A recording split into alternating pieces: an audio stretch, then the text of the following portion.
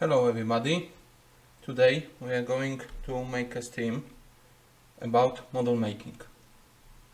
I have this new setup, I have all my tools prepared, I have paints. I'm not sure if we will be able to paint the model today because I will need to prime it, and I use spray paint primer, and it takes a while to set. So even if I'm able to prime it today, if we are able to finish the assembly, I'm not sure.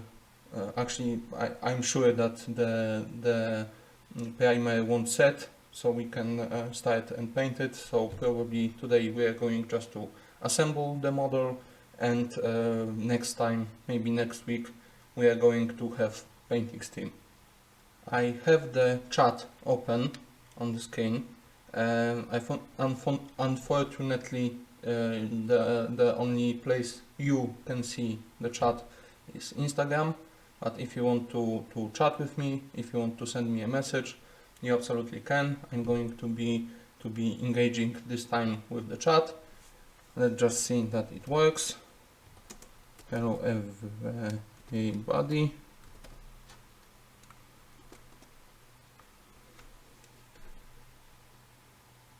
Okay, looks like the chat works. So again, you can send me a message, you can ask me some questions if you want, and I think we can start. So today we are going to be assembling this Messerschmitt plane.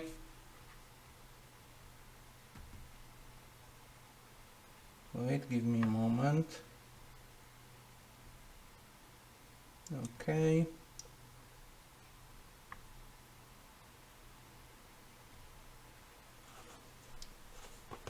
Okay, now I can see better. We will be assembling Messerschmitt Me 262A 1A.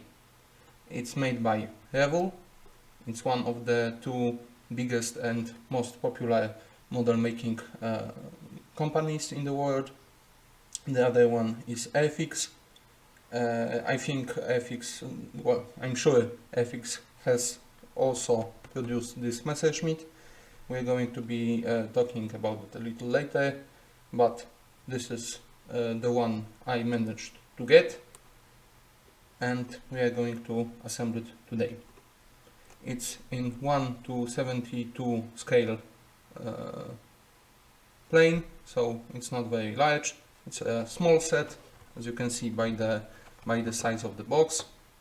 This is one of the more standard scales, no matter the company you buy from.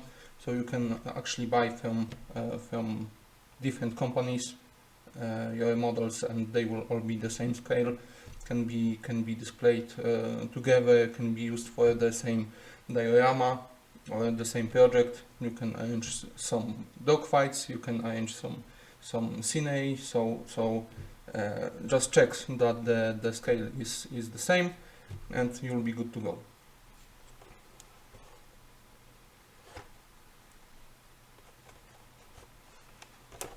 There are some advertisements of other products of Revell at the backside. There are some jet planes, there are some commercial jet planes, sorry, and there are even some helicopters or choppers. I'm not sure what's the difference, which ones could be classified as choppers, which can be classified as helicopters. Some paints, glue. That's, I think, this is what do you call it? Spray paint gun. I think that's what it is. There are 5 levels of difficulty of the planes, of the models, and this one is level 3. So it's not too easy, but not very challenging. Some interesting information here. No, I don't think so. Yeah, if you are curious, model making, although not plane making, was actually my entry point into crafting, into this kind of manual hobby. Although I was always doing this sort of stuff, the first real introduction to the world was my friend in primary school that was collecting Lord of the Rings miniatures by Games Workshop.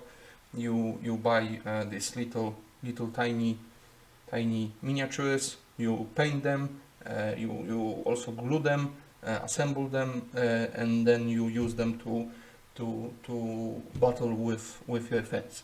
It's almost exactly the same system as Warhammer 40,000, which is probably a little bit more popular than Lord of the Rings.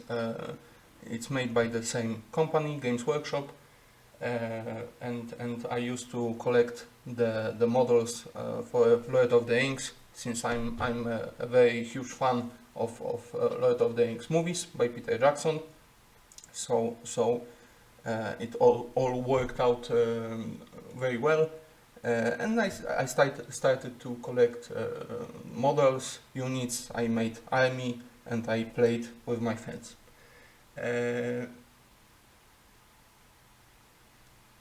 After a few years, I actually stopped collecting the Lord of the Rings. I kind of fell out of the hobby, and only then I bought few model planes to assemble, because they were much more challenging on the assembly aspect of the hobby.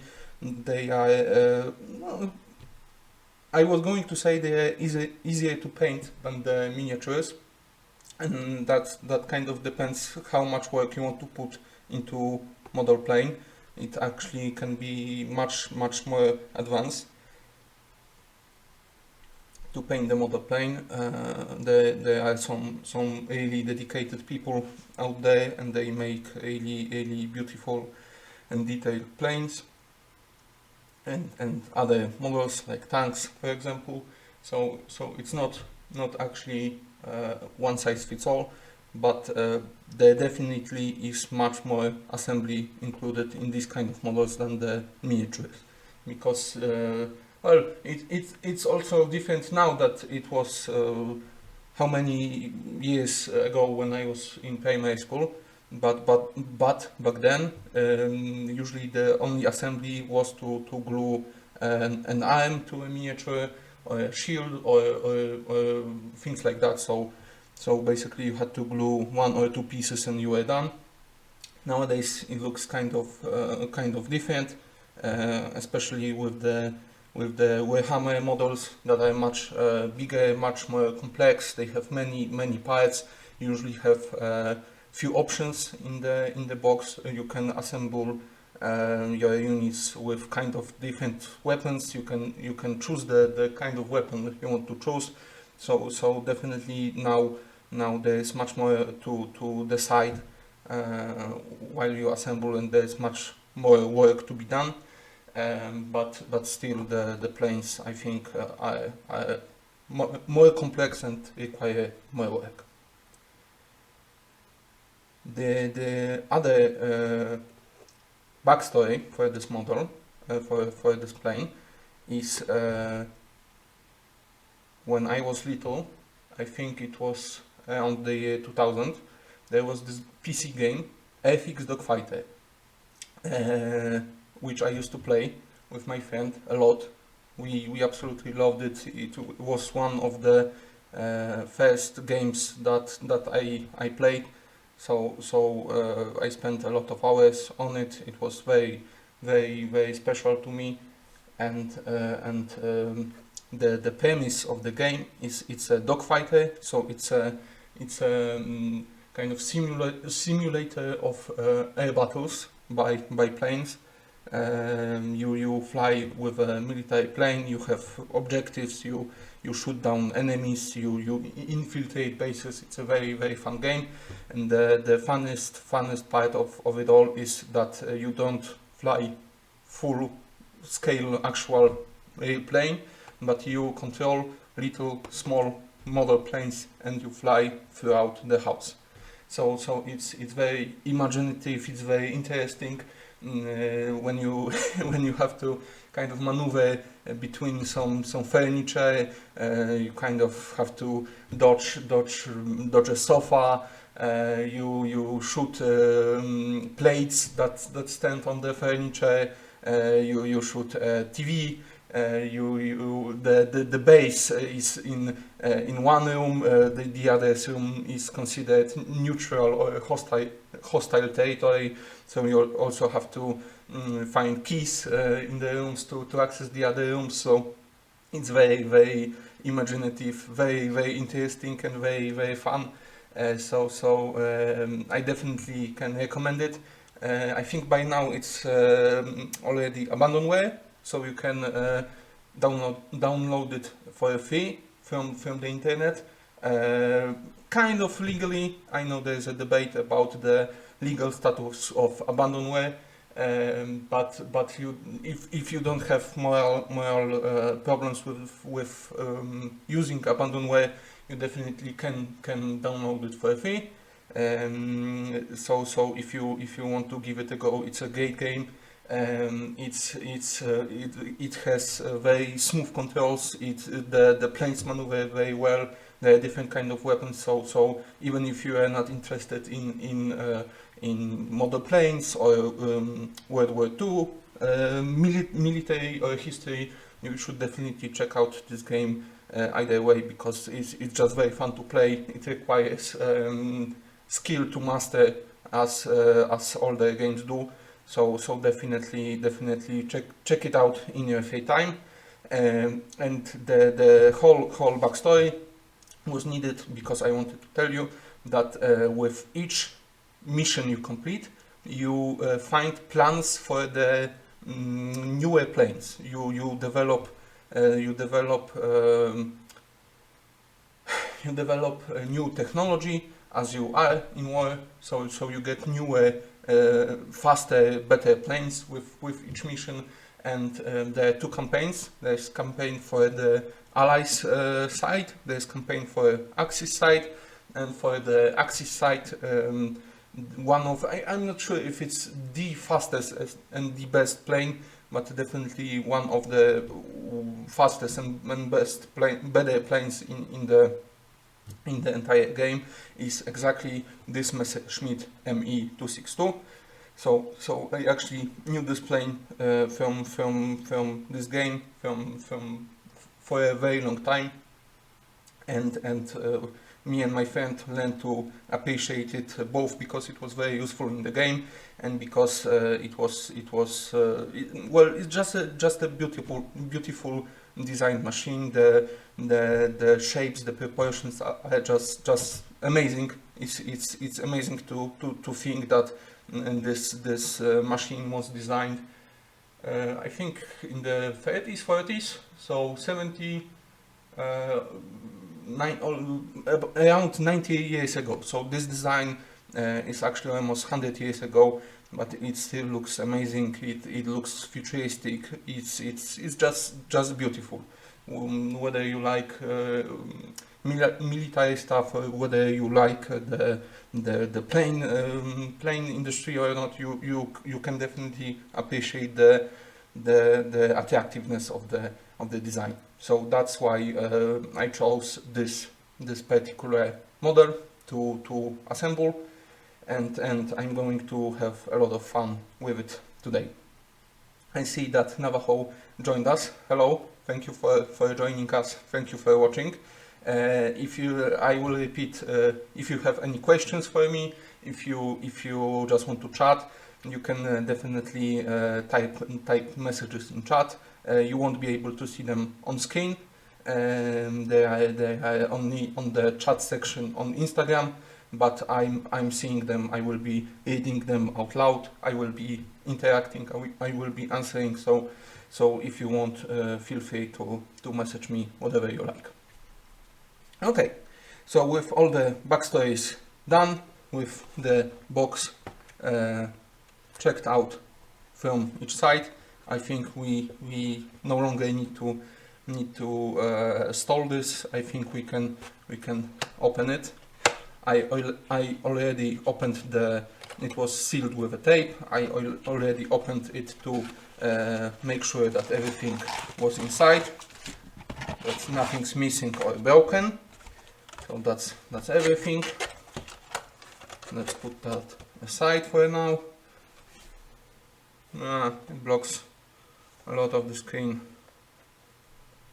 Let's get rid of it. We looked at it enough. Okay, so we have our parts in a plastic bag, and we have some papers.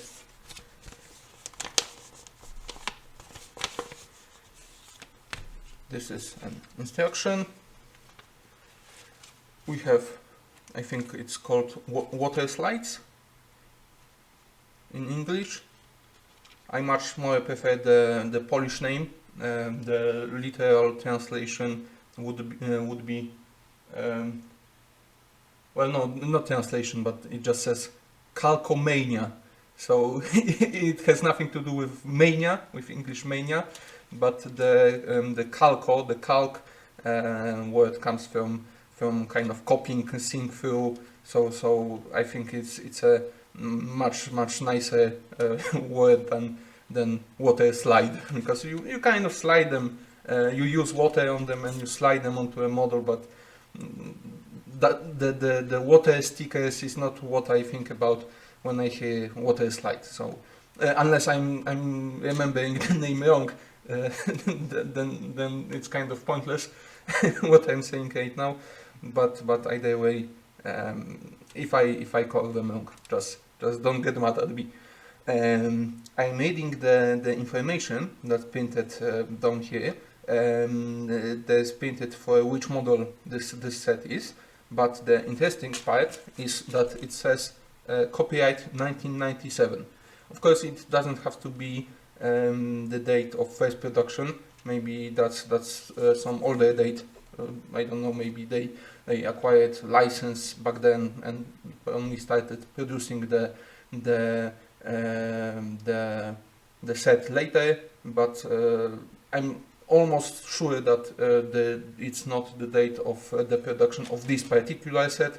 But it's very interesting that it's so old and presumably made the same way for the last almost 30 years.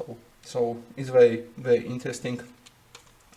But let's put that aside. We will be using them at the very end, when the plane is assembled, when it's painted. Then you use the water slides, and then you use lacquer. So it's almost the very last thing to do. So we will be not using them today. Let's put them aside. Navajo typed in chat,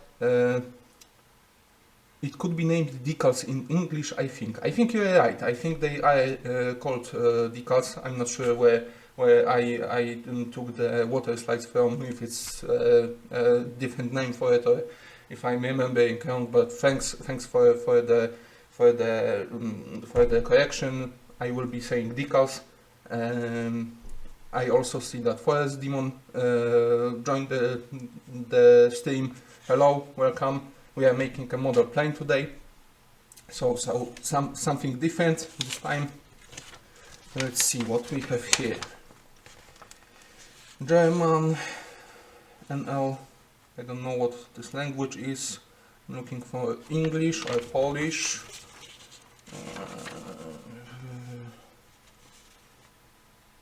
I found the Polish, but is there an English? GB, Great Britain.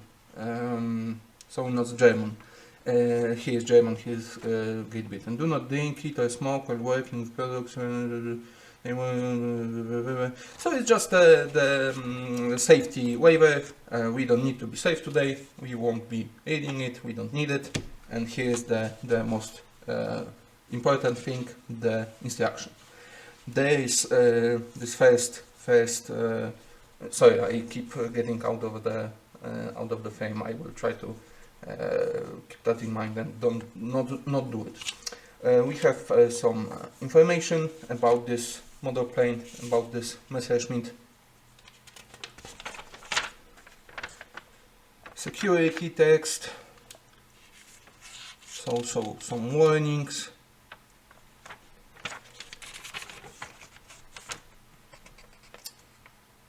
Read before you start. It says to read the instruction. Here we have steps. Or wait, is it steps or 1, 2, 3? Here's Polish.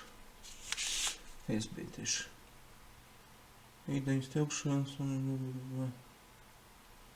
Yeah, it just says how to cut out the parts and how to glue them.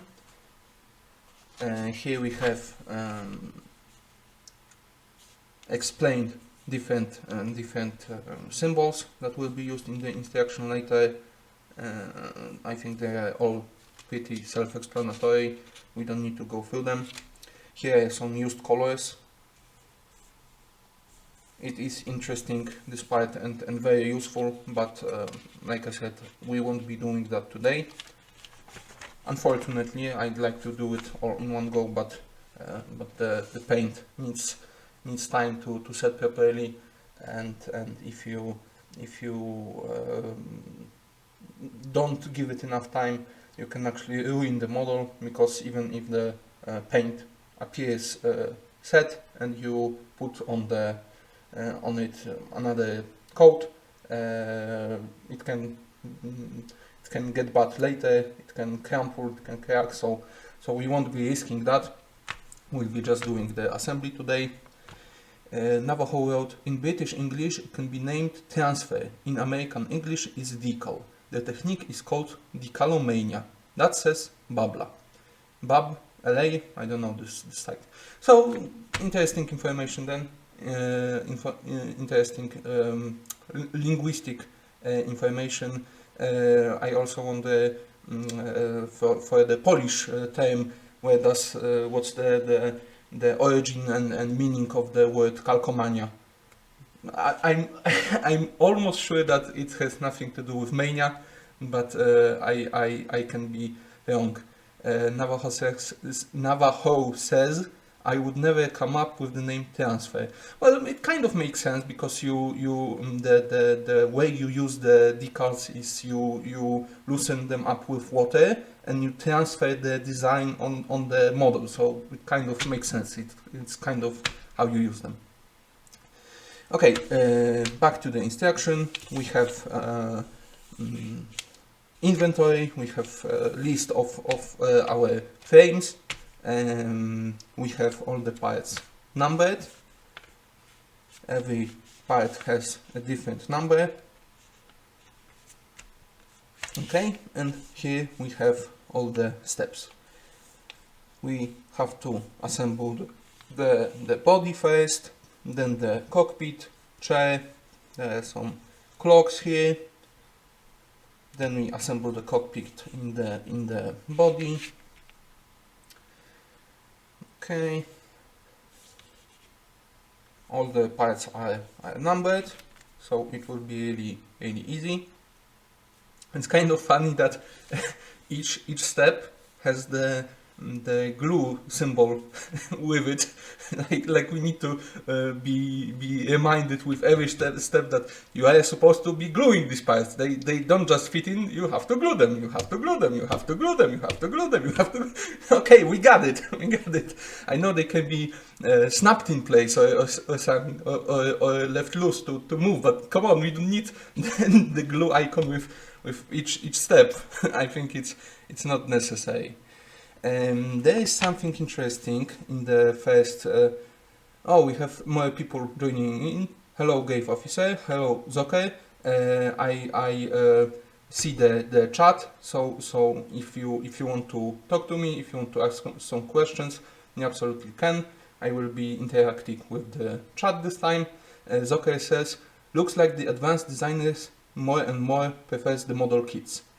Yeah, definitely. They're very fun to make. They are relatively cheap. They used to be a lot cheaper back in the day. They got kind of more expensive nowadays, but it's definitely a pretty cheap hobby, because with this size plane you pay for it. I have no idea what it's like in the States, but in Poland it's around 30 or 40 zloty, so it's around 10 euro, maybe a little less. So it's not very expensive, but it gives you hours and hours of entertainment. Again, depending on how much work you want to put in them. So if you compare it with some other hobbies, it's definitely a great thing, and very nice, very nice way to spend your free time. Okay, back to the instruction. There is in the first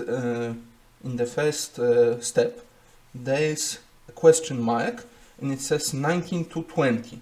So I think it means, oh yeah, that we have two options that we can choose, either or. It's about the equipment that goes on the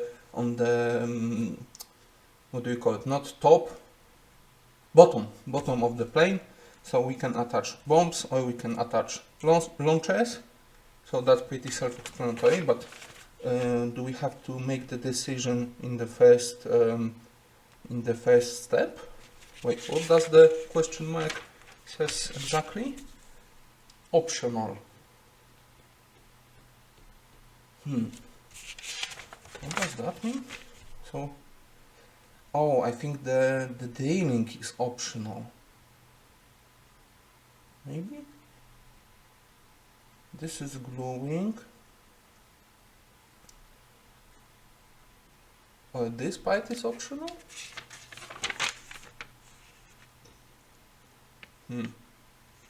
Both the bombs and the launchers have pins and go into the holes. So no matter which one we choose, it looks like we need to drill the holes either way. Interesting. Maybe the drilling is optional for the third option. Maybe you don't need to choose either the bombs or the launchers. Maybe the third option is you not drill the holes. But it's kind of weird that they said it's either this one, either this one, when they both require drilling. I don't know. I think it will be clear when we get to this point, when we look at the parts in the moment. So let's not worry too much about that now. They advise to put some waste in the body of the plane. 20 grams, they say. I'm not sure 20 grams actually makes that big of a difference, but definitely weighing the model down would be nice if it would be a little heftier, because all the walls are very thin, and the model will definitely be very light. It's light now, so it will be even lighter when we cut out the parts. But I don't have any ways prepared, so we will be skipping that. Everything looks pretty straightforward here.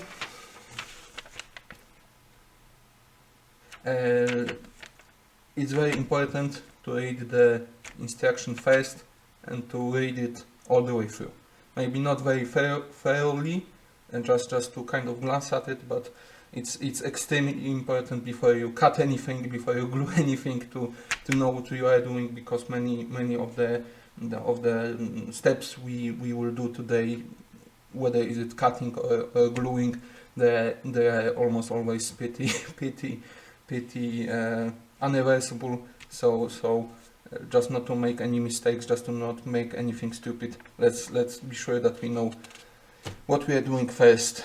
There is this kind of anecdote, this kind of a joke about reading the full instruction first. The IT person got a message to format the hard drive, and he clicked format and formatted everything, and then he came back to the message and kept reading, format the hard drive after making a backup copy of everything. so it's important to read the whole sentence, the whole instructions to be sure that you know what you are doing first. So okay, everything looks pretty straightforward here. There is another decision here to make. We can either assemble the model with the landing gear down, up. It goes into the plane, so up is closed, I think, and down is open. Either way, we can. Unfortunately, the landing gear isn't movable, so it will be locked and stuck in one position. I think I will be assembling the plane with the wheels out.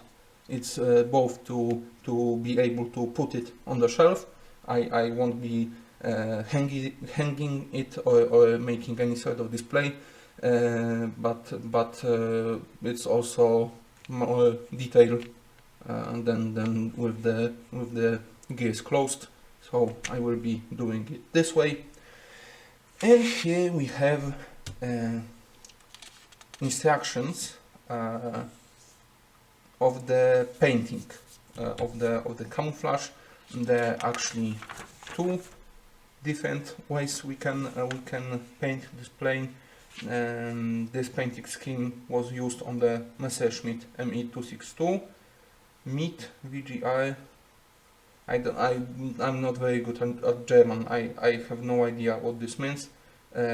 Mars, I don't even know how to read it, but it's March 1945. So I think the other one is a little later.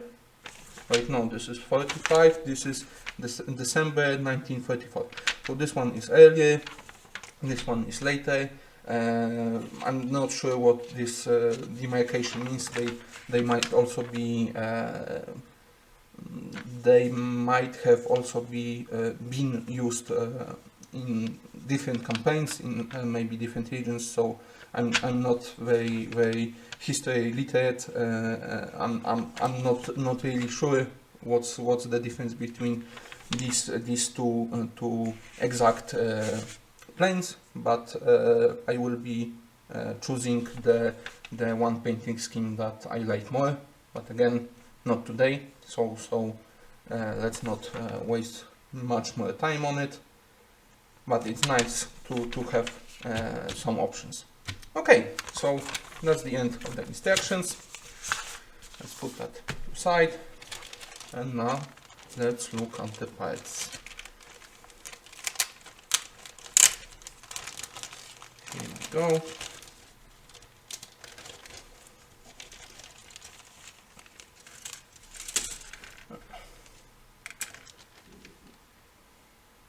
Okay, we have some big frames for the wings. The lower part of the wing is one part. The upper ones and the upper covers are separate. We have the covers of the landing gear. We have some additional parts. Every part is also numbered here, in addition to being numbered in the instructions. We have the numbers also here, but we have the numbers also here. Okay. The tiny details are very nice on these parts. I can see there are some pretty bad flashing on the parts. Pretty bad flashing we will have to remove it, obviously. But to show you the details of the part, let me put on the lens.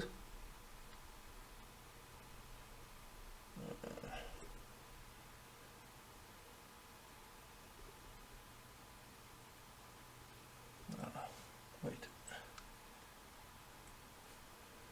Okay, now we can look a little closer. Let me turn on the light a bit better. Oh, here we go. You can see that the details are pretty nice. Pretty detailed parts. To reference, here is my finger, so the entire wing is about the size of my finger. So those are very nice little details. Let's take some other parts, for example wheels. I have the camera upside down, so I move it one way, it moves the. I want to move it one way, it moves the other way, but let's see. You even have the threads on the rubber on the tire. So yeah, parts are pretty nice. We have also the cockpit here, the instruments. Let me aim it. Oh, here we go. So pretty nice details. But the flashing, maybe not here. This frame looks a little better, but on the wings, it's just horrible. Look at that.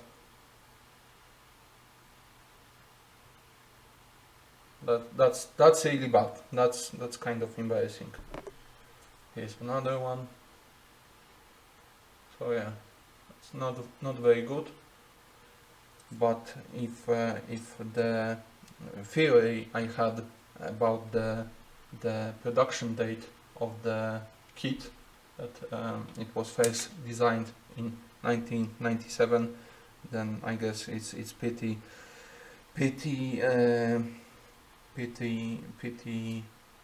impressive that the molds that they use to make these parts have what, 25 years already. They still hold up this well, even if they don't close all the way. But oh, well, yeah, we can manage it. It's not the end of the world. Kind of looking at the quality too. There's some licensing information right here. I don't know if you can see it. It says Revell copyright Revell AG 1997. Okay, here are wings. Here we have the body.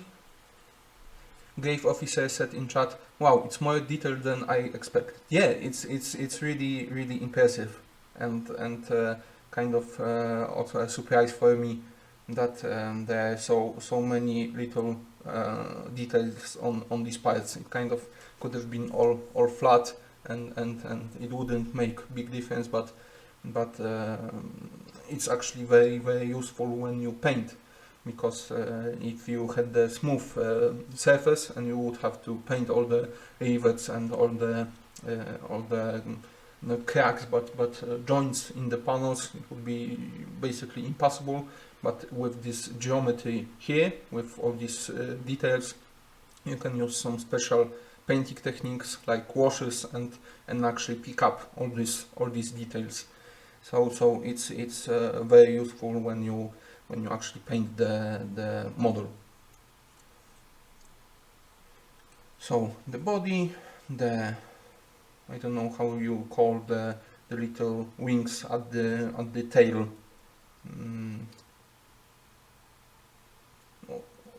Well, that doesn't matter. There's some information, well, just logo Revell inside of the plane. There are even some details don't know how well you can see this. Some details in the inside of the cockpit, some cables and some panels that would be inside of the pilot's cockpit. The flashing on the engines is pretty bad here also. A lot of additional plastic. Navajo in the chat says, most probably if they were developed much earlier we would be Germans right now. They were produced before end of the Second World War, and because of the speed they could make, they were very effective. Yes, absolutely. The jet planes in general are just very advanced technology, and compared to the planes that were used at the time, they were completely unmatched, like you said. So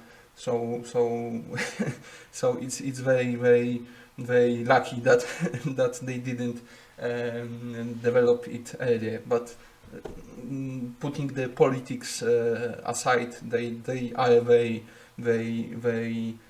impressive machines, and yeah, they are very impressive. The next frame, here we have some additional what do you call it? Well, parts. We have the landing gear, we have the legs of the landing gear, we have the wheels, we have the bombs, we have the cockpit, we have the turbines of the engine. This frame actually looks a lot better. There's much, well, okay, never mind. There is big flashing here. I thought maybe the bigger the parts, the frames with bigger parts like the body have lower quality standards, because it's easier to clean the bigger parts, but apparently not. It looks like the smaller frame is also at the same quality, so it just well, the other thing is you can't really judge the parts from the model plane to be ready, because the entire point is to clean them and to cut them out and assemble them. So maybe it's not good that we have to do this, but it's kind of expected, and we can, and we will help that. So there's this small little frame. I think those are the launchers, the rocket launchers that are used instead of the bombs. And there's this additional buggy.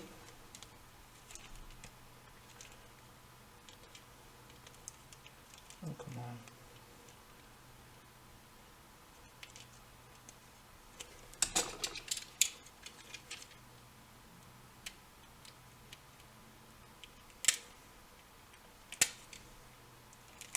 There we go.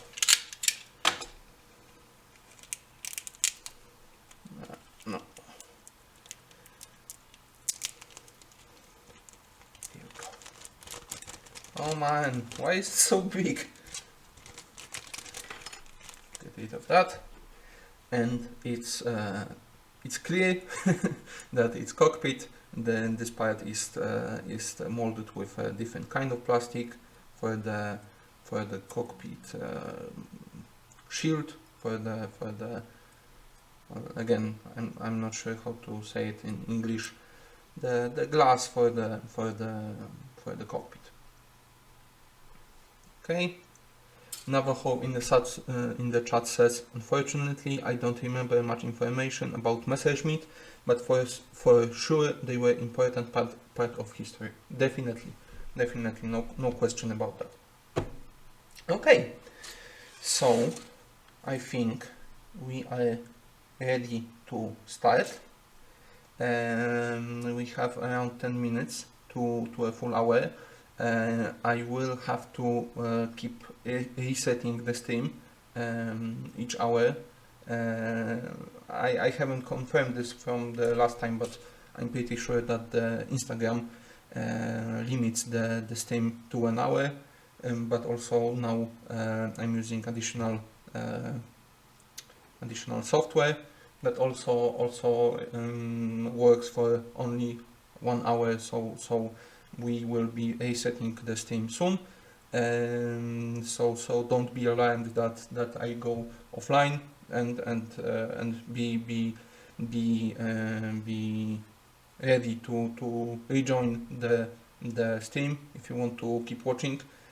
I will try to pause and say that I'm resetting the stream, but if I miss it and just suddenly cut out and go offline, don't be alarmed, and that's the reason for it. Okay, so I think we will be using the parts in the order of the numbers. Well, no, actually not. It's 7, 8, 6, 7, 5, 12, but they seem to be growing a little. Wait, what's part number 1? Maybe we don't even have number 1. 6, 5, 4, 1. No, there is 1. I think it's tray, it goes inside the plate.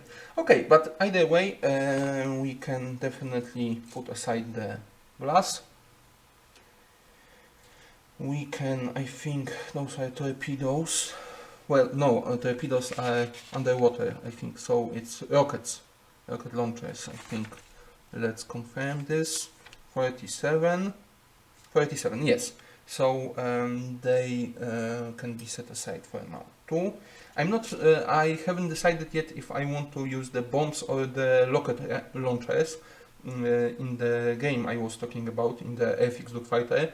You actually can use both on all the planes. It doesn't matter if you pilot a bomber or a fighter.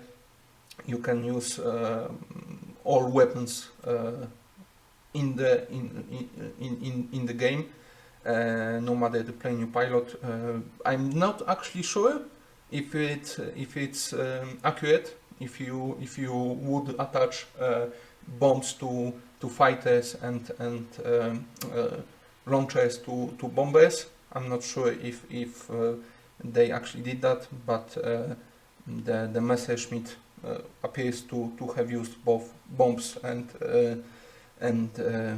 rocket launchers, so I can definitely use either one. Actually, I think I want to hear your opinion. You can decide. So if you want, let me know in the chat which parts, which weapons I should use. If I should use the bombs or the local launchers, and I think I will do this accordingly, because it's actually hard for me to decide. So your help would be appreciated. And I do realize the irony of talking about the Airfix Dogfighter, the game that was made for Airfix company, and where you pilot Airfix planes, but assembling the Revell model, which is the direct competitor. So I do realize the irony, but this set was the one I could get. So let's try to be above the competition and remember the Airfix game and make the Revell plane. Alina joined us in chat. Hello, Alina. I read the chat, so if you want to ask some questions or talk to me, you definitely can. I will be answering, and we will be resetting the stream in a few minutes. so don't be alarmed. Okay, so let's put that aside too. We will be starting with the body right here. So we need this one. The wings will be used in a minute, so let's put them aside for now. We have our instruction, we have our parts, and for the tools we will be using those nippers to cut out the parts of the frame. We will be using also a blade. I use this retractable blade, but you could use some scalpels or some hobby knives, but this works as well. I not remember if it's sharp enough. I might need to go get the sharpening stone and sharpen it, but we'll actually see. Maybe it won't be necessary. So we have also this one, and to clean the parts we also have this little blade to scrape, and we have some files. We have some metalworking files that I like for rough sanding. Let's get these two out.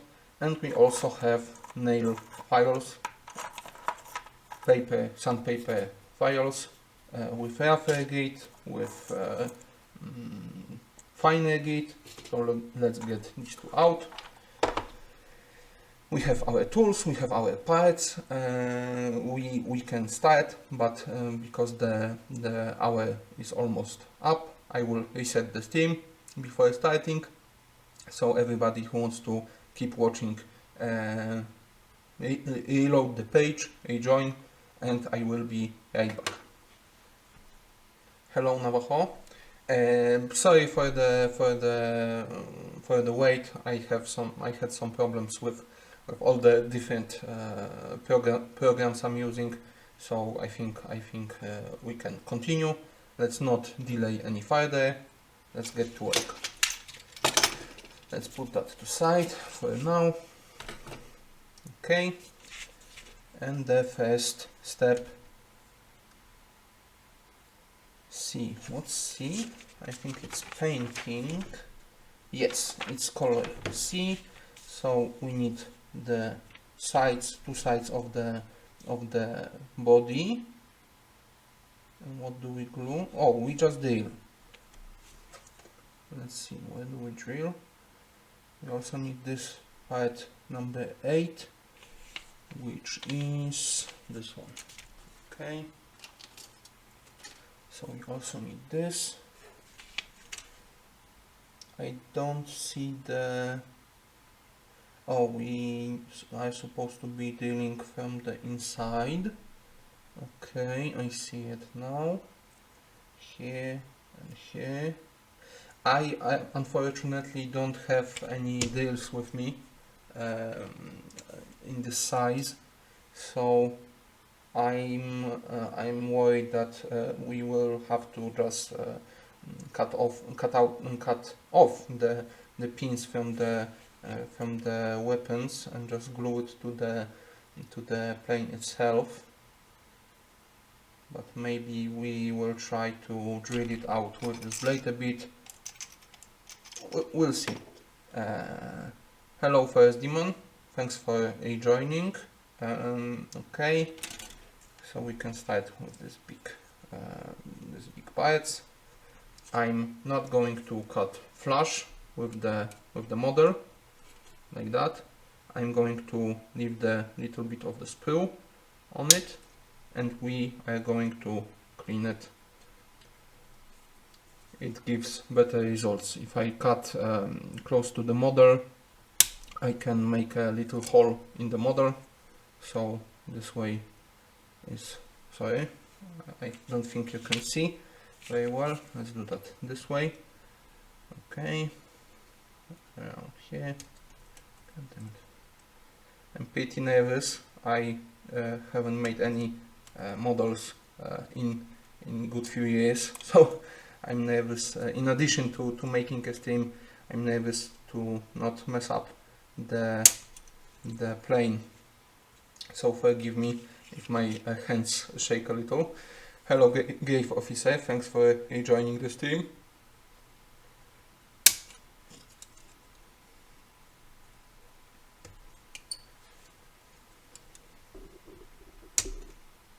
Okay, also here and here, and it's 3. And the third part was this one, number 8. Okay, let's hold it so it doesn't fly off. Okay, here we go. And again, it says to drill, actually this one. Okay, it says to paint inside. We won't be doing that. And drill here for the bombs. Right, paint, drill. Okay, so we don't actually attach the sides yet. And this one goes in the fourth step. So for now we just need to clean the parts, and we will be doing it with a knife. I will cut the rest of the sprue as close to the model itself I can without damaging it, and then we will use files to smooth the surface. So let's see. Okay, you can see it correctly, I can see it correctly. Let's not cut our fingers. It's harder than I thought it would be. I'm trying not to jump myself in finger. Maybe let's do it flat. Maybe this will be better. Can you see it? Okay. I don't make shadows. Okay. So let's do it this way. This one. Here's another one. Okay.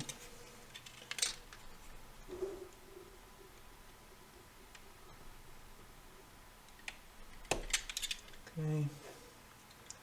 Here's this flashing. I was talking so long about. Okay, the same, as close as I can. Wait, you can see it better this way or this way. No, you can see it at all. Okay, so I need to show away from myself. No, come on. There's a bit more flashing here, so let's cut it. Fingers are okay, but I jumped the model a bit. Let's be more careful.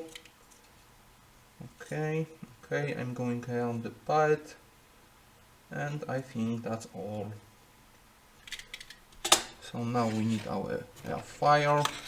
Let's see if this plastic will cut well with metal working file.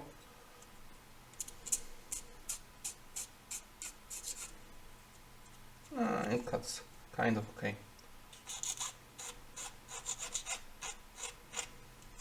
Almost flush.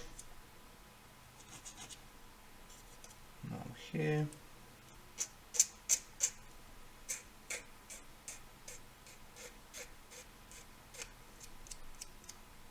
Okay. Now here. And this way.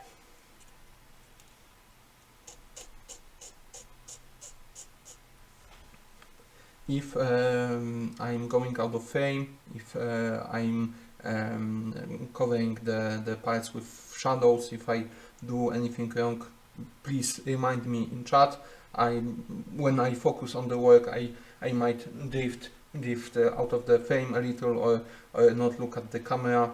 So when I focus, this could happen, and then feel free to yell at me in the chat and say, "Come on, Adam, do it right." I would greatly appreciate this help. Okay, here and there's kind of this curvature here. I could damage it with square file, but fortunately we also have round files somewhere here. If I haven't lost or broke it. This one is round, this one is also round, but they have small teeth. Do I have this kind of file round? No, only the small ones. Okay.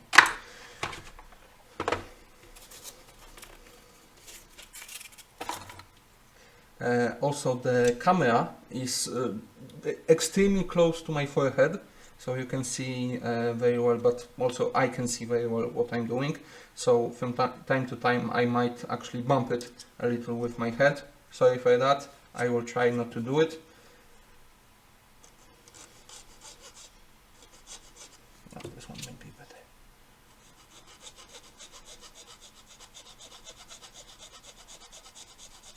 Yeah, those teeth are a little too small for this plastic. It doesn't sound well with this one. That will have to do. Let's switch back to the good one. Where did I put it? Oh, here we go. Also the direction from which I'm cutting is extremely important. And the teeth on metal files work only one way. So when I push it in the material, they cut, and when I back off, they don't cut. It's different with these sandpaper files because they cut in both directions. So it doesn't really matter if I flip the part; they work the same way. But with metal working files, it's extremely important the direction from which you attack the part. You can see, let me put on the lens, back on, if I can, here we go. I might actually need another light. Wait a minute, give me a second. I'm not sure if it will help or not, but it might. The tab, let me see.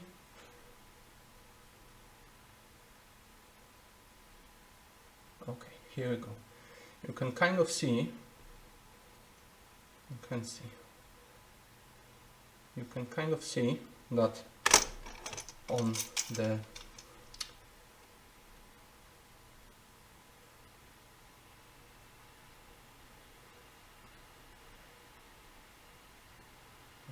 damn it. Here we go. The tab on this side has no material, and on the other side it has the body of the plane. It's kind of underneath the tab, but there is still some material on this side, and nothing on here. So if I attack the plane, if I attack the tab, where is it? From this side, the teeth of the file will grab the material and push it towards nothingness. And if you put something on the table and you want to cut it and you don't hold it, the knife will only move it. It won't cut. To cut, you have to move the knife towards the thing you want to cut, but you kind of need to move this thing in the other direction, or at least hold it still. So the problem here is that if I attack it from this side, the material I want to remove won't push against anything, and it will just move, and I will just move this material to this side, but it still will be here. I won't cut it. So if I attack it from the other side, from this side, the material that's under the tab, the body of the plane, kind of prevents the material from rounding off. So I will actually cut it off instead of just pushing it. So it's very important always when you file anything to file sort of into something else. You can't file into nothingness. You need to the material we want to remove needs to be supported from the other side. So it's extremely important to keep that in mind and use the file in the right direction to get good results. Almost flush, just a little bit left. Okay, we did that flushing already and we are back where we started. Okay, so now let's switch to the file with the sandpaper. I cut the flushing as close to the actual part as I can without touching the part. But to cut them flat, we will have to actually touch this material. So not to scratch it too much, because it will later show under the paint. We will now use to we will now switch to the very fine sandpaper, and we will actually scratch the surface that will be painted later. But because we have fine grain, it won't be visible. It's a little bit dusted, ganked up with material, so I'm going to use a brush to brush out the dust from the grain, and it will work better this way. Okay, so it's clean. Which part was it? It was this one. Okay. So now I'm actually cutting the material I don't want, and I also scratch just a little the plane, the actual part. So I'm doing it very gently. I'm trying to follow the curvature of the shape, not to put any holes in the shape.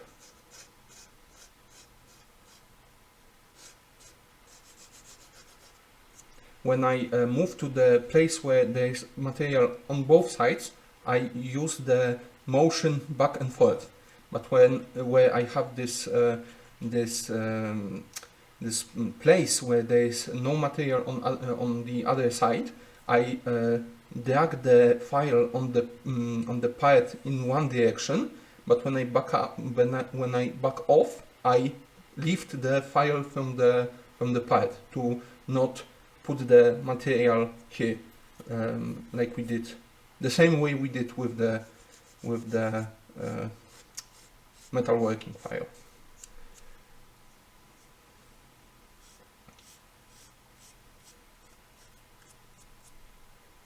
It's kind of obvious, but you can see that I'm using 240 grit paper. It's the finest one I have.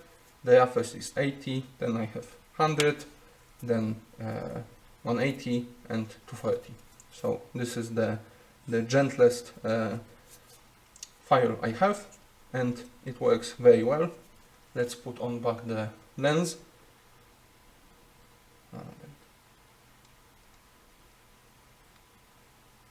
Okay.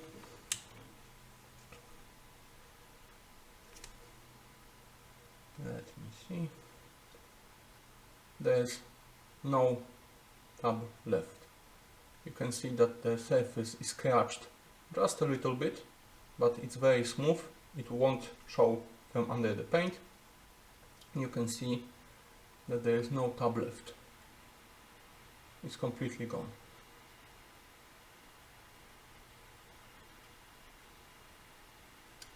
And we will have to do all the parts the exactly same way.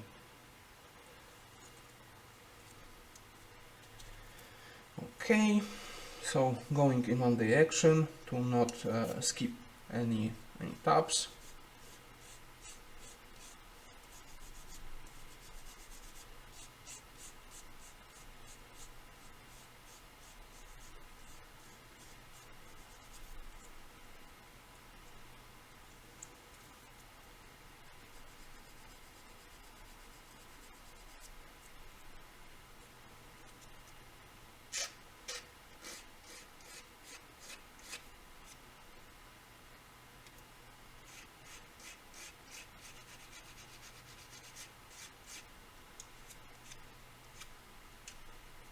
Okay, this looks great.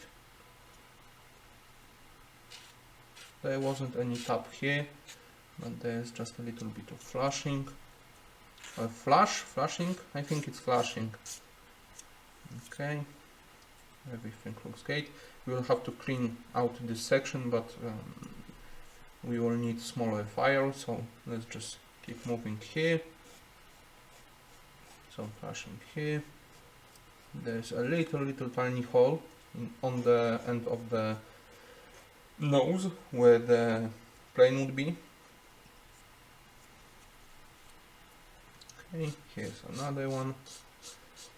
This plastic sands very well, even though I have a very small grained file. It sands well. It turns into dust. It doesn't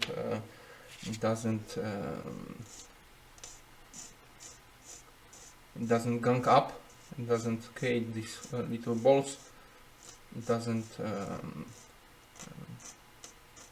because when you actually sand, you hit the material, and sanding the plastic, any kind of plastic, is problematic because the material, instead of turning into dust and going away, it melts and stays in place.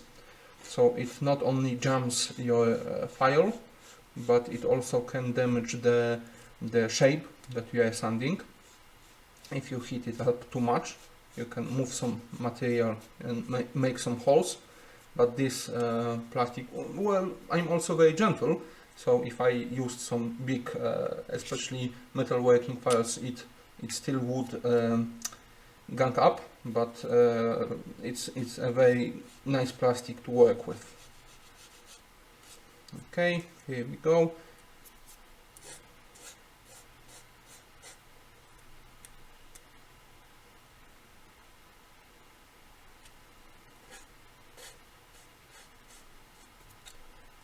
Go.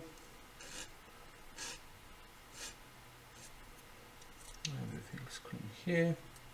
There's this tab here.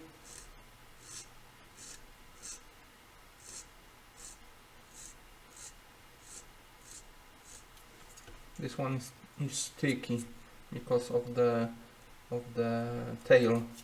It's very close to the tail.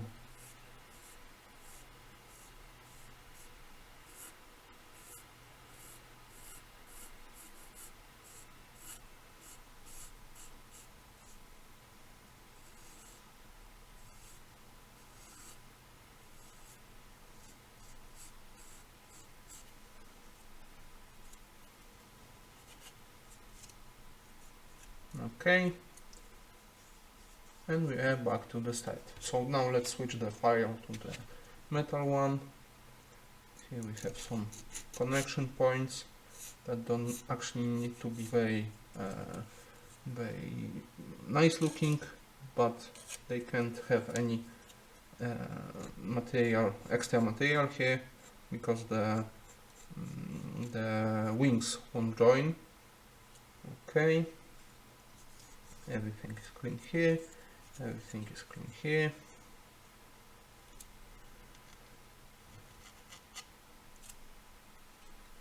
Let's just do this here. Okay.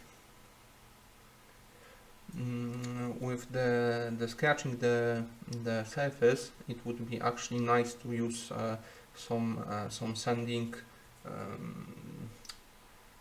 There's this, what do you call it, this kind of sponge that you use to buff metal and plastic, so it would be actually nice to blend this sketching a little bit more, but I'm sure that it's not necessary, and the paint will cover up very well the sketching we make.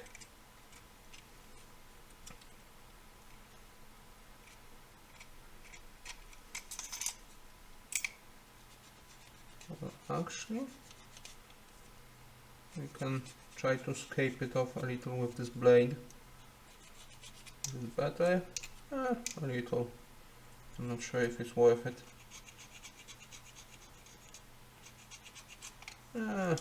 It's a little better.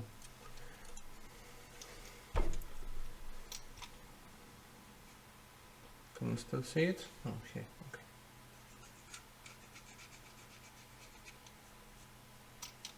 Okay.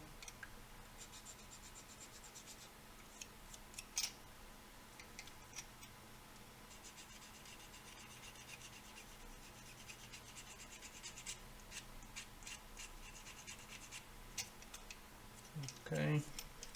We need to clean out this hole a little. Okay. There's some additional plastic on the inside that might interfere with the other half. Everything looks great. Okay. And one more thing I want to do. I have this triangular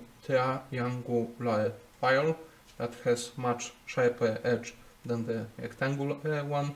This edge has 90 degrees, this one has 60 degrees, so it's much sharper. And here where the tab was, we sanded it flush, but there is this joining of the panel that's now filled in with the remains of the tab. So we want to just cut the little trench, not too deep. Nice. Okay, so this part is clean. Now let's do this one the same way. Where's my file? No, the knife first.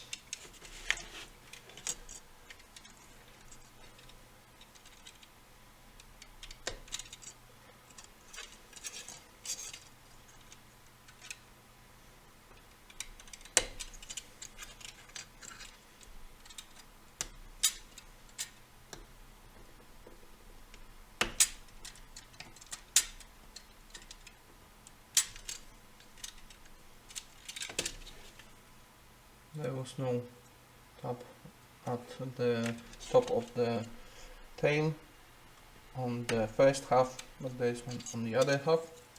I was curious if we missed it, but no, there wasn't one. Okay, some flashing here on the inside. Flashing. This flashing on the inside that was kind of a little bit protruding on the first half is very much protruding here. So let's get rid of that. Maybe actually let's use our nippers.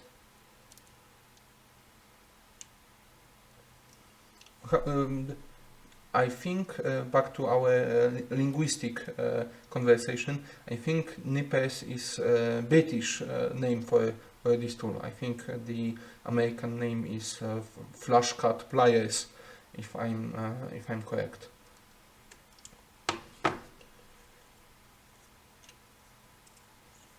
Okay, now let's use the file.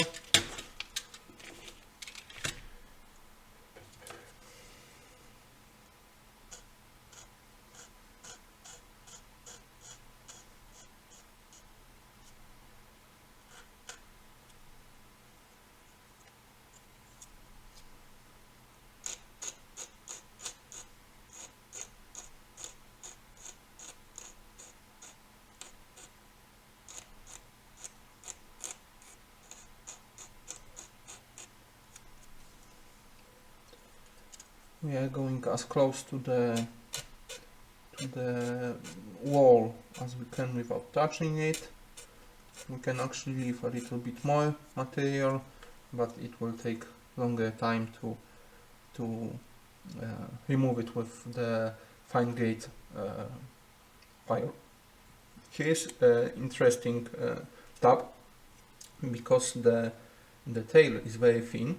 There is no material on both sides. So it doesn't matter if I file it this way or if I file it this way, the result will be the same. But actually we can rotate it only 90 degrees and use the material that's on the side to support this tab. So we are not going to file it neither this way or this way, but we are going to file it this way or this way. And it will work just as well.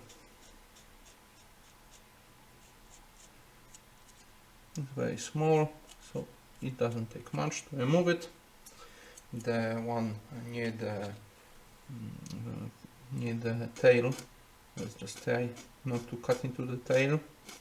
It's not so close that I absolutely need the round file, but I'm worried that I could cut with the side of the file into the tail. So I'm very careful not to do this.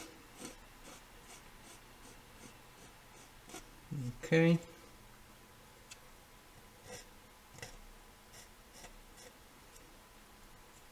And we are back where we started. So now let's switch the file. And now we blend the tab completely.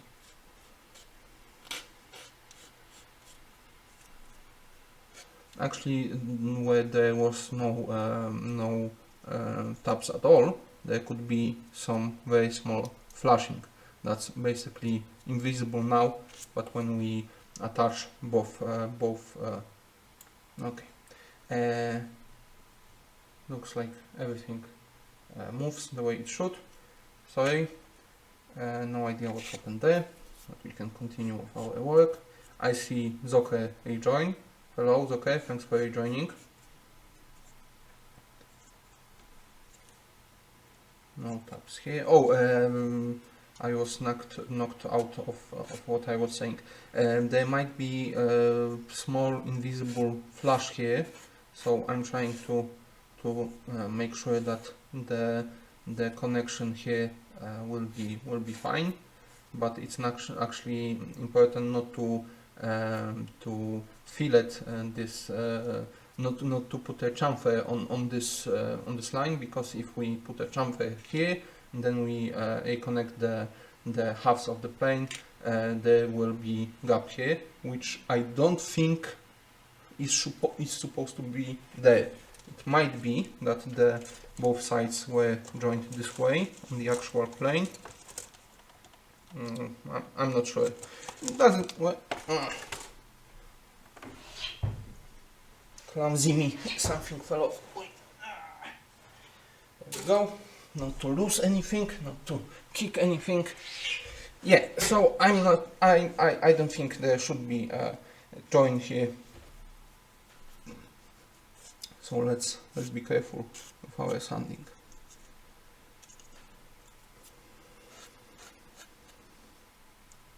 There was a tab here.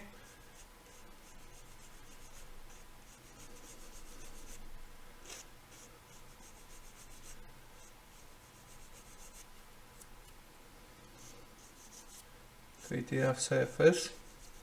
So I'm not only filing out the remains of the tab, but I also smooth out the surface a bit.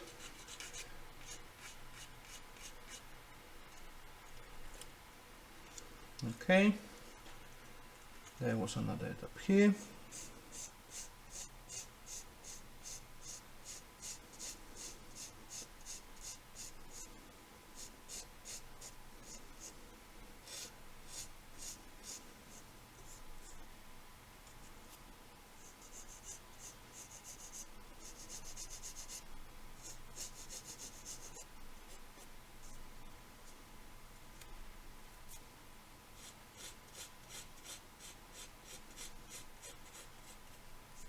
I'm following the shape as best as I can. I also kind of moderate. I change the force I put on the file. So when I want to remove the material faster, I might press down a little more. When I want to be gentle and kind of follow the shape that's already here, I will do very light strokes, so I won't put any new shape in place. Navajo confirms that he can hear me and everything works fine now. Thanks, Navajo. Something cut out for whatever reason. I'm not sure why. Let's not bump the camera. I'm using wireless connection, and not only to the internet, but also the camera is connected to my computer, also wirelessly with the same Wi-Fi. So there's a lot of wireless connections going on, and it's no wonder that something might cut out for a minute. So I'm actually not very much surprised. It's not the best way to organize everything, but I'm kind of working with what I have, and well, it works relatively okay. I think you can enjoy the stream all the same. I think it works. So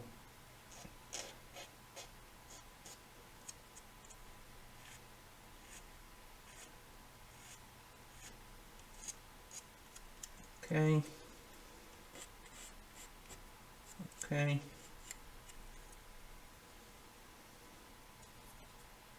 Wait, wrong way. This way.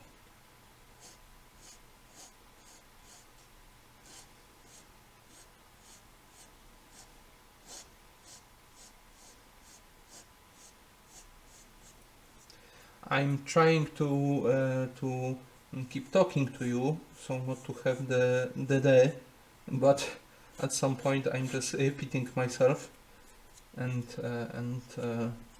I can repeat the same point one or two times, but then I just have to keep stop talking about the same thing, and if we don't have something new to comment on, then there will be a bit of a silence. So sorry for that. I try to be interesting for the entire time, but sometimes it's not possible. Let's escape the surface a bit. I think it actually helps to smooth out the area that we sanded.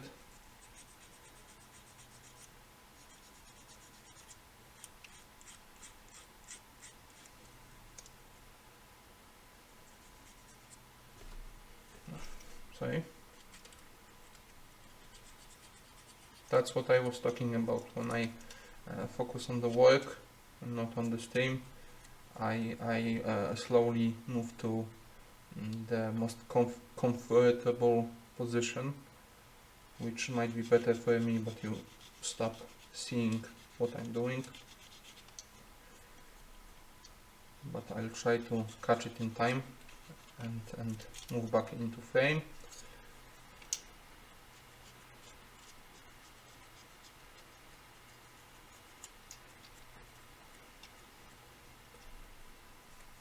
Okay, the connection for the wings.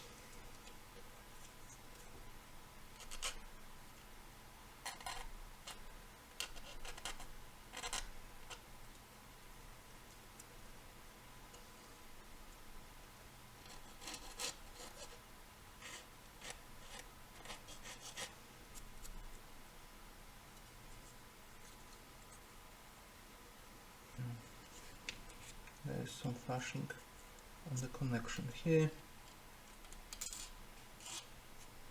Let's square off that corner.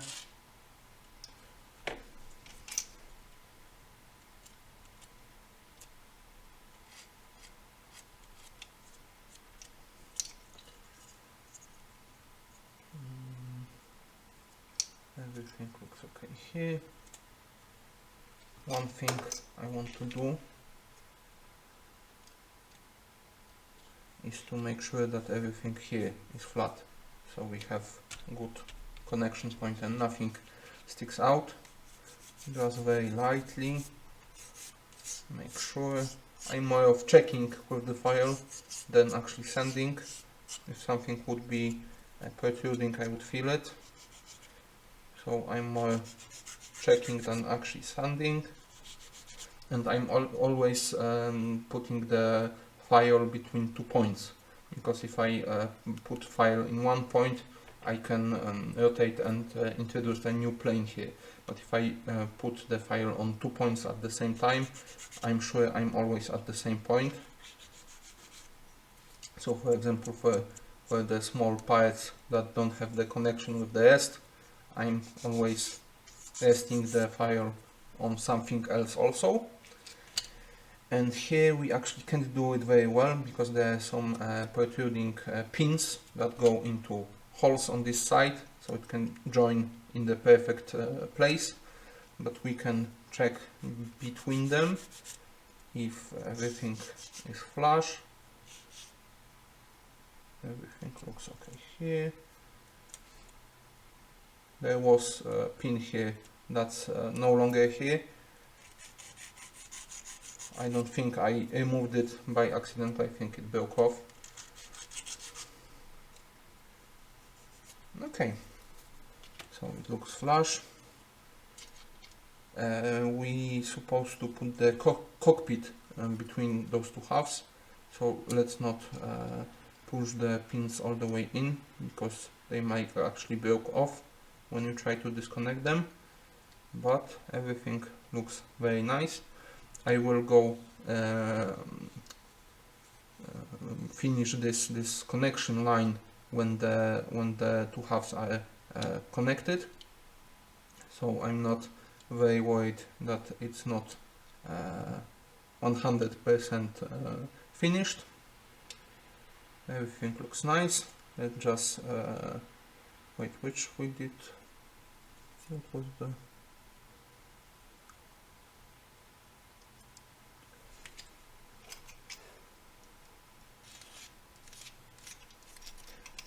Which one was first?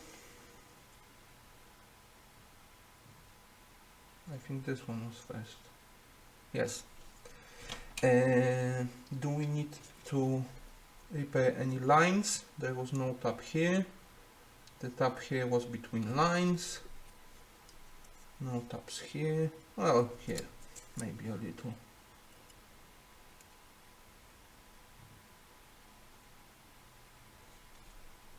Like that. Like that.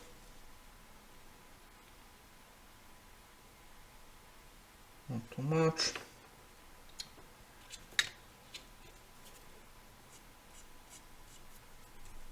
Okay, no tabs here. Everything looks fine. So these parts are done. Let's now do the lower panel. We are supposed to drill it. There are holes on the inside to drill out, but I don't think we will be able to do this.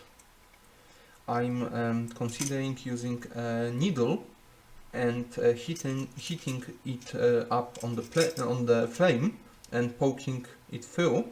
But if I hit the needle too much, if I just touch this place, it could warm the entire part and destroy it. Actually, melt too big of a hole or distort the part. So I think it would be pretty risky.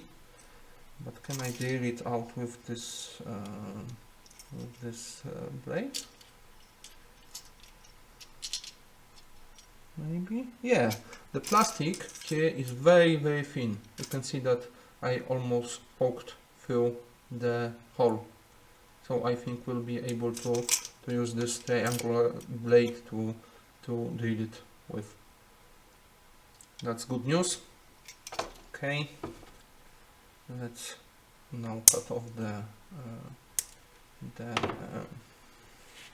tabs. I cut off with the flush cuts so it's flush, so I can lay it flat, because if it sticks out here and I lay it flat, it actually breaks off it a little and can tear the material here. So now let's do it with blade.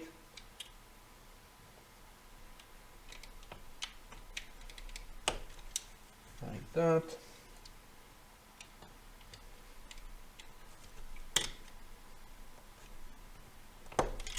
Like that.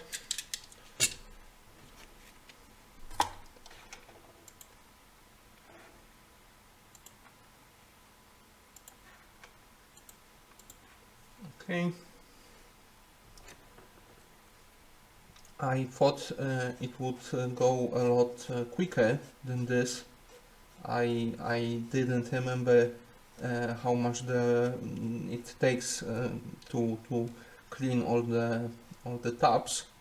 Also, when I was doing this before, many years later, I didn't do it as thoroughly and didn't put as much work into this as you should. So I just probably used the flash cutters to cut it out, and then the entire model took 30 minutes an hour to assemble. So kind of didn't plan for it to go so slowly and to be this boring and take this much time. I'm not actually sure if we'll be able to finish it all today, because we will have the second hour in a moment. So that's not kind of the way I expected it to go, but we'll see.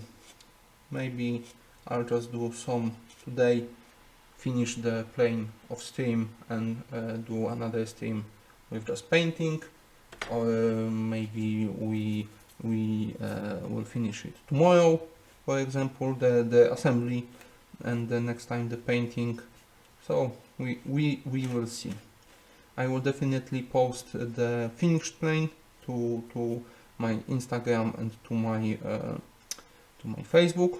So if you are curious how it will turn out, you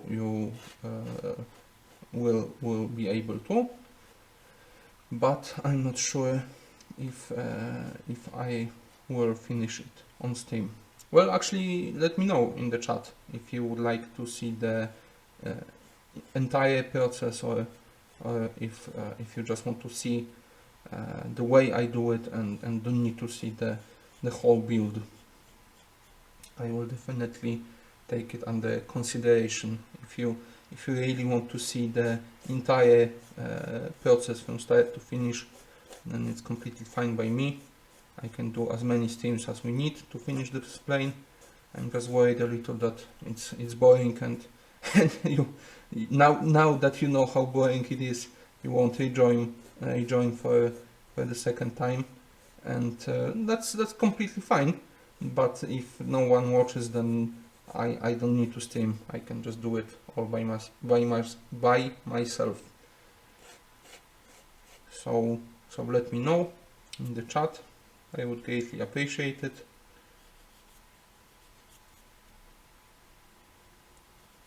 That's also the reason why I told you all the backstory at the beginning of the stream about the game, about my background with models, because I was worried that the entire build of the plane from start to finish would be would not be as long and would be shorter than 1 hour, and I was worried that it would be pretty pointless to do a stream that doesn't last that long. But I was kind of surprised to see how much time it actually takes to do all that. Okay, as for those holes, let's see if we actually want to drill them or not. for this panel. Let's see what goes here. Is it actually the bombs? Oh, it's the front wheel, I think. Yeah, it goes like that here, and the slit in the middle is where the front wheel sticks out of, and we can again either assemble it with the wheel out, or just put what do you call it, panel here. But I'm curious what those holes are for, because I don't think it's where the bombs are. The bombs, oh no, it actually is, and both bombs and rocket launchers need all the holes, so we don't actually need to make the decision about the weapon yet, and we can drill out those holes. Okay, so I can do that.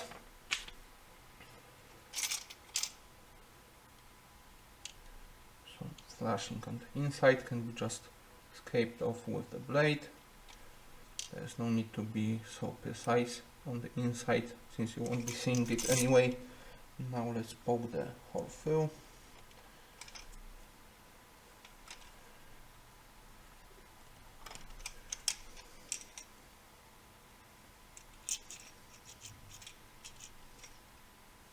The blade is very thin at the end, but gets wider as it goes.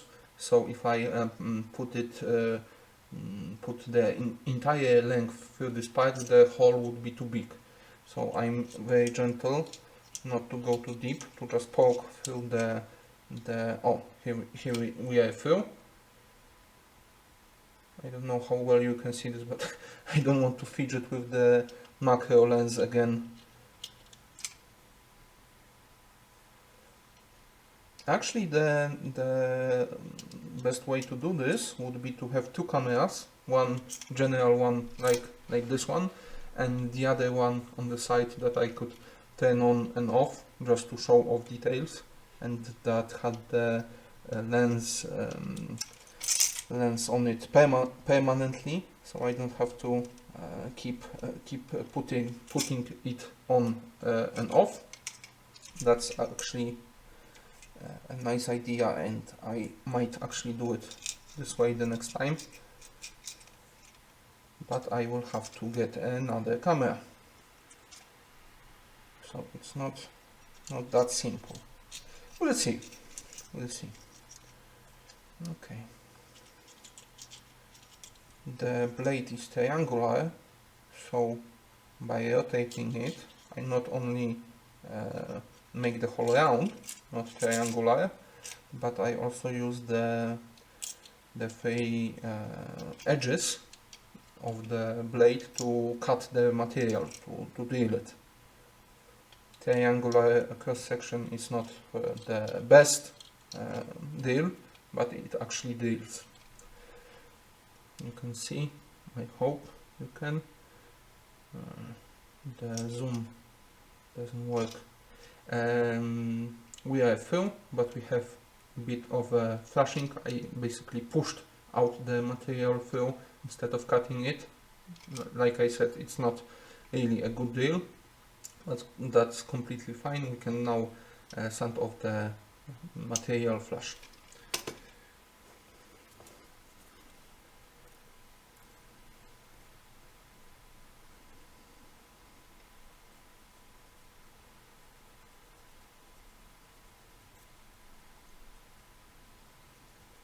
I pushed some of the material back in the hole, so I will have to again push it out and try to cut it away with the file.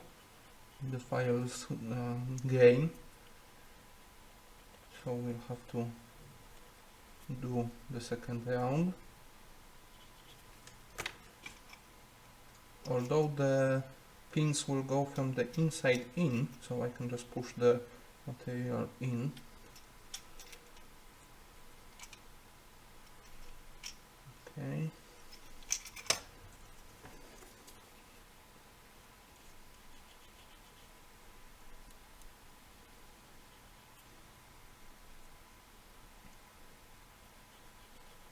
So guys, have you made the decision which weapons we will use for this plane? We have either two bombs or we have rocket launchers. Two rocket launchers. The plane is also equipped with machine gun. So it has some offensive capabilities either way, but it also can be used as a bomber or as a fighter.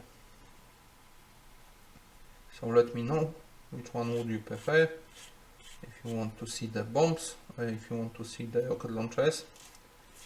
I'm actually considering, because there are two bombs and two rocket launchers parallel, I'm actually considering to put one weapon on one side and the other on the other. It would be definitely interesting plane. It would be much more what do you call it?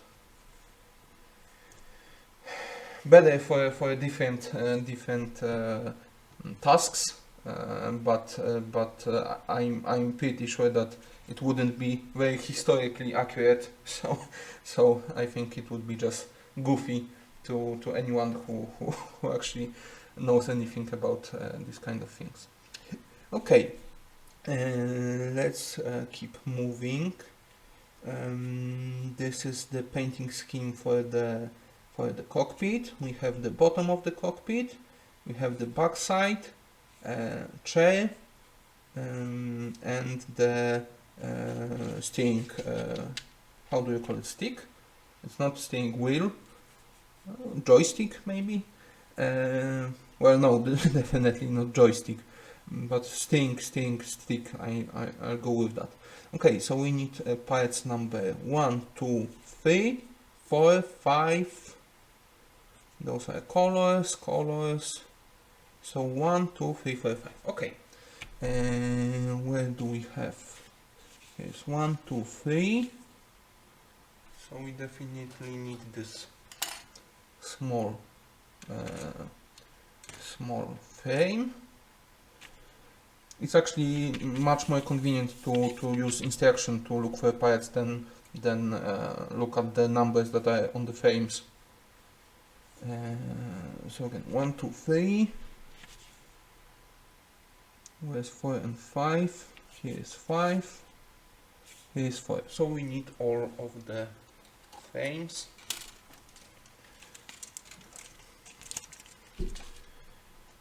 Okay. So this one is this one. Number 5 is this one. Flash cut pliers.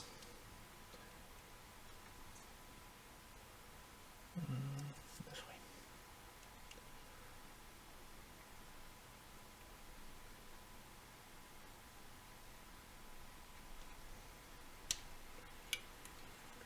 Go. This model, this particular model, is pretty not complex. There aren't that many parts, and they are not so small, even the smaller ones. Number 4. So it's not actually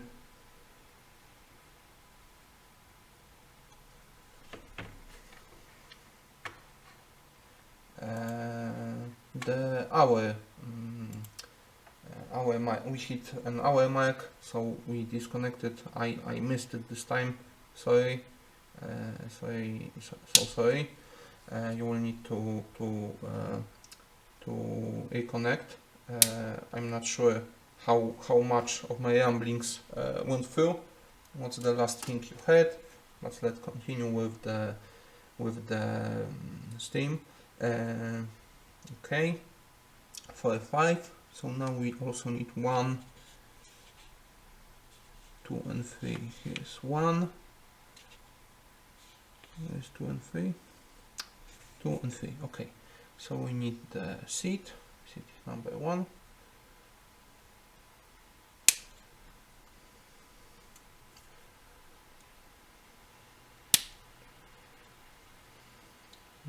to is the steering stick.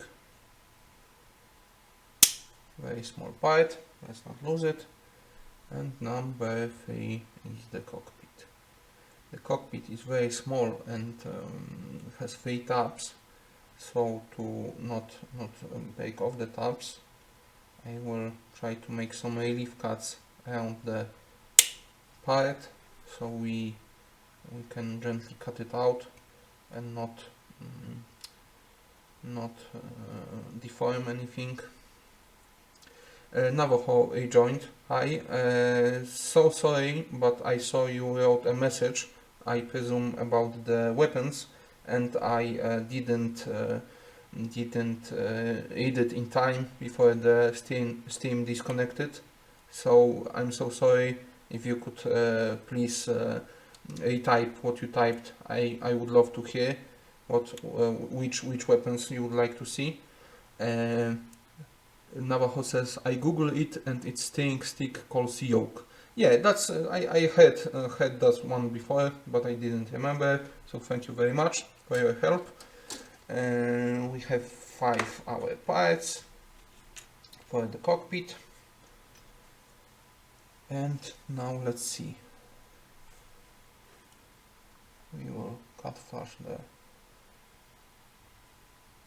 tabs so we can lay the parts flat.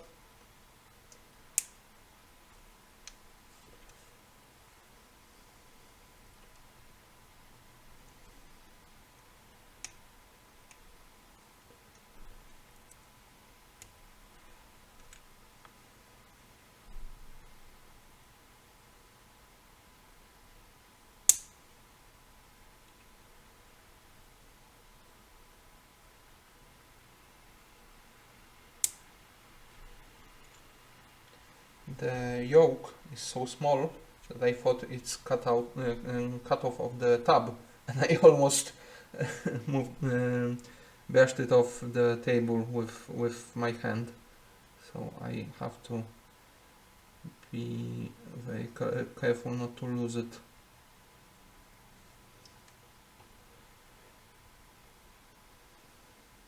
I think it's the smallest part in the entire plane. I don't know if there's anything. So you can see if there's anything smaller. No, okay, there are some smaller parts.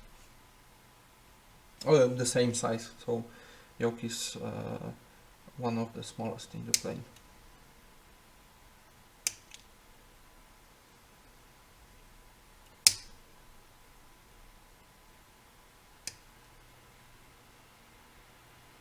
Okay. Oh, I explained that I need to remember about the yoke and not lose it, and then I lost it under the instructions and forgot about it. Okay, so let's do this bottom first, because everything else seems to be attaching to it. So let's start with it.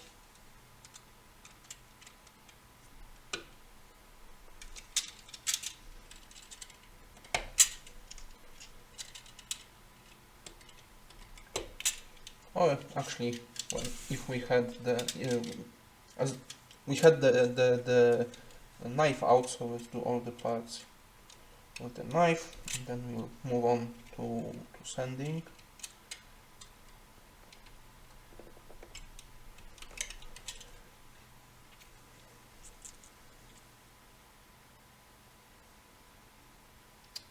We can't lay the chair flush because it has pin that goes down to connect to the plane.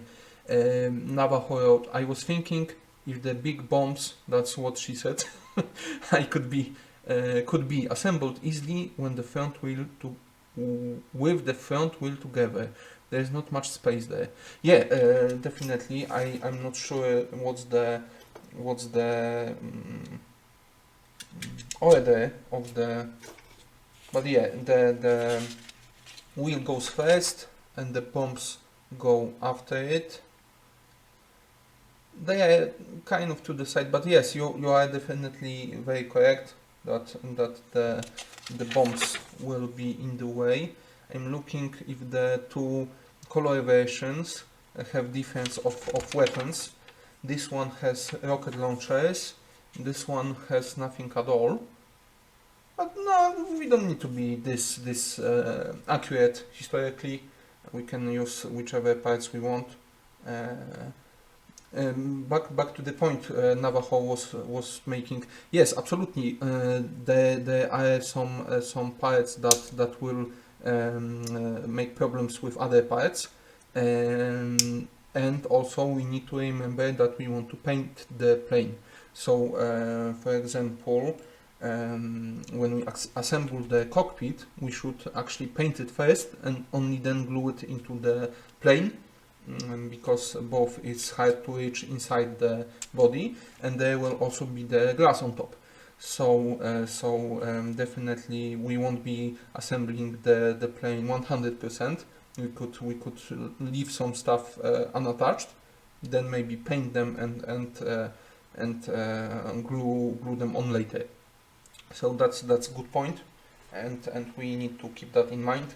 That even though the instructions say that it's time to connect something, it not might actually be true, and we need to know better. Okay, there are some very interesting details on the chair, on the seat of the pilot, and I think they are worth to put on the lens to show you. The thing is connected. I'm not sure if it's the camera. Oh, so many technical difficulties today. Sorry, guys. Give me a minute to check everything is working.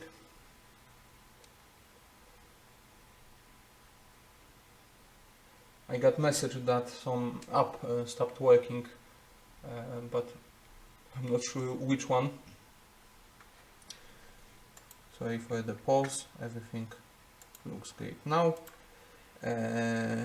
Navajo says, I think the idea with going with both weapons is good because it will hold much more information, even if it's not historically accurate. Yes, definitely, but the reason I don't want to attach both type of weapons is not because it's not historically accurate. I think it's kind of goofy. If it was the lack of symmetricity is what bothers me. If it was one in front of the other, then absolutely really no problem. But the size of both weapons is very different, and I just don't think it will look good. That's the reason I don't want to do it. So I want both weapons, the left one and the right one, to be the same one.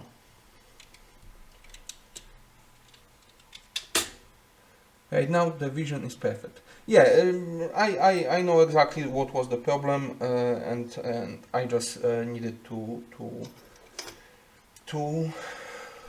correct it. But yeah, thanks for the confirmation.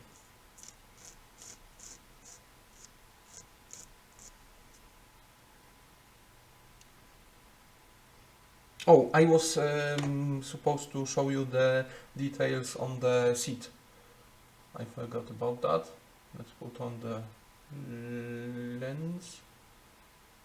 Come on.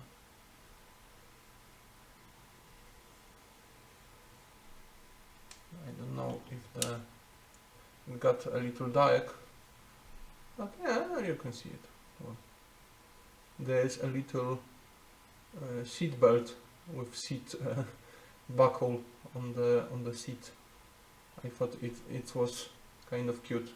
There's also some, looks like fabric, or maybe those are also straps on the back of the seat, but the buckle and the seat belt I thought was very cute.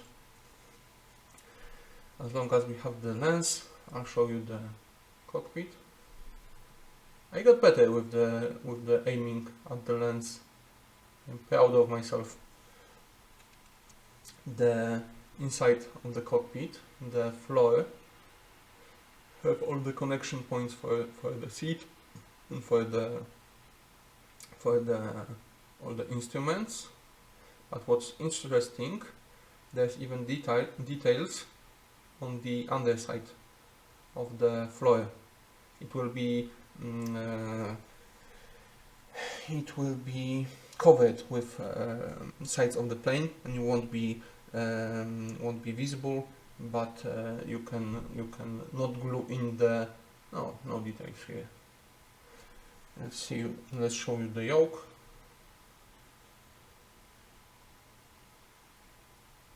It's really small, but there are some details here too. Okay.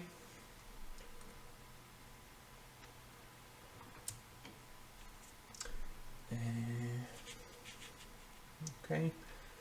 Navajo says right now sure point about the weapons, and the gave officer rejoined. Hello, gave officer. We had some problems with the Steam, but now everything looks to be okay for the next 40 minutes, and then we will have technical difficulties again, so get ready for that. I was talking with Navajo about which weapons I should use for the plane, because the kit comes with bombs and rocket launchers, and I can choose either or.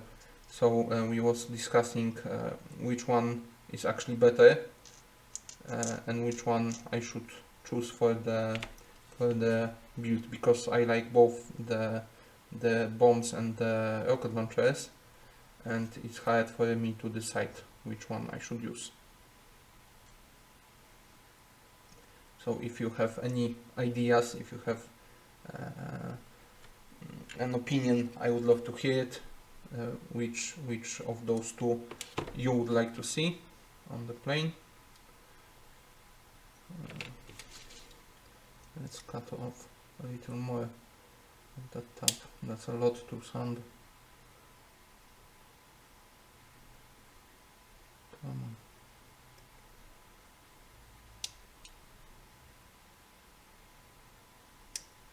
Okay.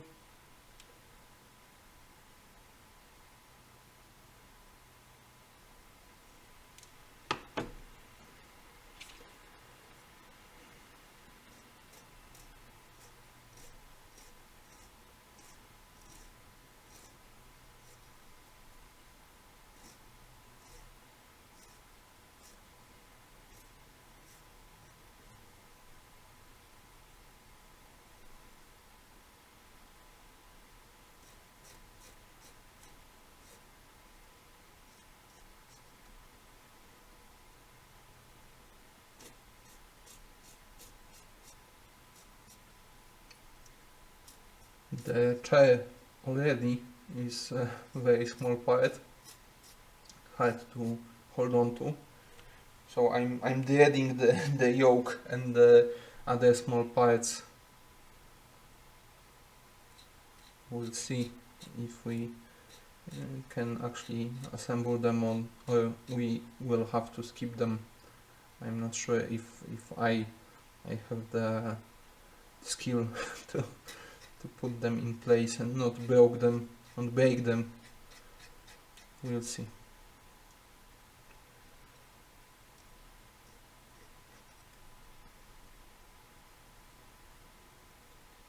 Okay. There are some attachment points on this part. Wait, here we go. Some attachment points that look exactly the same way as the tabs, so I need to be very careful not to cut off the geometry, the shapes that are supposed to be here.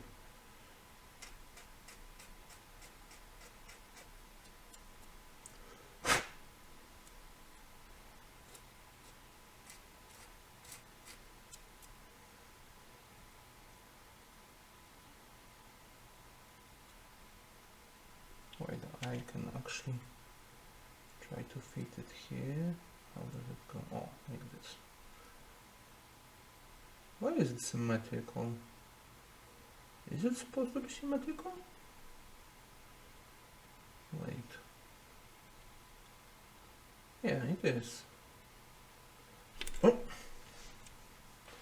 I can put the nicer side to the side. Oh, wait. I think it goes here anyway, and it will cover it. No, it goes the other way. It goes here. So the chair will be here. Okay. But yeah, I can. Let's see how it fits in the body. Yeah, it's symmetrical. Cool. So I can put the nicer side to be visible and the ugly side not to be visible. Okay, we are done with this, and now we need this.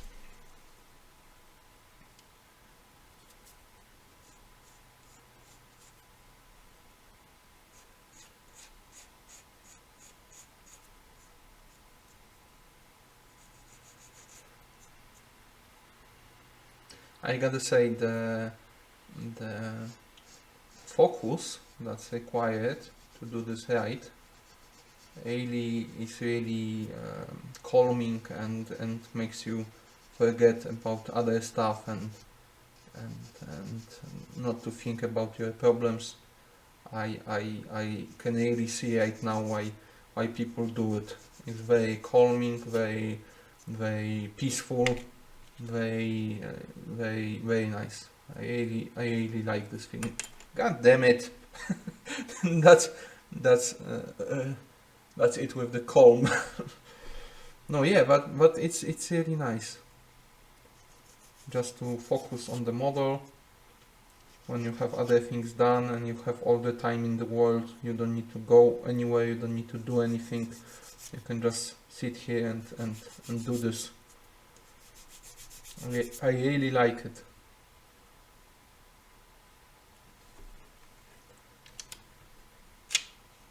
Let's go in order of size. So now let's do this one. Did I check if it's supposed to be flush? Yes, it absolutely needs to be flush.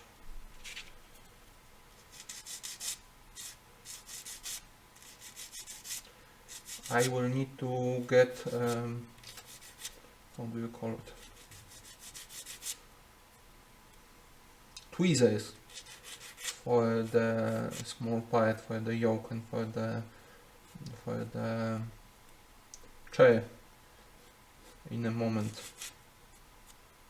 I definitely will need them to put those parts in place.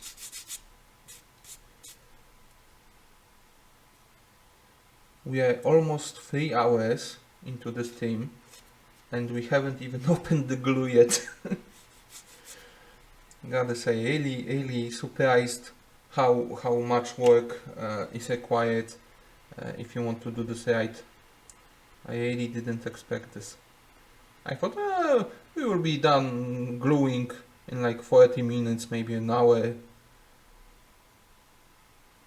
But yeah, it really needs a long time. I actually, because I wasn't sure if I remembered it correctly, that plane of this size takes around 30 minutes to build.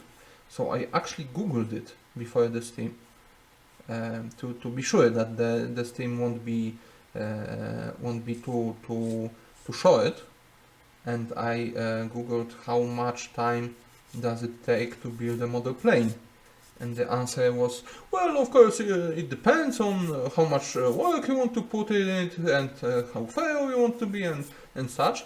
But on the websites that actually did give a number, even if it was in the ballpark, it was like, I'm not sure, it was like 40 hours, 60 hours. And I was like, no way, it takes 40 hours to build a plane of this size.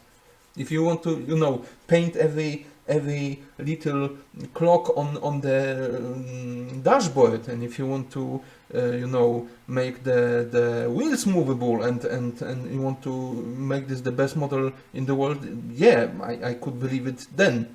Or maybe I thought that the article I was reading was about bigger planes, because you can go in size basically forever, and you can get models that are absolutely huge. And I thought that they are talking about the bigger ones, but now I kind of get it.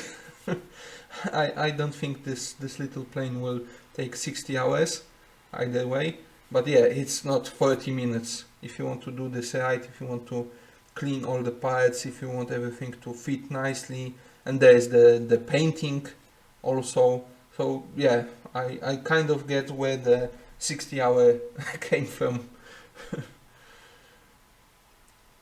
I can't even hold the yoke. When I grab it securely, there's no part left for me to sand.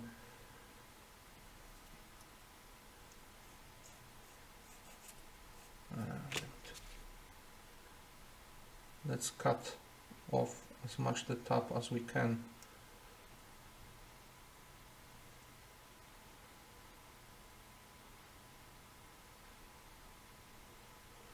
And I think I will need to use the round file for this.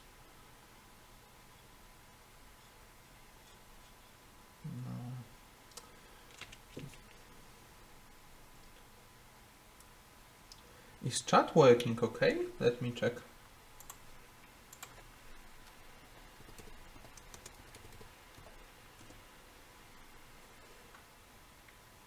It works, okay. I thought something maybe broke, but it's okay.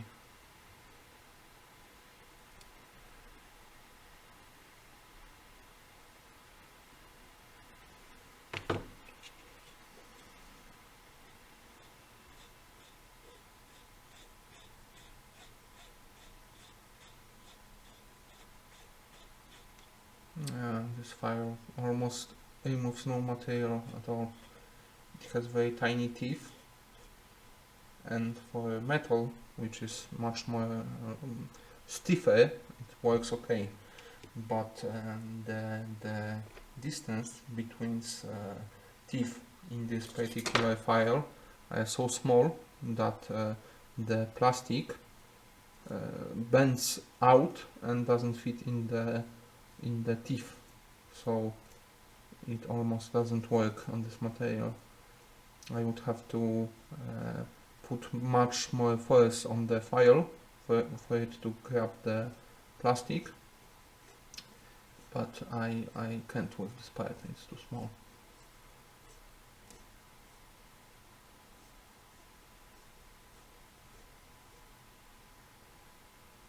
Oh yeah, almost there. A little bit more.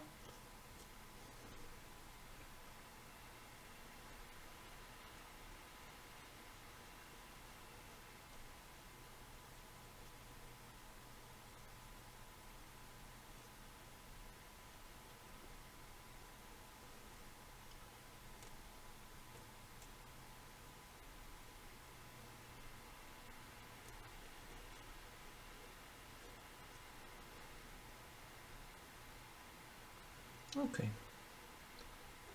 the yoke is done. Let's clear the shavings away so I don't mistake them with a yoke and clear the yoke with it. Okay, and now we can, I saw there's some additional flashing inside of the cockpit and I couldn't reach with the file, so let's cut it out.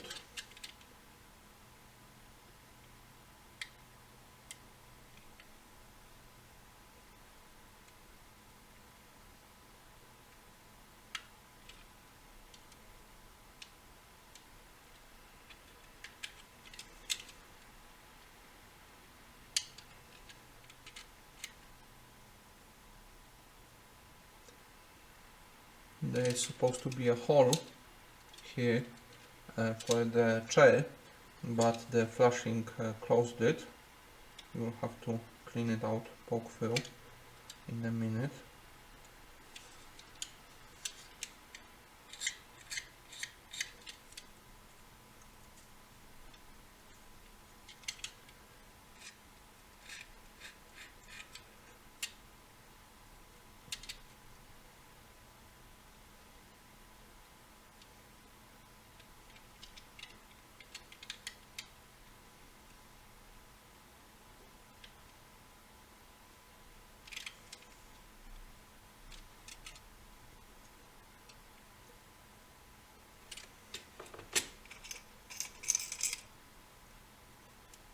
How is stand on time? Half an hour. So we have some time left to the reset.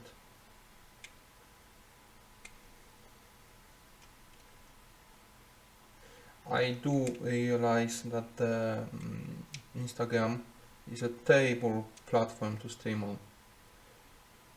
I know it's terrible to stream as a streamer. I know it's terrible to watch the streams. I do realize that, and if I had any alternative, I would stream literally anywhere else than on Instagram. I hate Instagram. I think it's a really bad platform technically, and I really hate using it. But I'm too small to stream on YouTube. I think 1,000 subscribers are required, so the ability even unlocks. So I can do this there. I can stream on YouTube, and well, Facebook probably would be the same as Instagram, maybe even worse to stream on. So that's out, and I considered making an account on Twitch just to stream from time to time, but I have some reservations about that. I know there's this entire culture on Twitch.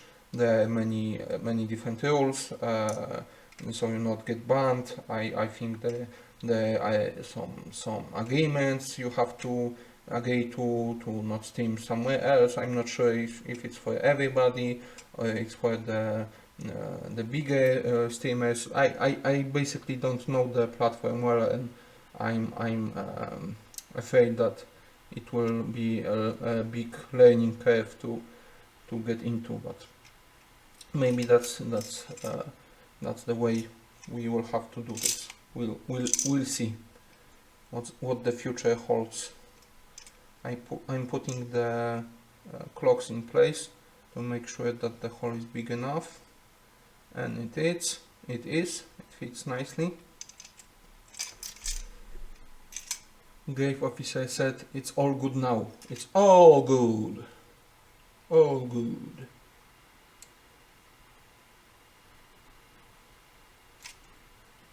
Let's leave this hole alone to not make it too big.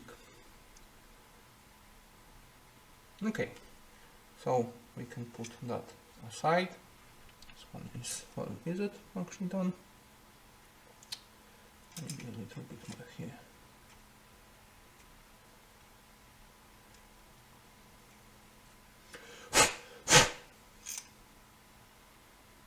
Okay, that looks nice. Not a lot of work here.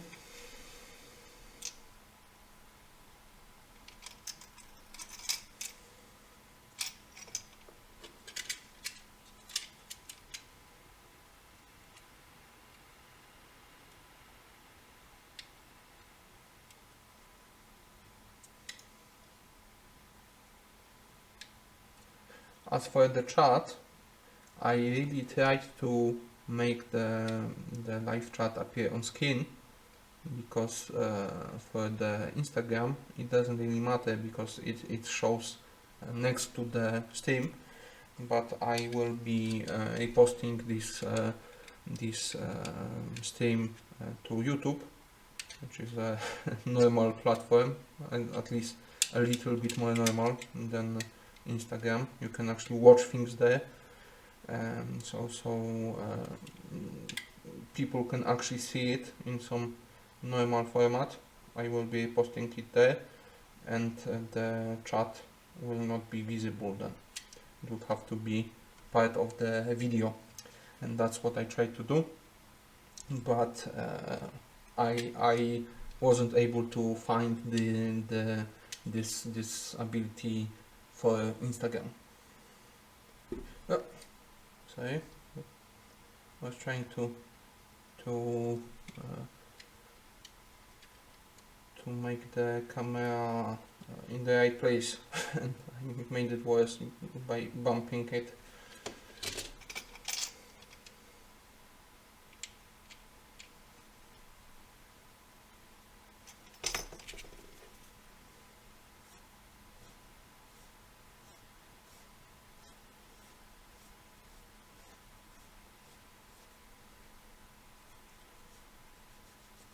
That's finishing my thought. That's why I'm reading the live chats out loud, not to put anybody on the spot, but to kind of preserve them for the video.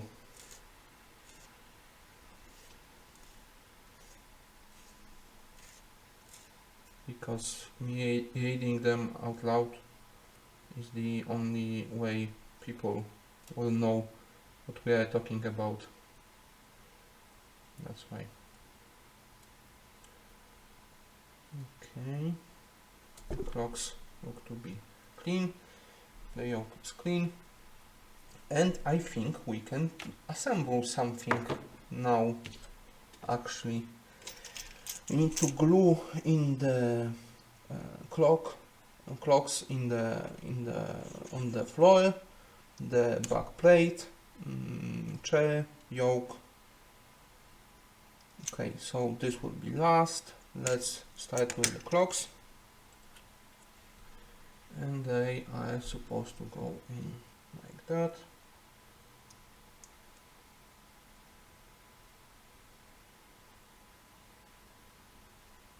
Or the other side? How does it go? I think like that. Vertically. You can see it here when it's already in place.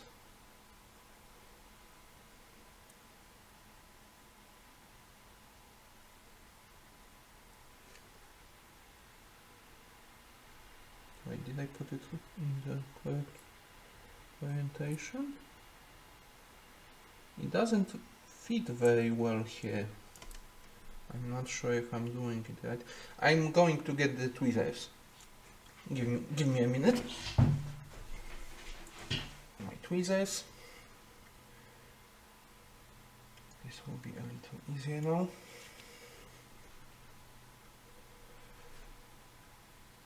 Back to this.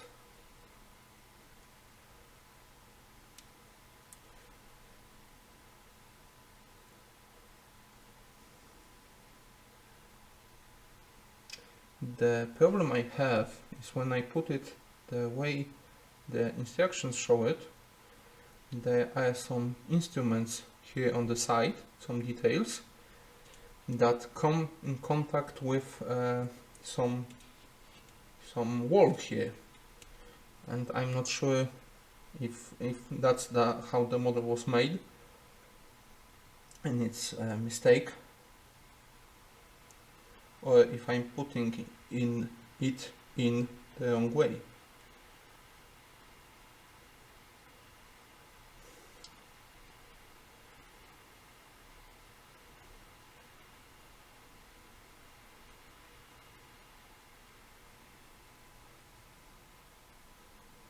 How is it supposed to be?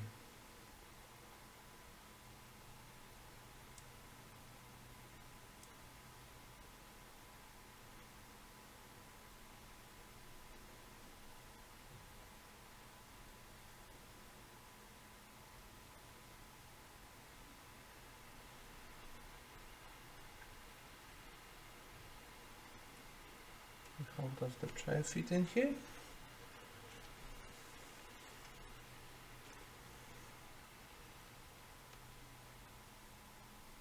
Oh, we will have to drill out the hole for the seat. Wait, seat goes back, here goes the yoke. Okay, so before we do anything, we need to drill out the holes for the chair and for the yoke.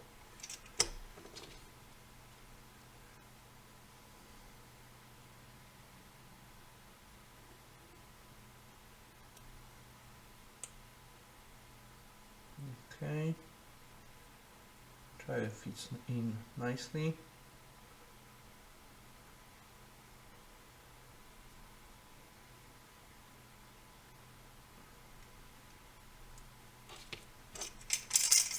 I'm thinking how much of this cockpit I can assemble before painting, but I don't think I will be putting very much effort into painting,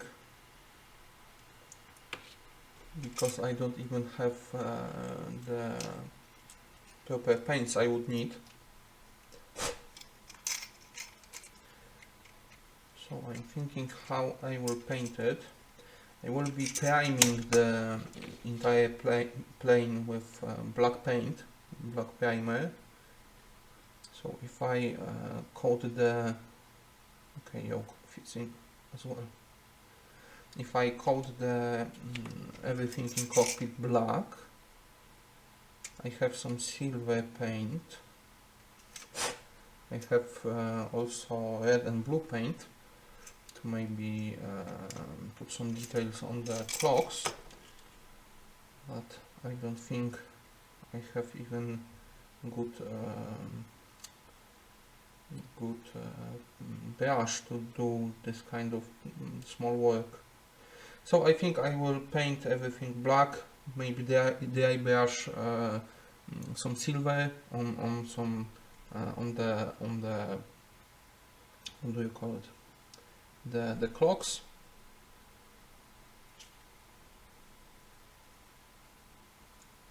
Do this kind of just a little detailing, not too much. But if I put everything in place, how much space we have here? If I will be able to fit the brush here, I have to check, because I might want to paint everything before gluing it together. That would be kind of a bad news, bad information, because if we can't assemble the cockpit, if we need to paint it first, then we can't also assemble the sides of the plane, and basically we won't be able to connect anything today. Yeah, with the yoke in place, I don't think I will be able to paint the clocks, or even I won't be able to prime the cockpit well. The spray paint won't get everywhere it needs to go. So I don't think I won't be able to glue much today. Kind of disappointed. I'm sure it's disappointing for you.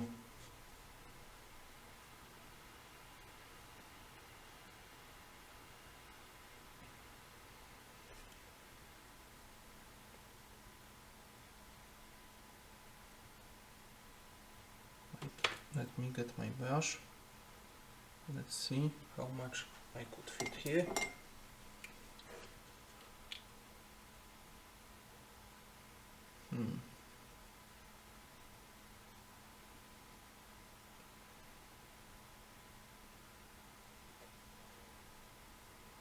I could put in the clocks.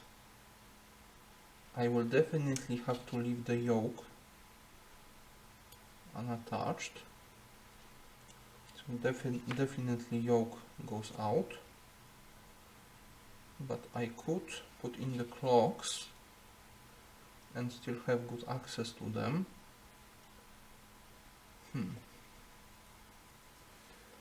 But I'm worried that if I glue in the chair, the spray paint won't get under it and will have white floor instead of black.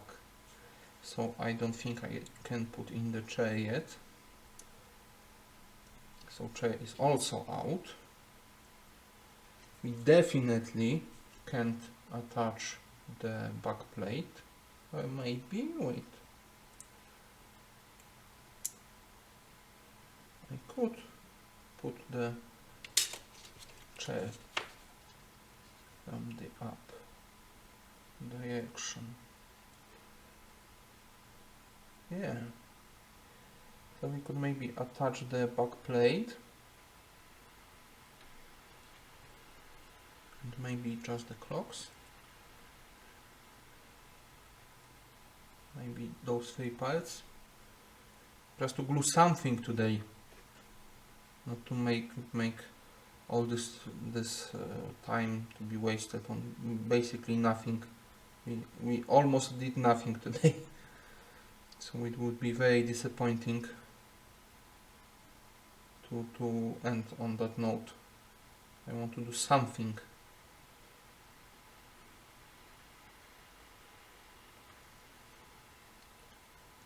I really don't like how the clocks fit.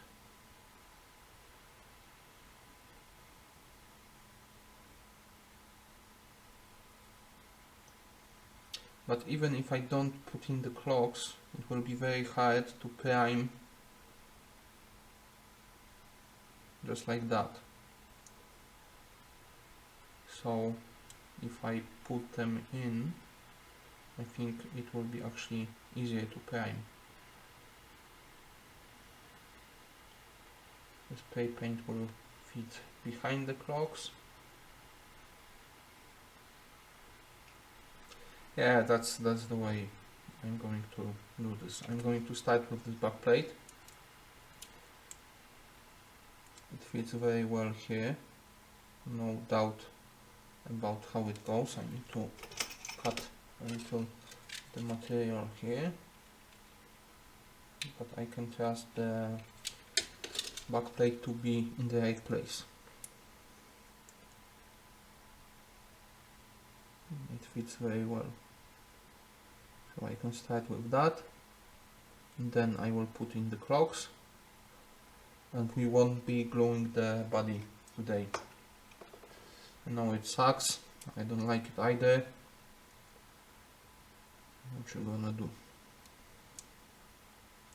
Okay, we have around 10 minutes before we need to reset, so I think we'll be able to at least glue in the backside. I'm going to be using super glue. I know it's not ideal. I know model glue would be better, but that's what I have, and I think I can get it to work. It will hold well, and I think it's fine to use it. I also have CA glue activator to be sprayed on to get the glue to set faster, but I don't think we will be needing it in most places. Maybe in some special places, but not right here.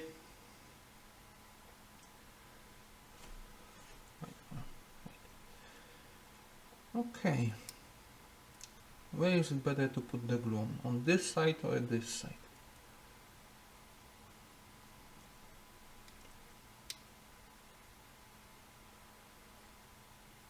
I think on this. Okay, so let's do this. Maybe I will sand it a bit to both make sure it's flat, but also to rough up the surface a bit to make the connection better. Okay, this goes here. 1, 2, 3, go. just the right amount, not too much. Very nice. No overflow, no spilling. I think there was right amount of glue. I think the bond is pretty strong. Let's not stress test it, but I think it will hold very well. Nice. You can't say I didn't. Wait, again we have some problems. God damn it. Some apps randomly decided to update them right now on my phone, and the app I'm using to connect the camera with my computer crashed. So sorry so much for that. I think everything looks okay, but we kind of use this opportunity to reset the steam, so it's not that bad.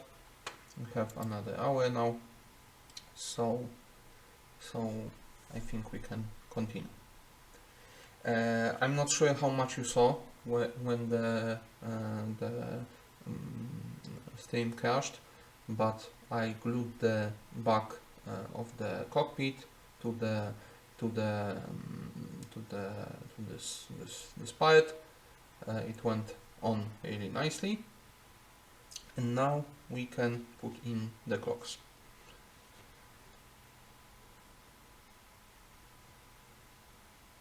I still don't like how they fit here. They wobble side to side. There's a big gap, and if they are supposed to be standing upright, then some of the instruments are obscured, but I think that's how it's supposed to be, unfortunately. So this is how we will do this. Okay, I hope the steam doesn't crash this time. Let's pick up with tweezers.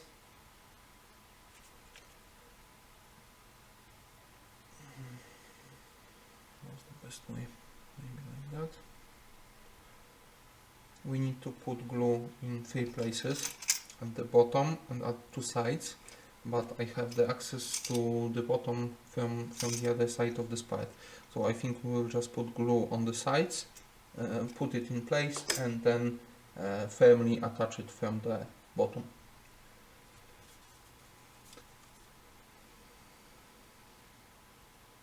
Just a bit of glue here, not too much, just a bit here.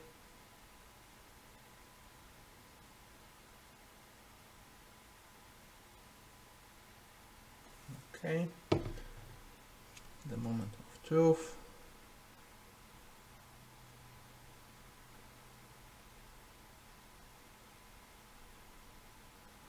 Let's hold it in place for a moment. Make sure it grabbed. There we go. Very nice. It's only loosely attached, and that's okay. I really like how it went in. And now we can plug up this hole with a lot of glue. I will be using the activator to make sure that the glue stays in place, it doesn't seep out from this side.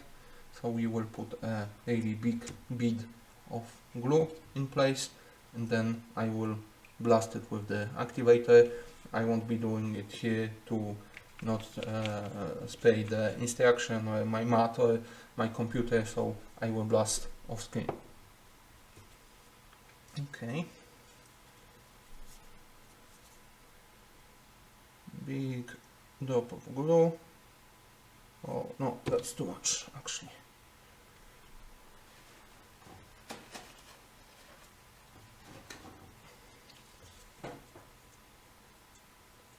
Okay, and the activator.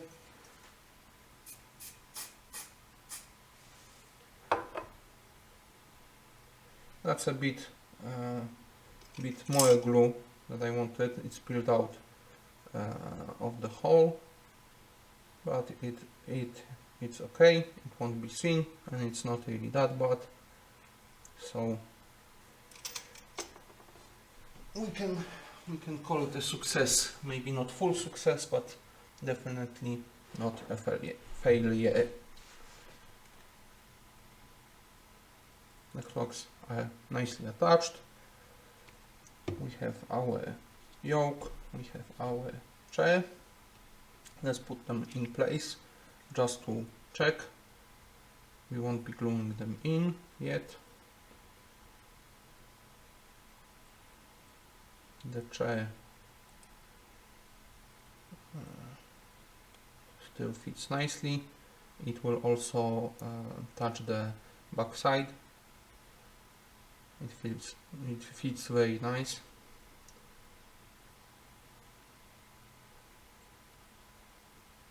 And the yoke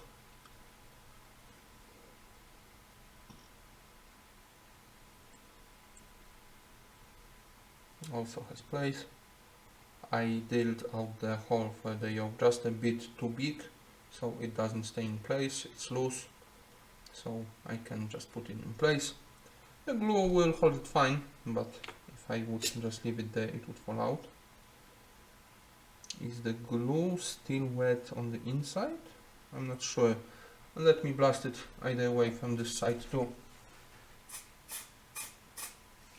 Okay, just to make sure that it doesn't spill out. Okay, so this is where we are going to leave the cockpit for now. We will now need to prime it and paint in all the details on the seat, on the clocks, on all these additional details, and then we can. No, wait, I forgot. Come on, come on. Come on. Maybe from this side will be easier. Oh, here we go. The chair will also be out. We can prime on the floor that's underneath the chair. We can paint all the details. Then we will also prime. Well, maybe I was thinking we might be able to prime the cockpit, glue in the chair and prime the chair in the cockpit, but the cockpit would get another layer of primer and we could lose some details. So it's actually not a good idea. We will have to prime the chair and the yoke at the same time as the cockpit separately, and then paint all these three parts, the yoke, the chair and the cockpit, and then connect them. And when we have the cockpit painted, we will be able to glue it in the body. Let me see how it fits. It rests like that. Everything looks very nice.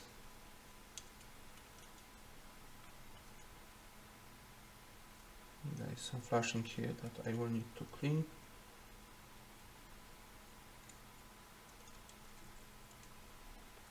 Or maybe not. We'll see. But yeah, it fits like that. Very nice. Really like how it fits.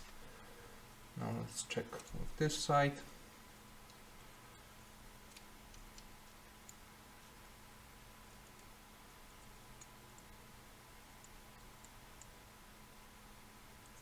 Little worse here. It doesn't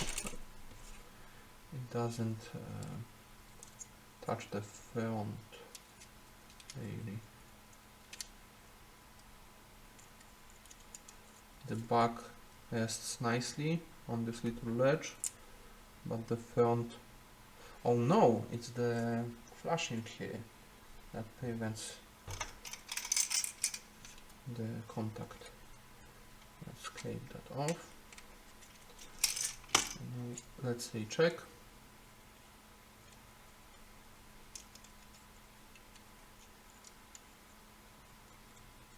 Yeah, that fits very nicely now. Okay, so that was the flashing that prevented it to sit where it's supposed to be. Let's also do the other part.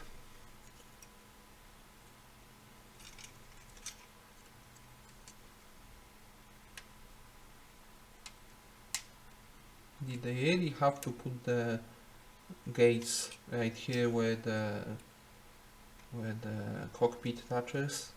They couldn't have moved them to one side just a little. Maybe stupid decision to put the gates in this place.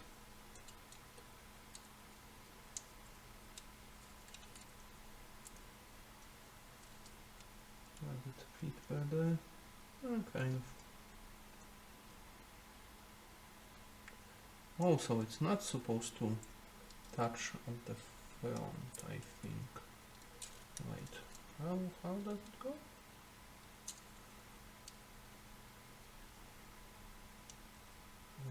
Maybe like that. But I don't think so. I think it's supposed to be on the front. Like that.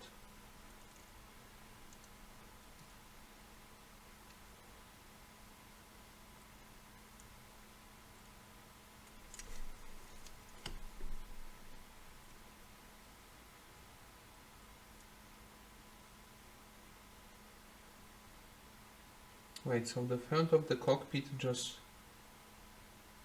No! We have another part here. Wait, no, that's number 5, 4, 5, where's... Do we have number 5? I thought we had number 5. 5A. Oh, is it that there is another one part like this? 4? Where's 5? This is 5.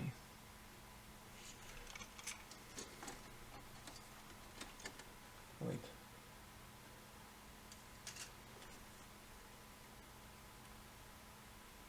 I took out the 5.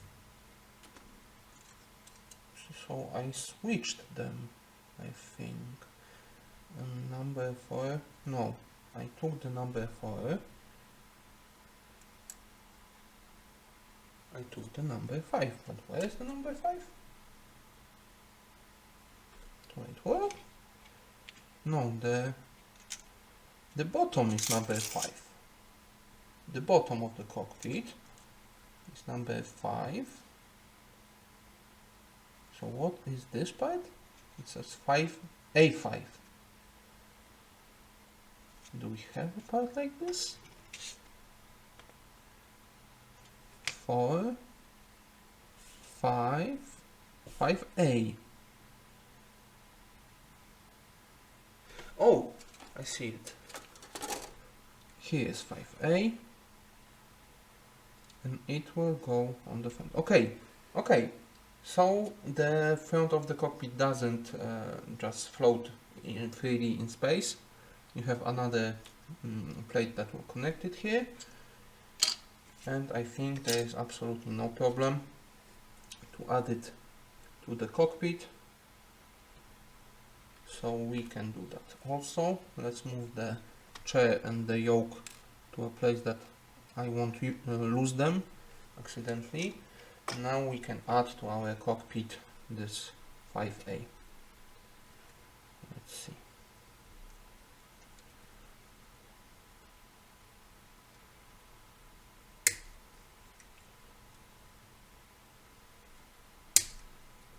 There we go.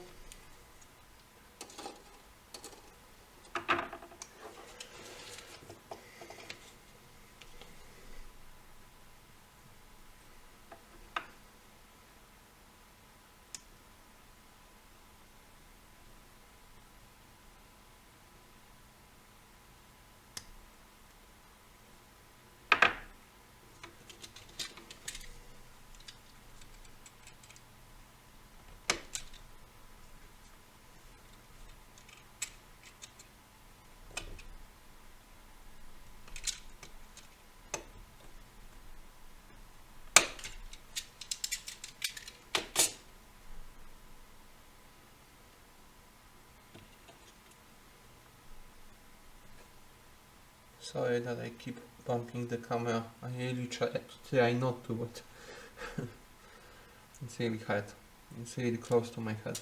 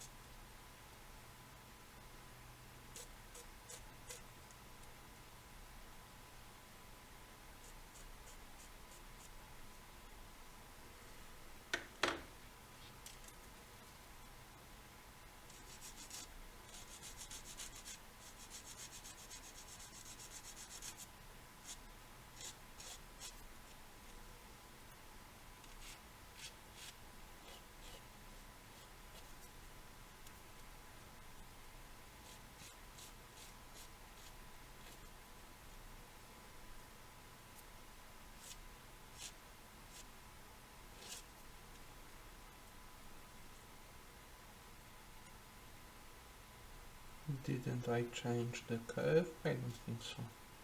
Just looks kind of wonky. Then no, I think it's okay. Let's do this side now.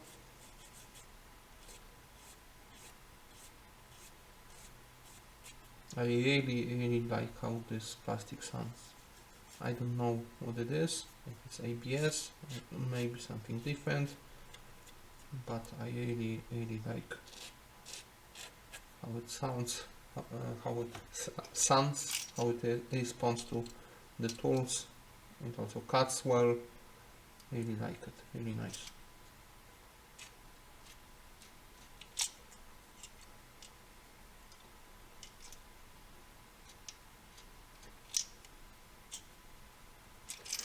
Okay, let's see how it fits.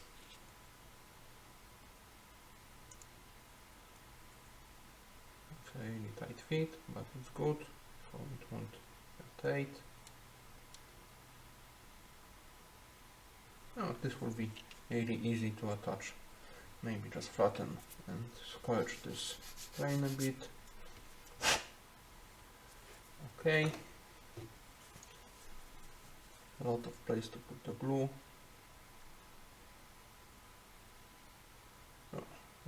Or maybe, and it will work fine. It's not too much. It will spread.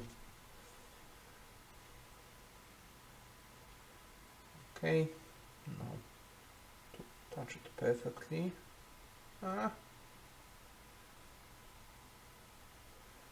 I touched it the wrong way, and the glue already managed to grab it. Normally the cyanoacrylate glue needs few seconds, but it depends on the material you are gluing, on different brands of the glue. It may happen that it just sets on contact, so it's important to touch two parts perfectly the first try, because you might not get another one. You might, but not always. Okay, so the cockpit is built well. Now let's see how it fits with the inside of the plane, with the body.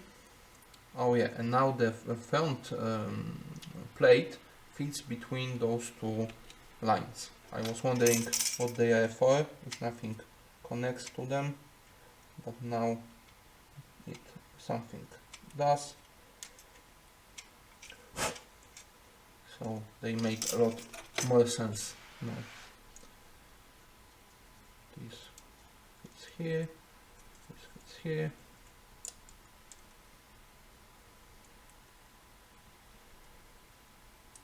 Nice.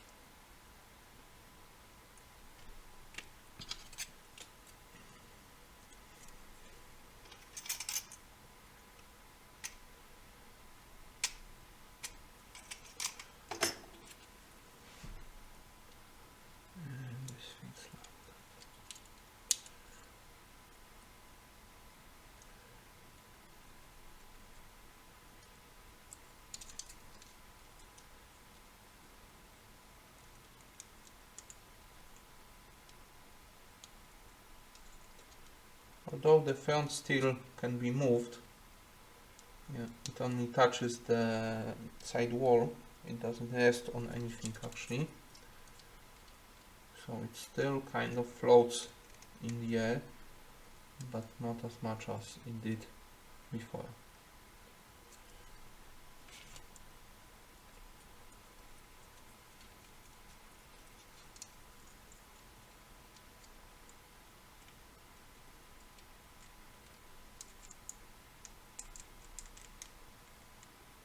Okay, I think we can move on. Let's just recheck the third step. It has to connect the front plate to the cockpit and then to capture the cockpit with two sides of the plane, which we won't be doing because we want to, well, actually, if I glue it in, I won't have any less access. Well, I will, no. I was thinking that because we go from the top opening, we can glue the cockpit in the plane and it won't make a difference, but there are some details that are covered by the body, so we would have to go back. The first plan was correct. Let's leave it unpainted and get back to it. Okay, so we can move the cockpit to the side. Let's see what the fourth step tells us to do. It says we should have the sides connected like that, and we are supposed to glue in this plate, and on the inside goes the part number 9. So while we can't connect this plate to the plane, I think we can actually connect the number 9 to number 8. Let's see how the number 9 looks. Where do we have it? Number 9 here. So the bombs one, is it? Yes, the bombs one. This one, number 9, is supposed to go like that. So yeah, we could definitely put that in.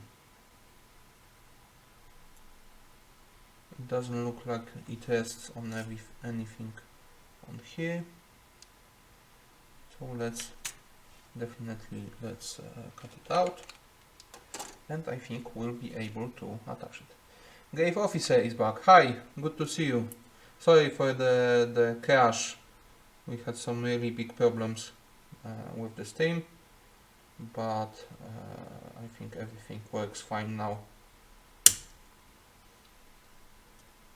We finished the cockpit as much as we can. We left the seat and the yoke out for painting, but we glued some parts, and we are moving along with the instructions, and we'll connect as many parts as we can to have something done today at least.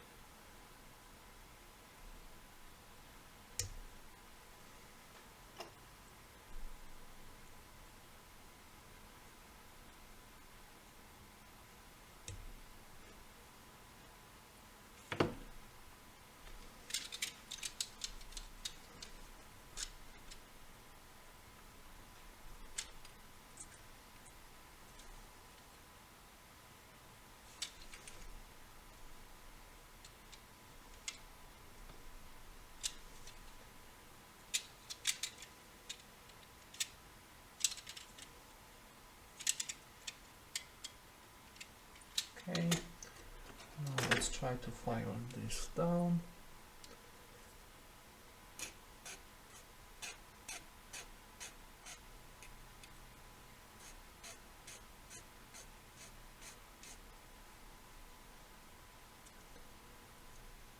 This will actually be on the inside. I think it will be. Oh no, it will attach to this. Like that, I think. Yeah, so definitely on the inside. It doesn't have to be pretty, but it has to be straight and flush.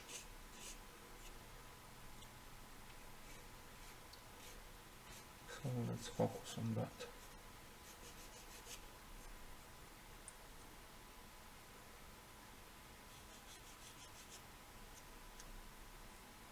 Okay.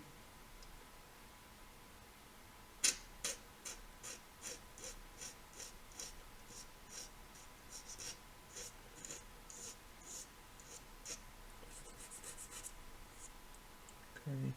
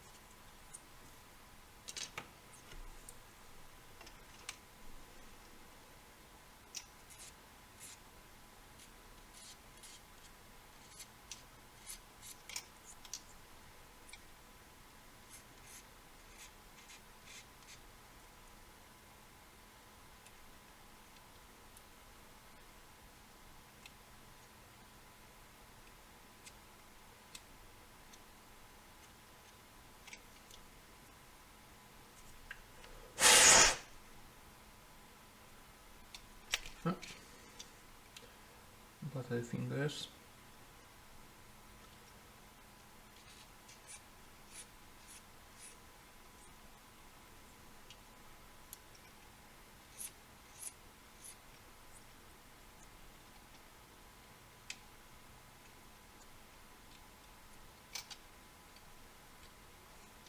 Let's see how it touches the part.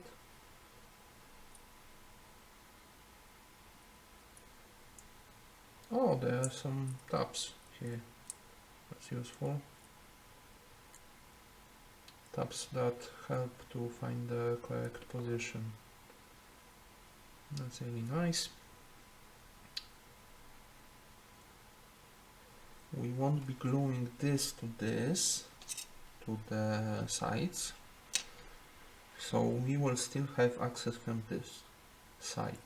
Holes for the front wheel, and it would be hard to try to do from here. So we can actually glue it in, I think. One more thing I want to check is if this new part fits in anything inside the plane. Let's see.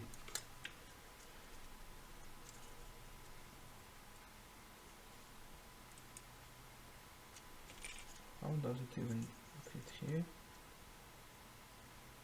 Like that, okay. So with this on,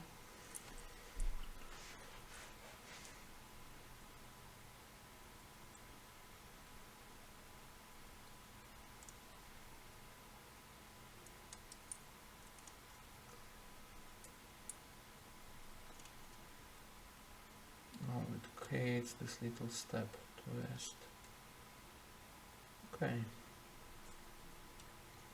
that works. Okay, so we can definitely glue those two parts together. No problem. It fits like that.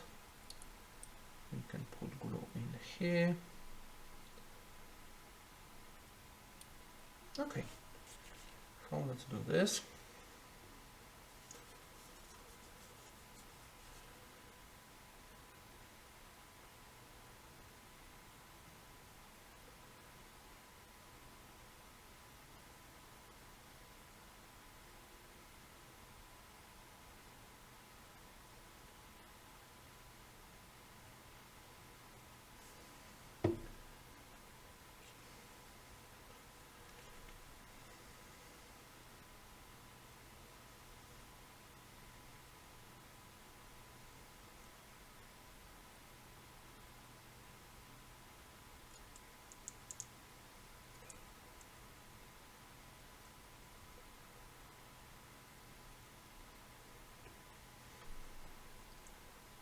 see how it went.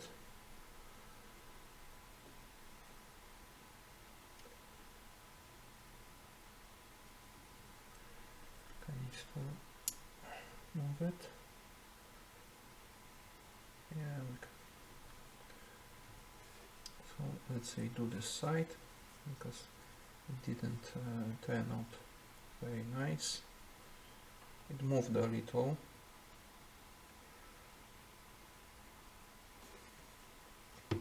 But we managed to keep it apart still.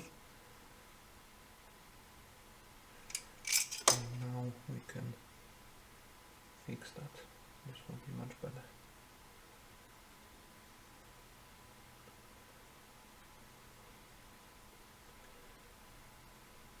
The other side looks fine. This side looks fine too. Let's paint that glue to make the connection stronger.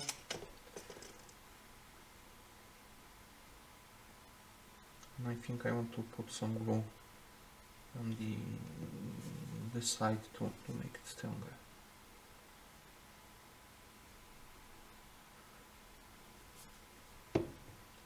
Let's spread it with the blade.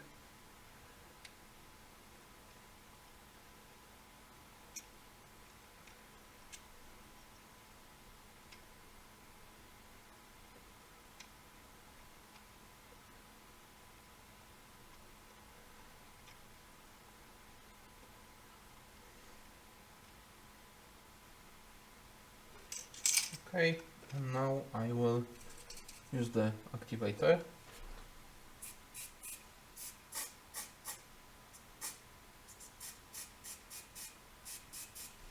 We are running low.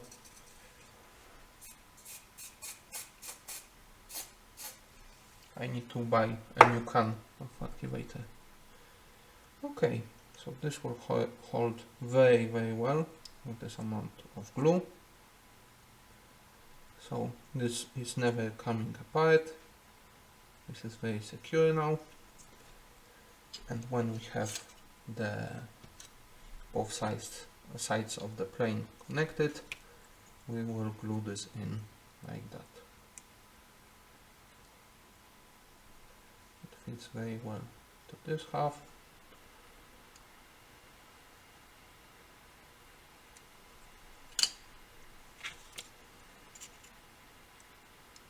And it fits very well to this half. So, great success, as Boyat would say.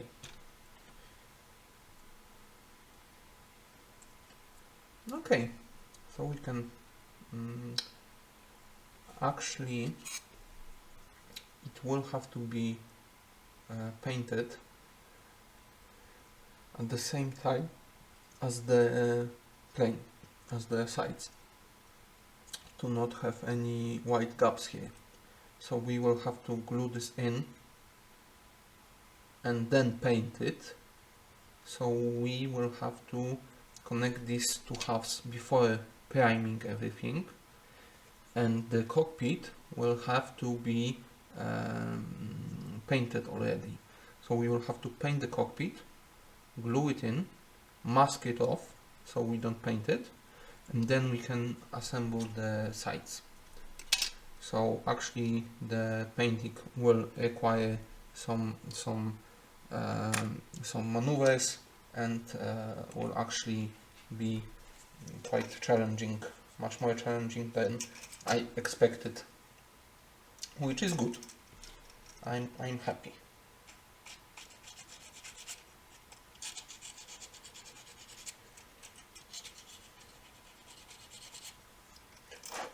It will be really funny if at the end of this build it will turn out that it actually took me the 60 hours, even with me trying to make it easy build and skipping some corners and doing some things the easiest way possible. It will be funny if it will turn out that it took 60 hours.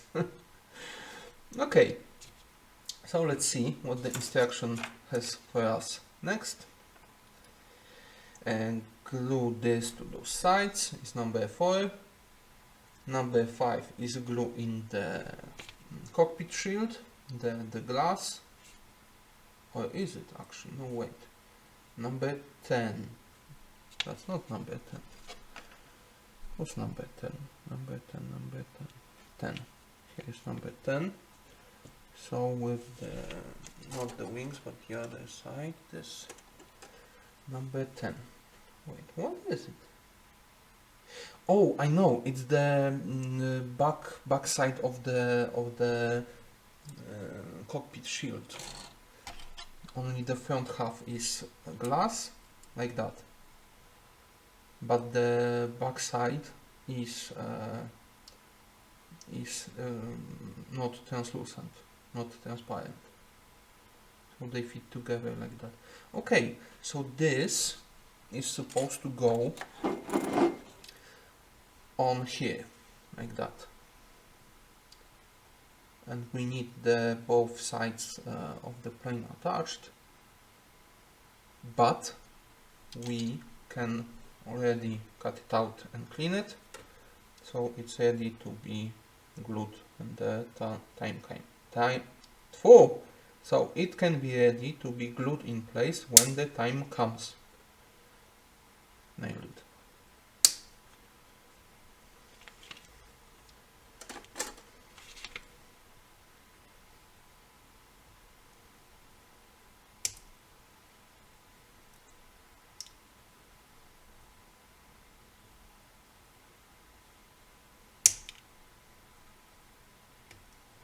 Okay.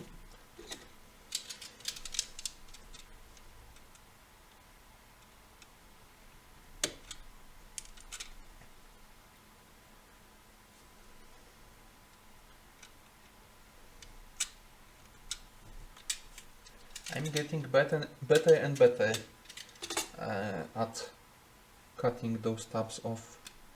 I was pretty nervous at the beginning. It required a lot of focus, but as I go along, I think I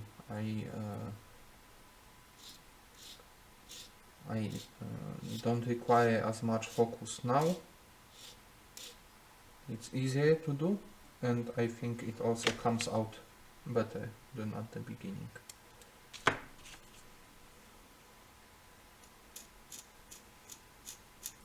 Pretty big tab on some small part here, very thin part. So I'm being very careful here, not to bend or break the part.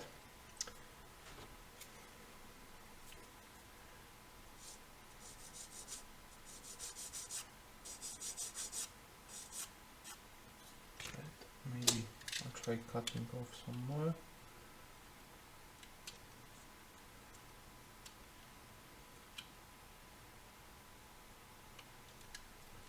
Now just to smooth everything.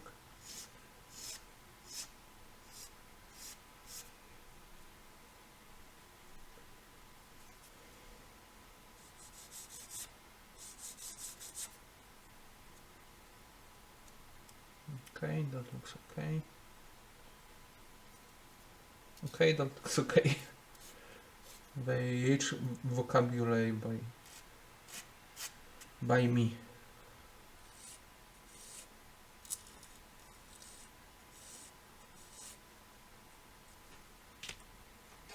That looks fine.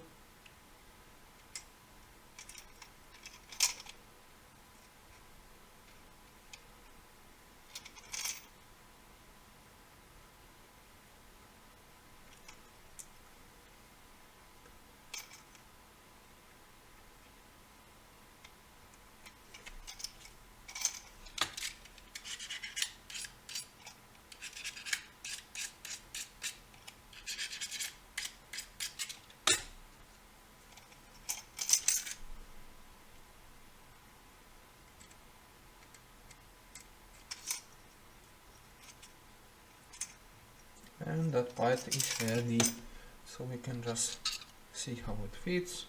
It will go in like that.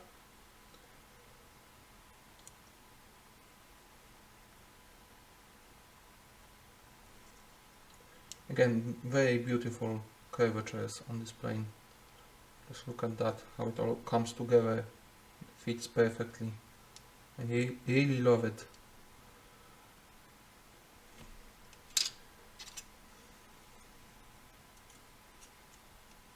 It's like a sports car with all those beautiful soft curves.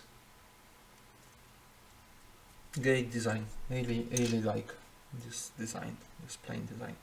Okay, so we can move those parts to the side. Let's see what we have next. Oh, something exciting. Number 6 are wings. We have one part for the bottom, one big part, and at the top we put in two halves, one left, one right, and then we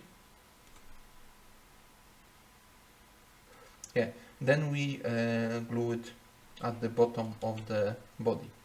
So we won't be able to glue the wings to the body, but I think we will be able to well, we'll definitely cut out and clean the wing parts, but I'm curious if it won't be actually better to first glue the bottom to the body and then add the top sides, because if we glue the top sides too close together, the space for the body will be too tight and we won't be able to fit the body later here.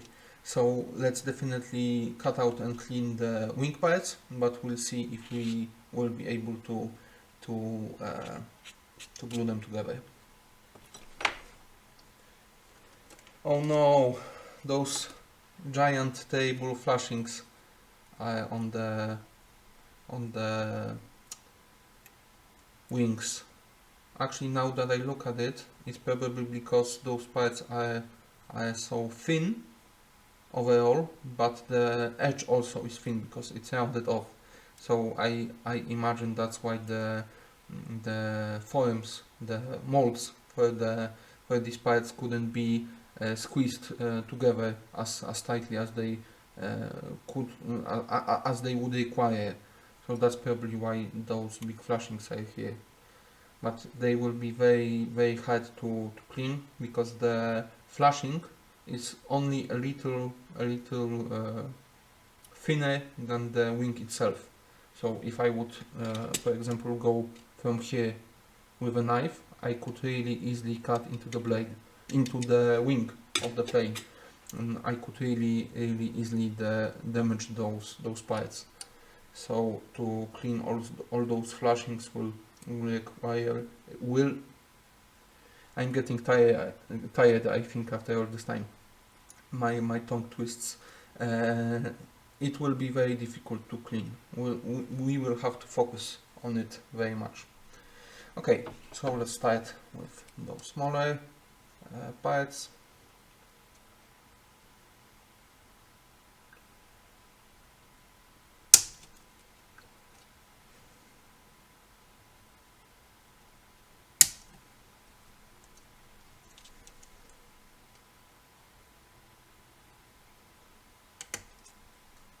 That's one.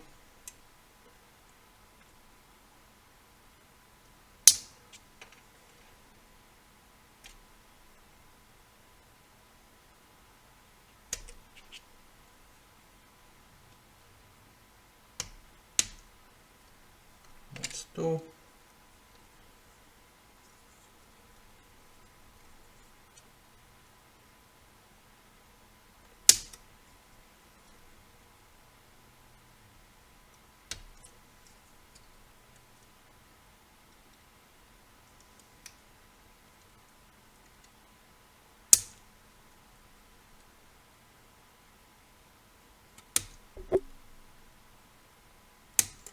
And that's 3.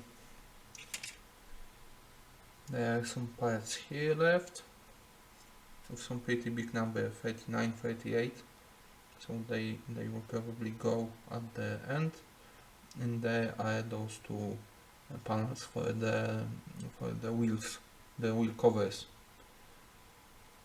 So even though this frame is almost empty, we will be needing it still. Okay, so let's do the standard procedure with these parts.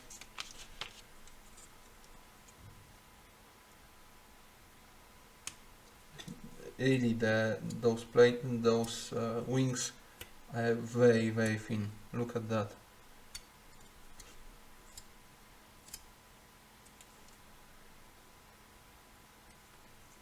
I will really have to watch out when I clean those flashings.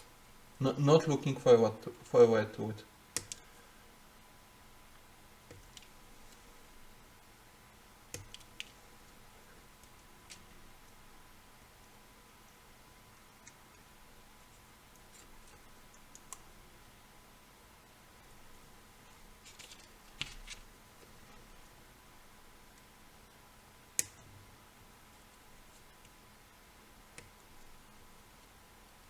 Okay, now let's use the knife.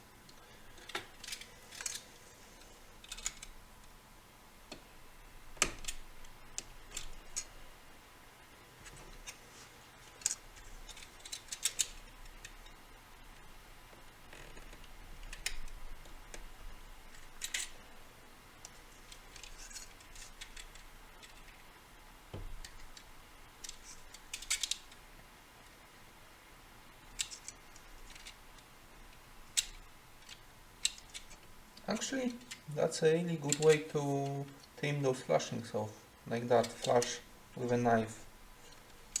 Let's see if I can do it this way.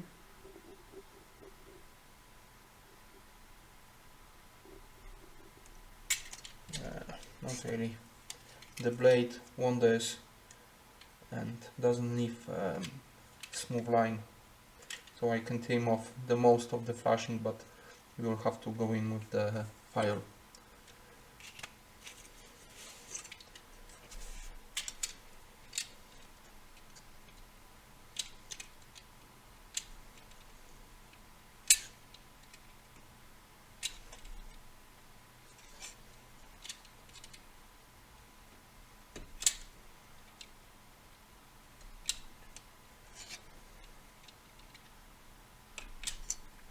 Okay. The big one doesn't look flash. Not really. I will have to be careful not to break it. Bend it rather. I don't think it would break very easy, but it could definitely deform.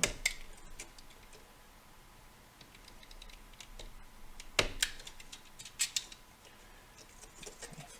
Big flashing here in the corner. Or maybe even that's me in the corner. Or maybe in the spotlight.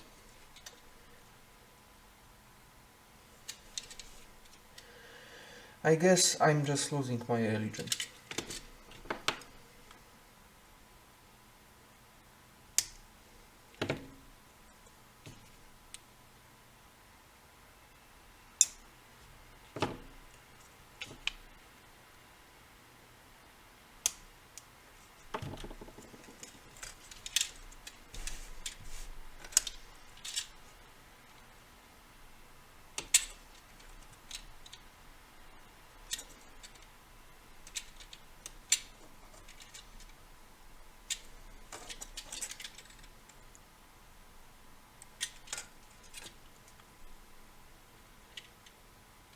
Nice.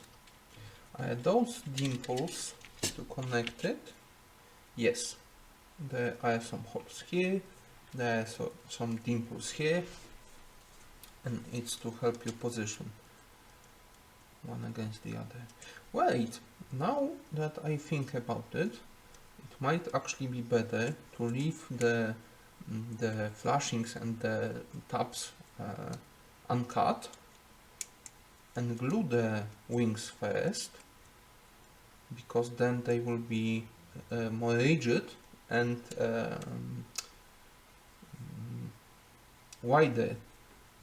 What do you call it? Not thicker. It will be thicker, so it will be easy to go in with a blade or a file and harder to destroy those parts. So this might be actually a really good idea to do it backwards this one time. But then there is a question if we can glue the wings. How does the body fits here? Oh, there are some tabs that will need to, the inside tabs, we need to clean them because they don't stick out like this one, and if we glue it we won't have access to it. So some tabs before, some after. And how does the plane fit? That's what I was afraid of. It fits between those two sides, between those wings. So if the wings are too close to each other, the body won't fit here. But those dimples position the parts relatively to each other very well. You can slide it a bit, they're not perfect, but when I look at the side of the wing, I can see what's correct position. Also, with the wing being so thin, I think I would be able actually to bend it open a little.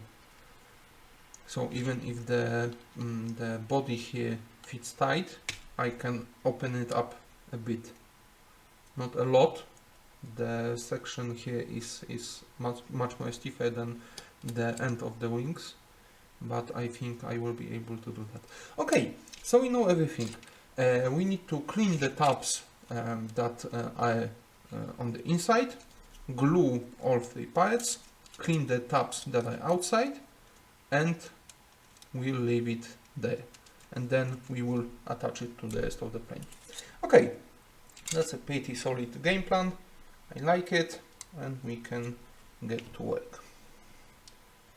I think I will just flash cut this. It doesn't have to be pretty. Flash cut this one as well. And now just finish it off with the rough file.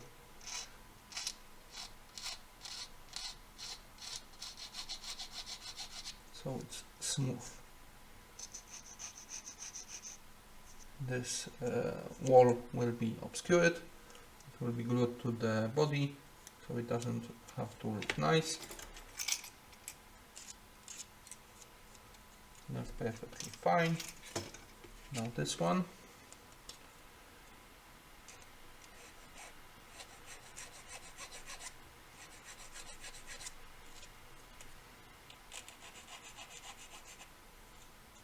Okay.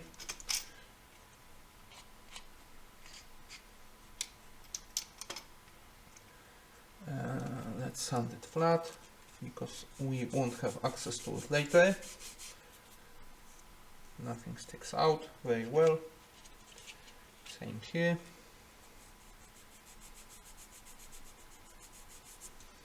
Everything's flat.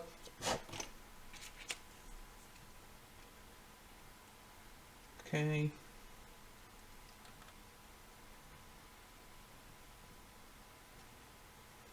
Let's try to smooth everything here on the connection as well as we can, because the wing shapes,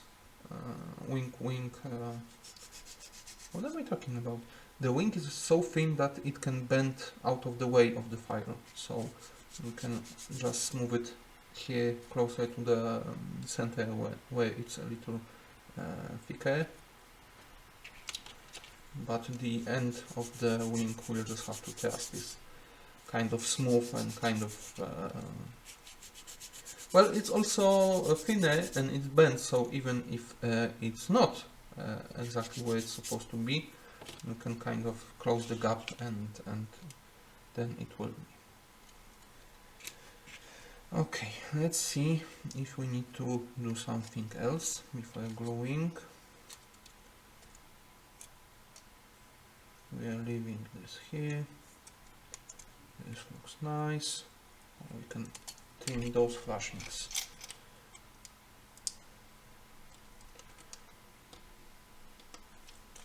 This one. this one.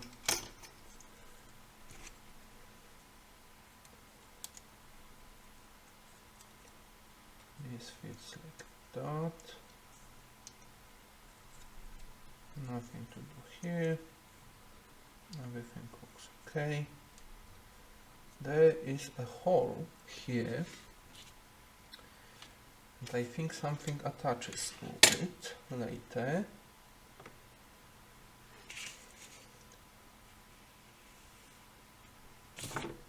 No, not on this page.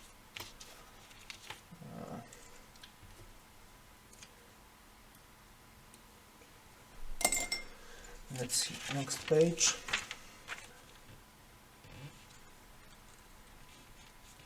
No, not this hole. Not this hole. Yeah, on the back here, on this part goes this little thing, whatever it is, and the hole I was wondering about is for this one, 33A.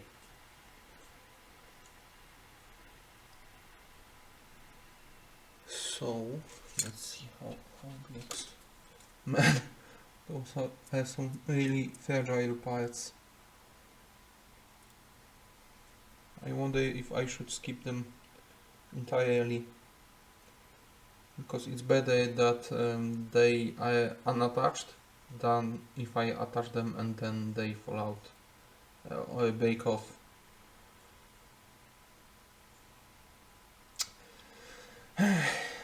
I'll think about it, and in the meanwhile I will have to restart the stream because we hit another hour, so I'll be right back.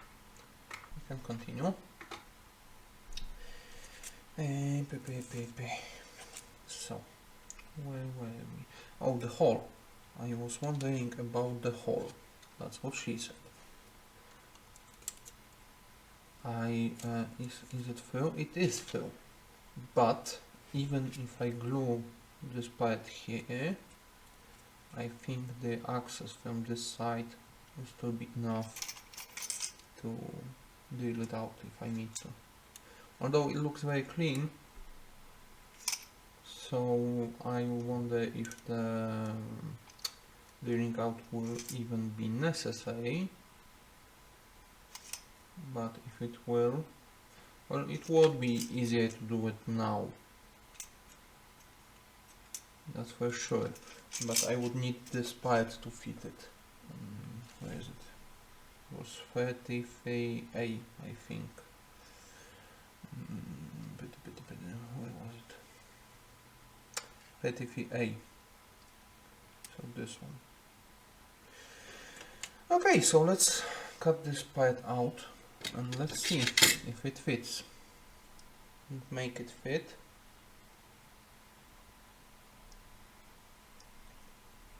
And that will allow us to glue the wings together. Look at that. There's more of the tab than the part itself. Gotta be really gentle with this one. Maybe just flash cut flat. That was a good idea. Just a little bit more to remove. No, not this one.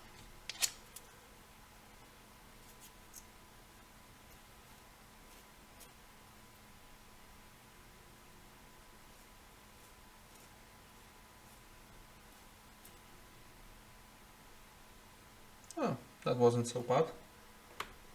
Although the part is look at this, it's like a big hair. I don't know if it will stay on the model, if it won't break off with the first time I move the model. Well, that's not good.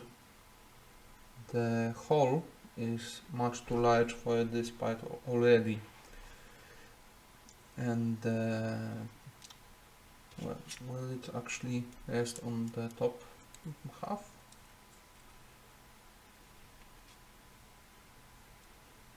Yeah, it will. So it won't go through. Okay, so we don't do any drilling out. This part goes to the side for now, and we not only can glue the top of the wing, we absolutely have to.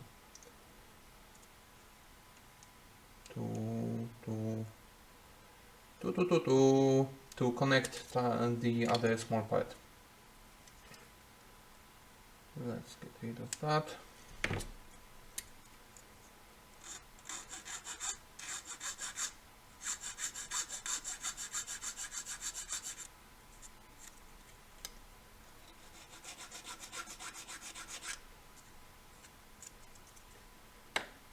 Okay, nothing here, nothing here. Let's check for the last time that everything fits well here. There's nothing that we need to do right now. Okay, so let's do this. That's enough stalling.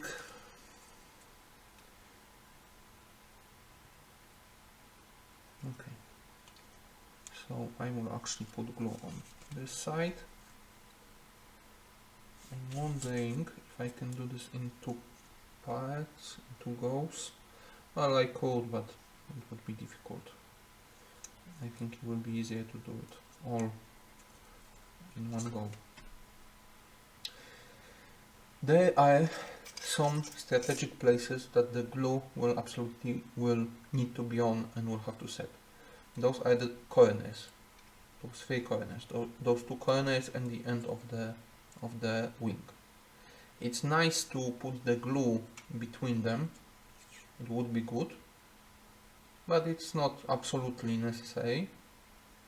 And the middle of the part doesn't need glue at all. So let's put some glue here, some here, some here. Now let's try to spread it around as much as we can.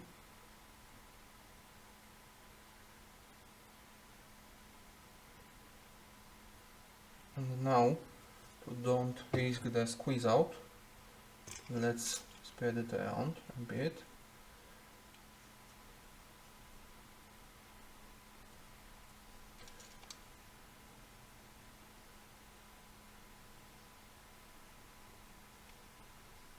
That was actually way more glue than I needed.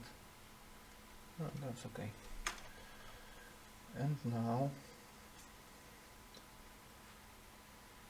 let's put that in place.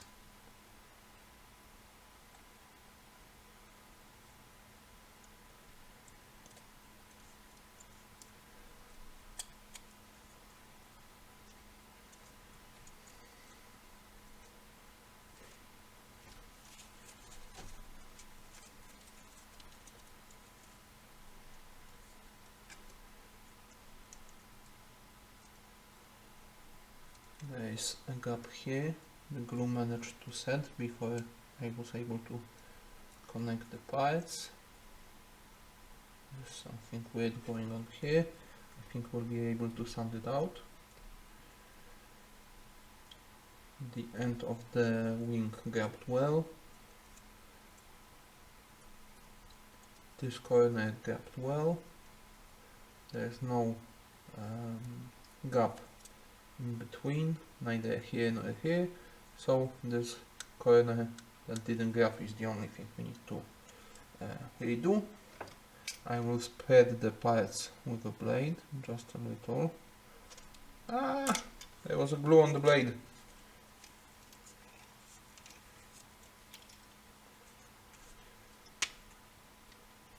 Okay,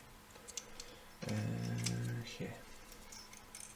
I will try to spread it a little so we have access for the glue. And there we go. That's a nice gap.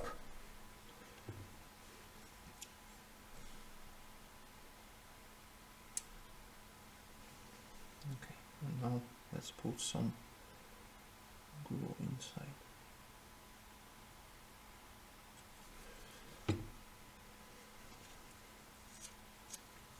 Okay, very nice. Let's remove the blade and squeeze. The gap filled up really nice with the glue. Some squeeze out. Let's hold it for a minute to make sure that it gapped.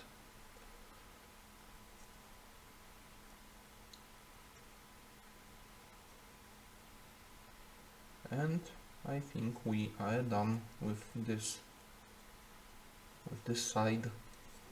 I'm wondering if I want to clean the side first and then glue the other, but if I glue in this other side too, I think the wing will be safer and I won't be as afraid to damage it. So I think we will have to glue this part first.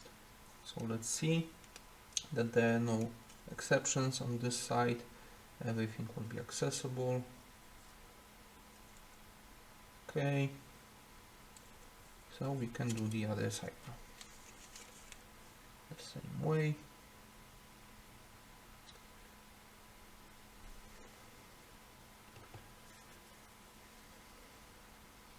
I'll try to put a little less glue this time.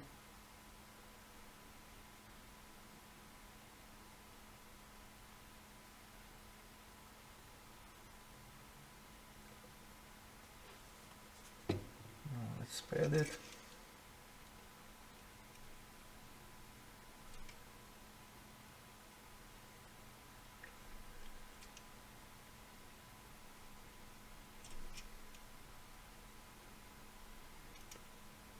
Okay. And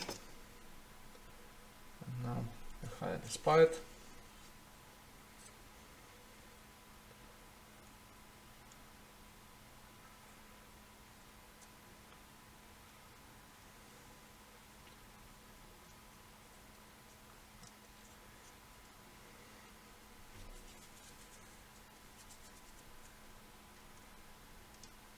There's some squeeze out at the end.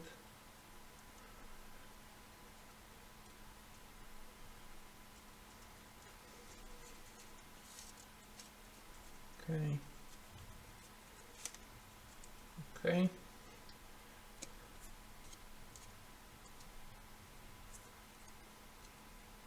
Now let's make sure that everywhere where the glue is connected, and in the moment we will see where the glue wasn't and didn't connect.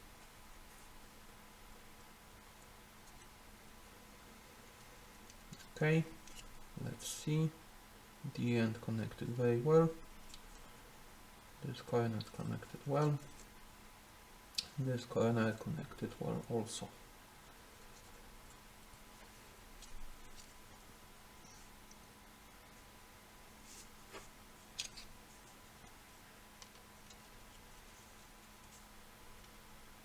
We are starting to get something resembling a plane. This fits here. Man, it will really be a beautiful plane. I can't wait to see it finished. I'm so excited. This is so fun. I forgot how fun this is. Man, awesome. Okay, so now let's clean the wings. Wait, what is it? Parameter of the wing. The outside. Okay, so it starts here. There's a big tab.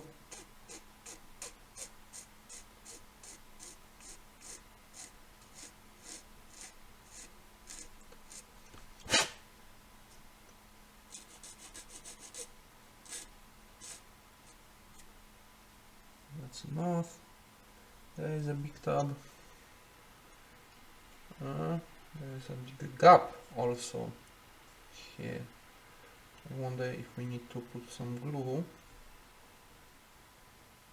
Yeah, we'll have to fill it with glue. It's the place where the engine will be on the wing. So I was considering leaving it as is, as the the engine would obscure it, but I think it will be visible. So I think we'll have to fill it.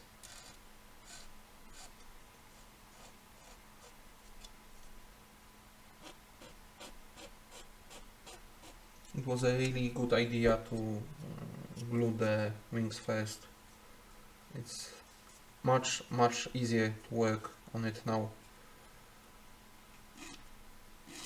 We still need to be very careful, but we have some fighting chance now.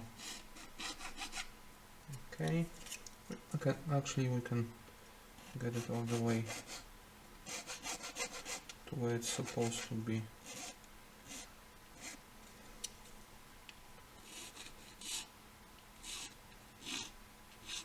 Let's square off these corners with triangular file.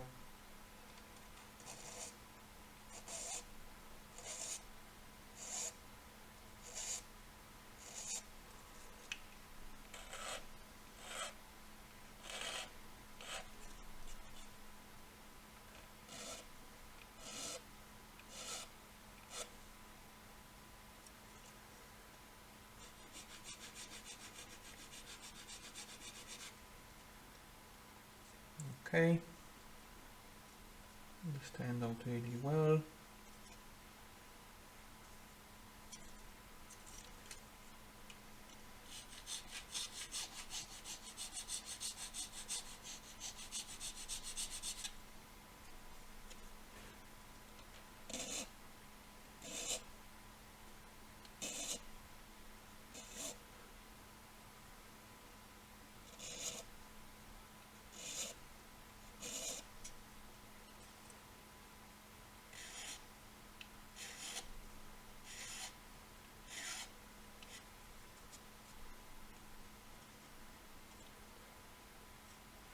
Okay, which side we did already? I think this side.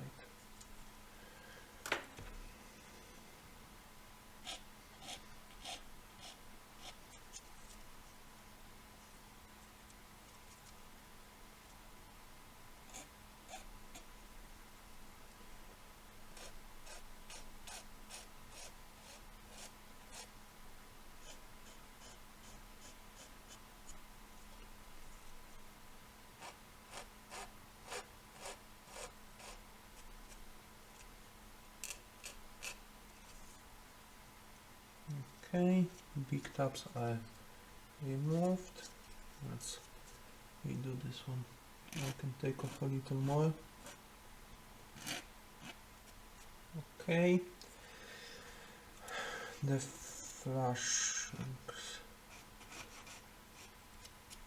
flashings.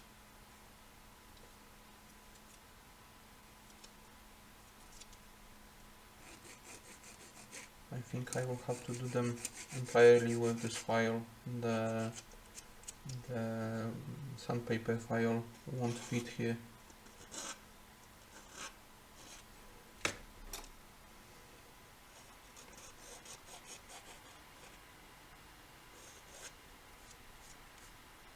Okay, this side was clean. We don't need to fire it.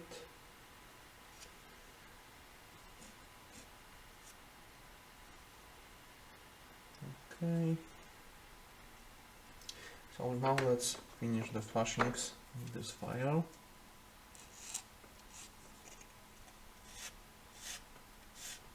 Man, it's so easy now.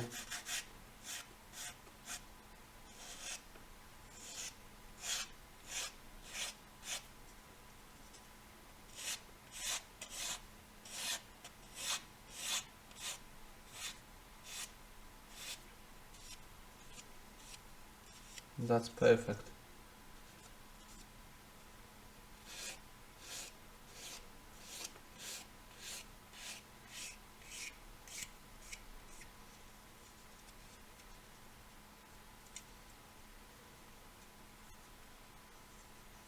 That's perfect.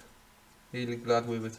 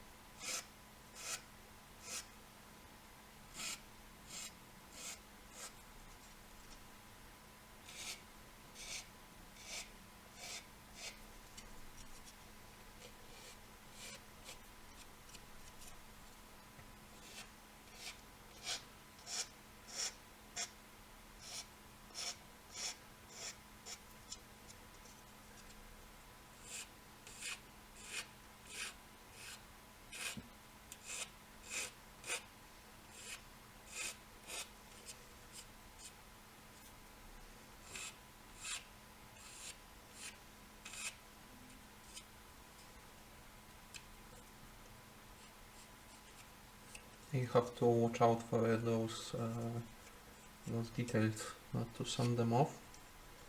It would be really easy.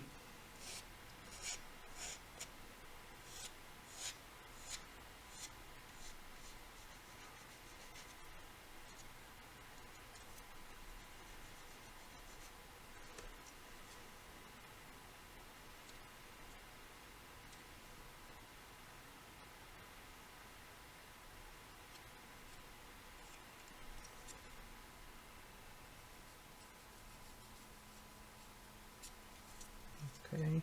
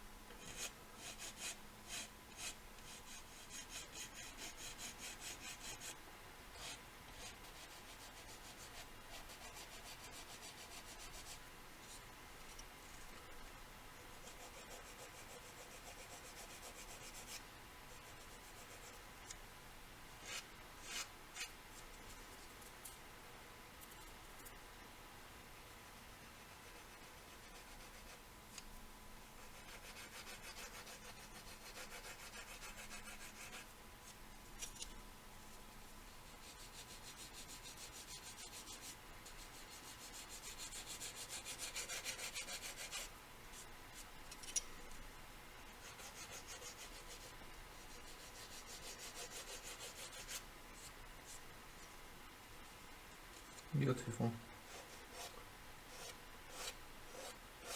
Looks like one piece. There's no visible connection.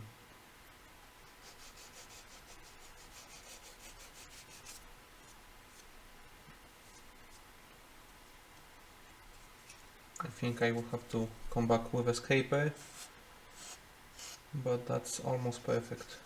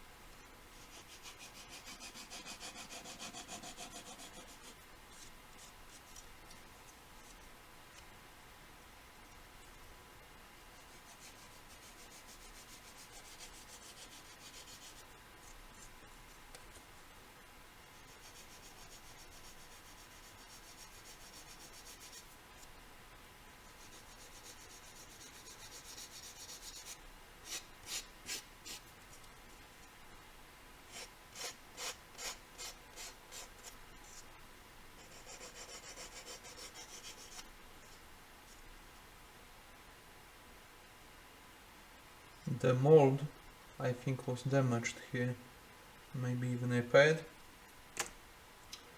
Let me put on the lens.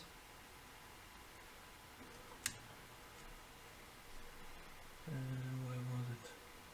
Here.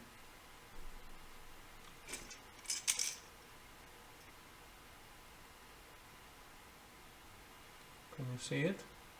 The line is not straight. It's not as deep, and the holes are deformed, and the same region on the other side doesn't look like that. Here it looks okay, and here I think maybe someone hit the mold and deformed the details, or maybe it needed to be repaired, and the mold was welded. This place was welded up, and then someone tried to remake those details and didn't do them as well as it should have been done, but it's interesting.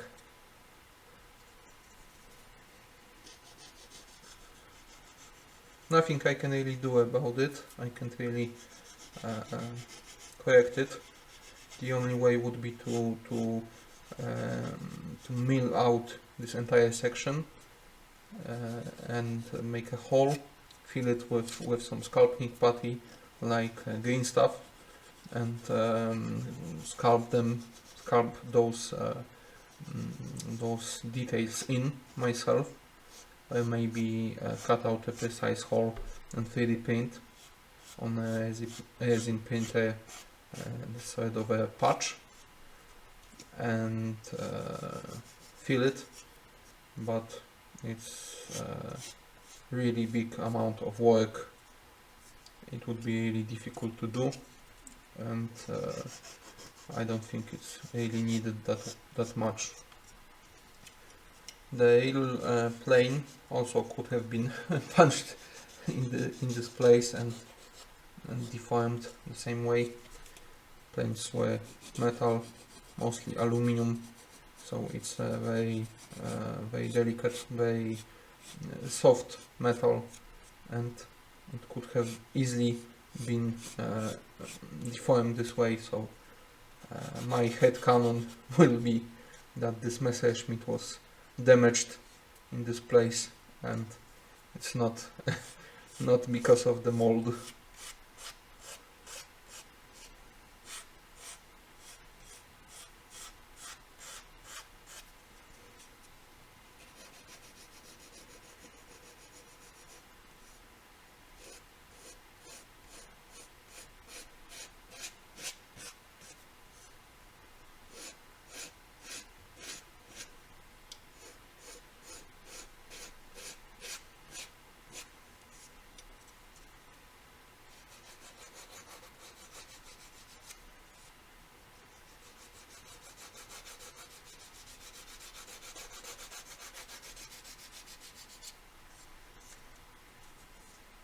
That's really great, really happy with how this turned out. It looks perfect.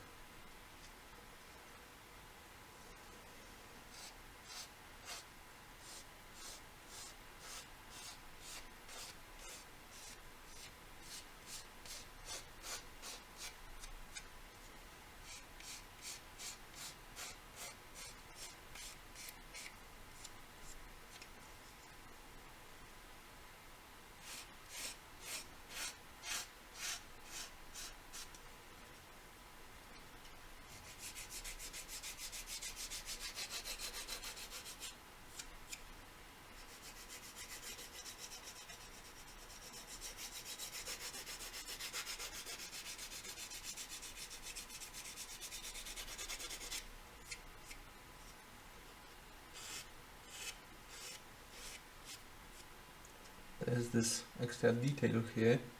No idea what it is on the rail plane, but I'm being sure not to sand it off.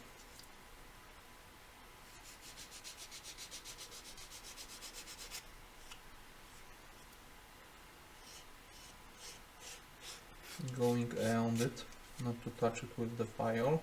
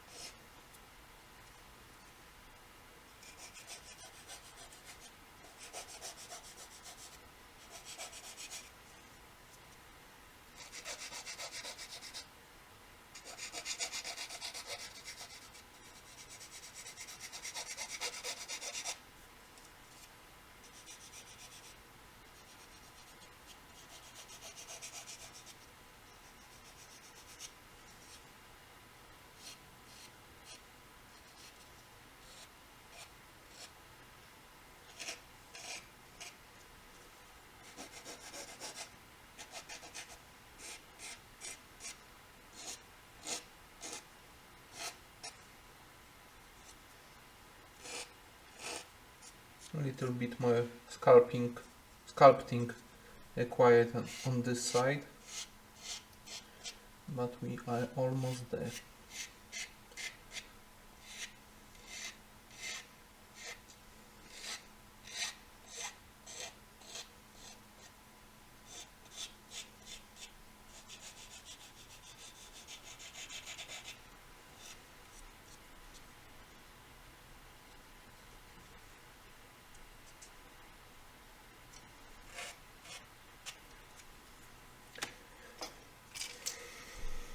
Is there anything that needs to be sanded off still, or can we move to escape air? Let me see. We can sand a little here.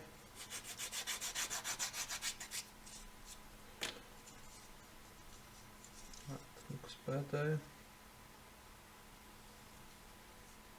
Okay, we can actually do a little bit more on this side.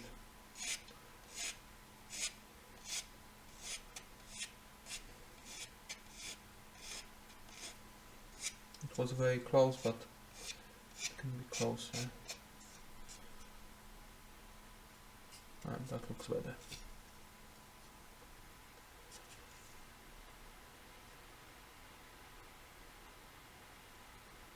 Okay, this side.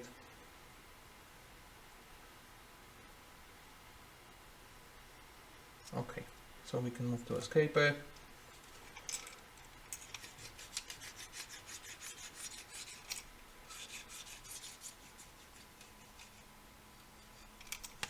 Escape air not only smooths out the material, but it also removes a bit of material. So it will not only make the surface better, but will also smooth some areas and remove material where the file was already too big and was taking too much material. So this will be now perfect after the escape.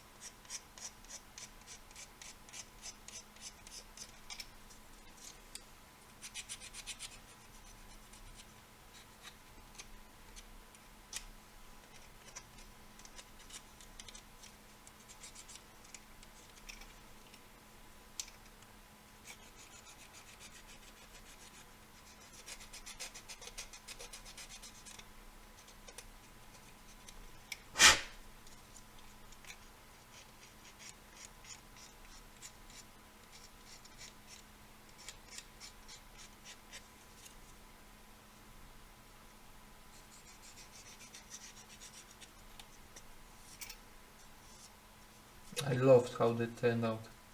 Really proud of it. When I finish the other side, I will put on the lens and show you how well it came together.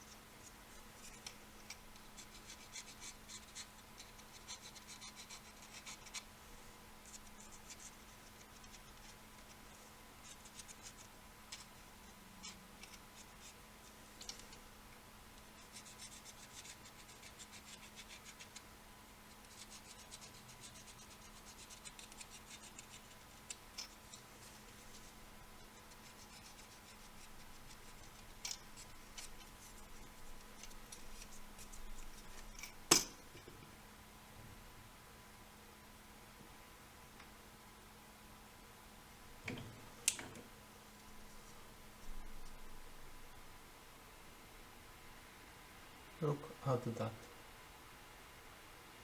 Wait, let me focus. Oh. There is no gap at all. There's one smooth curvature. It's perfect. It's like one piece.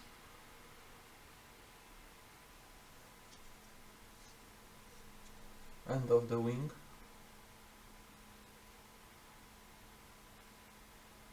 There's no gap.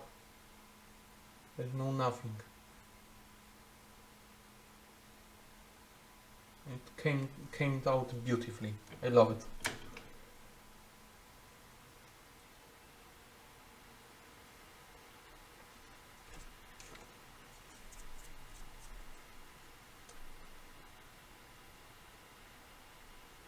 Hello, Zointy Custom Wares. Sorry if I mispronounced your name.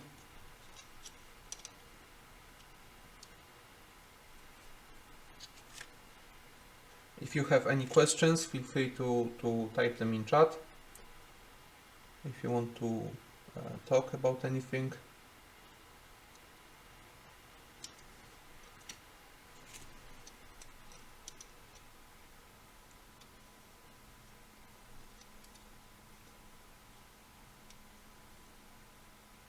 That's perfect.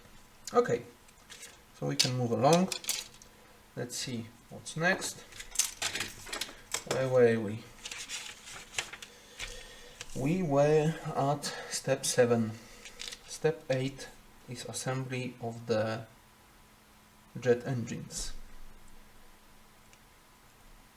18, 19, 16, 17, 14, 15, 20, 20. So, left engine and right engine have different numbers, but no, the inside is both 20, it's 2020. The ends might not be, the turbines might not be symmetrical. Oh yeah, the shape of them, the general shape is symmetrical, they are the same, but there are some small indentations, these panels on here that are mirrored. So we do have left and right side. I imagine it's the same with the other what do you call it, parts of the engines.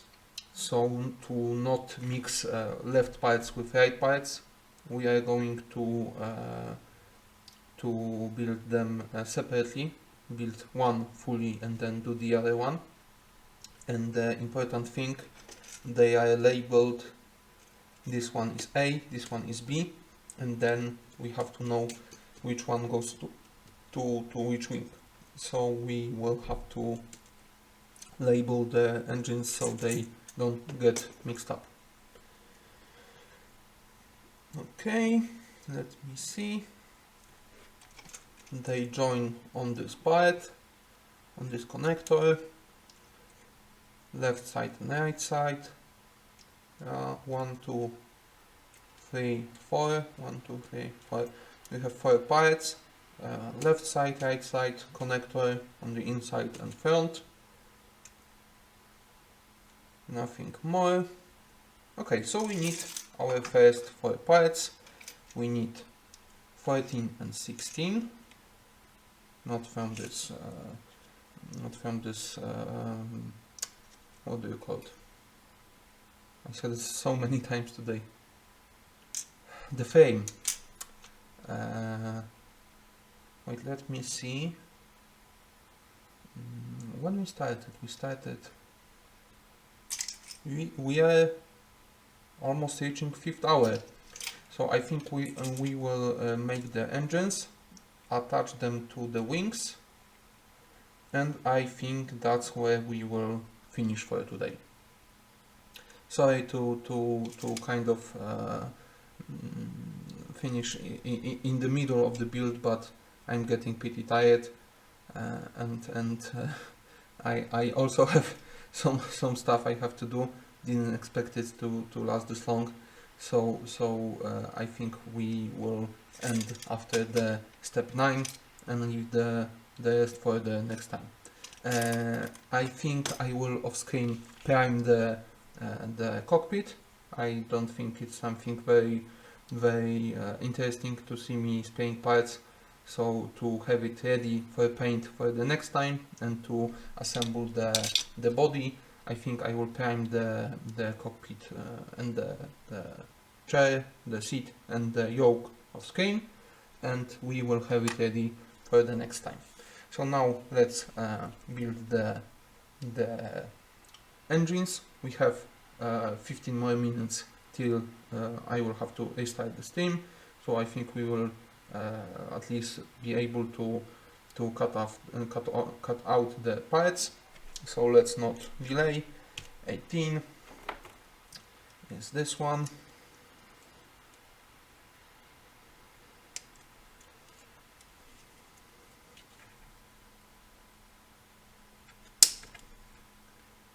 This is the front, the back, and then both the backs are the same, so we can cut whichever.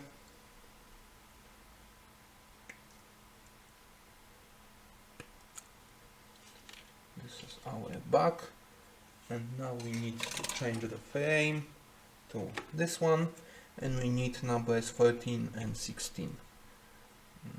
14 is this one.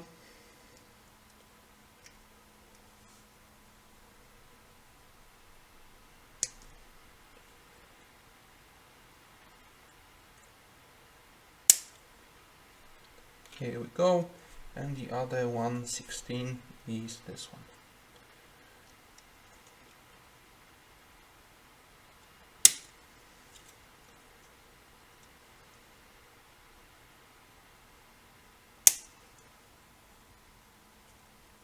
The flashing connects those two pieces. I don't want to rip it off. Oh, it cuts okay. I thought I might have go get the scissors, but the flash cut works well for even this thickness. Here we go. There is the other plane and those two back wings on this frame left, so we can't throw it out yet. Okay, we have our 5 parts.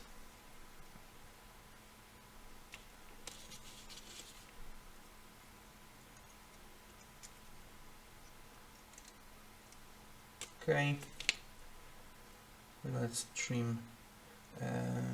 This goes on the inside, so I will just flash cut it. I don't think I even need to sand it. Where does it go? Right here, I think.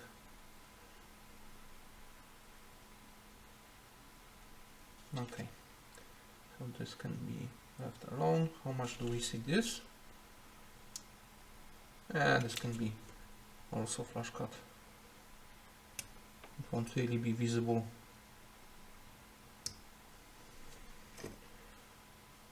So this part is almost ready. We just need to tame some of the flashing. Let's do this one. This will be visible, so let's leave some of the tab for the sanding.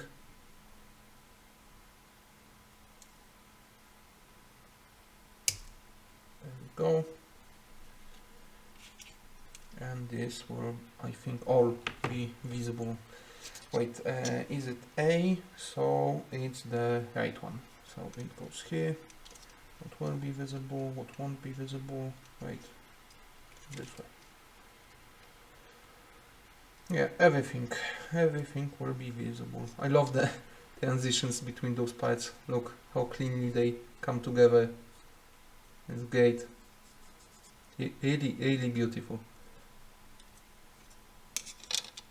Okay, so everything here will be visible, so we need to be careful.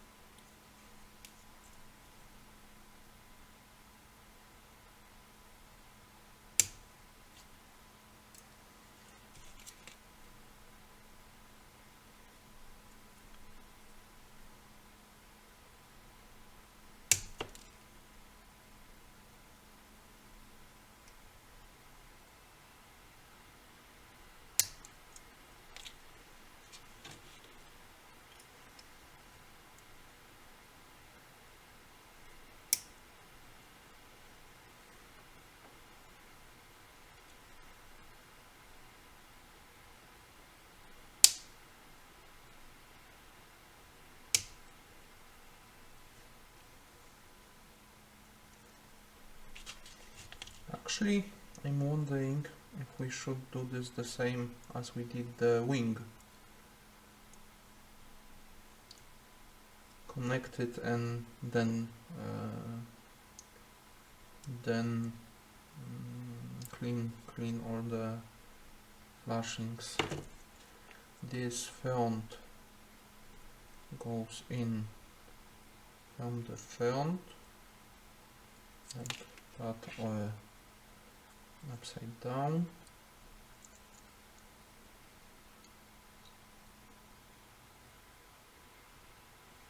But this needs to go on the inside.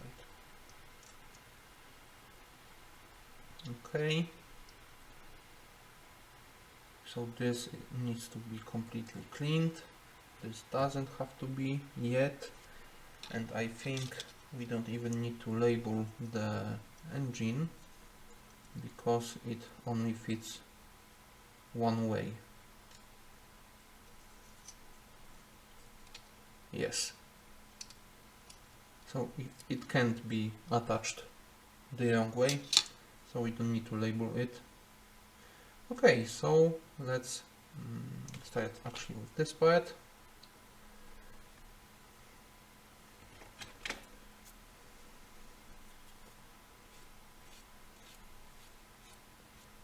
There's just a little bit of a flashing,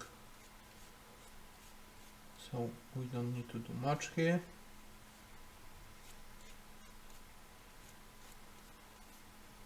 Okay, that's great. Other side.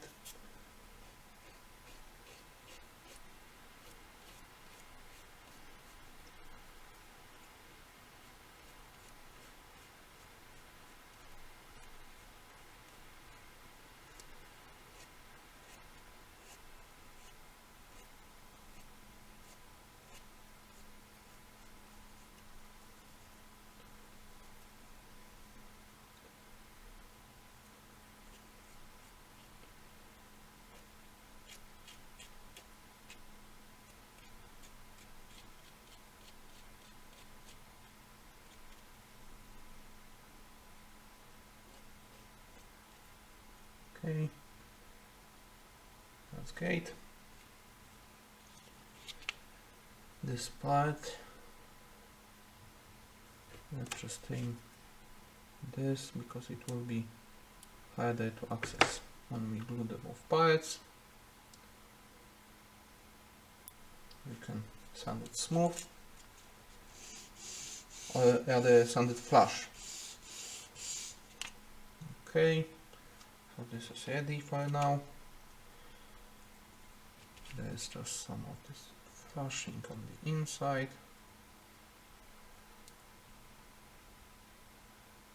We can't flash it because it has protruding pins.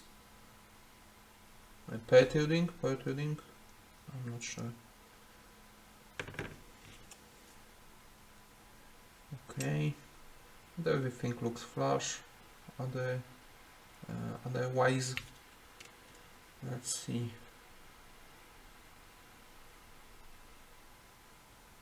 This goes in here.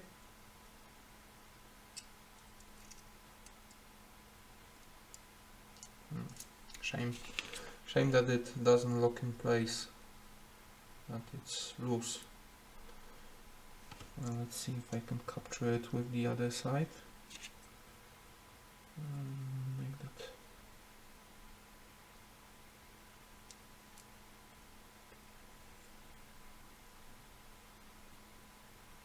Wait, does it go out?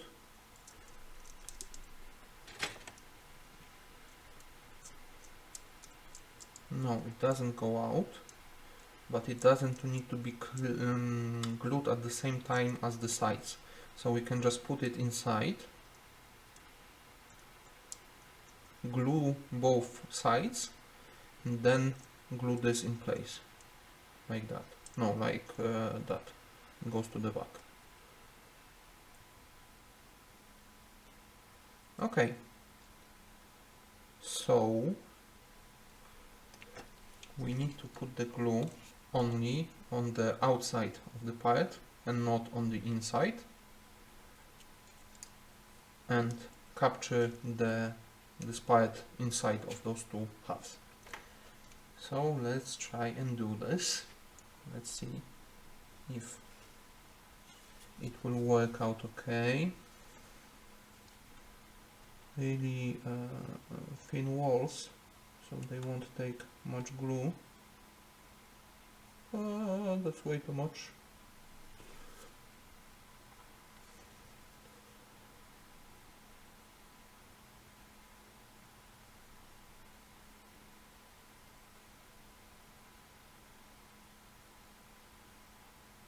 Okay, this goes on the inside.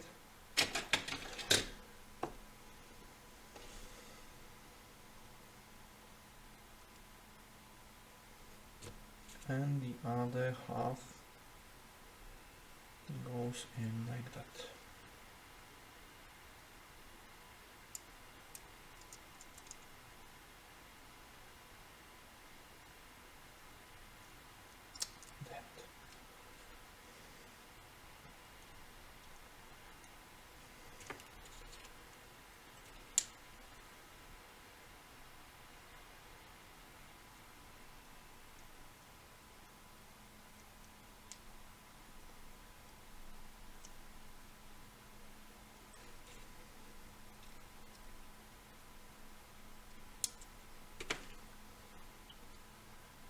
I'm not sure how well this glue caught everything, but we will be able to add some from the inside. Yeah, this really needs to be one smooth surface. We had to do this this way.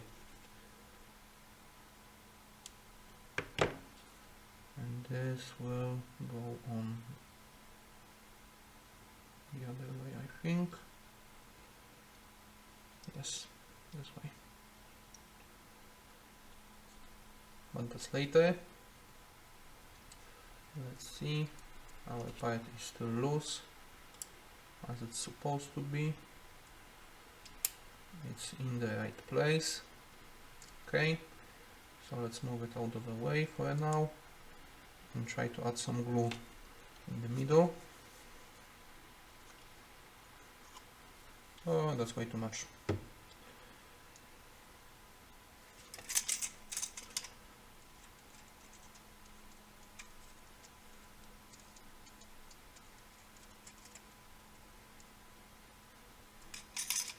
We can already glue in our part too,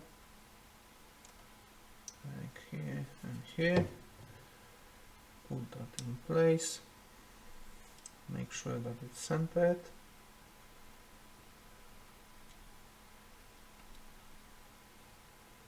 And this should hold well.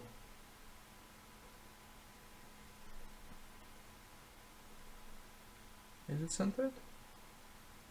Kind of. It's better now. Okay, so we can actually blast some activator in there, and the steam will disconnect any minute, so I will reset it.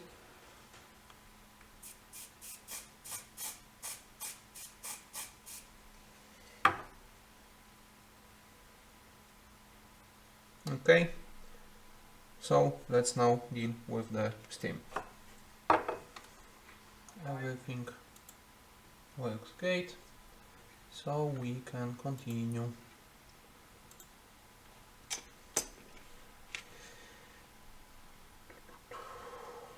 I wonder if we should glue the end cap first.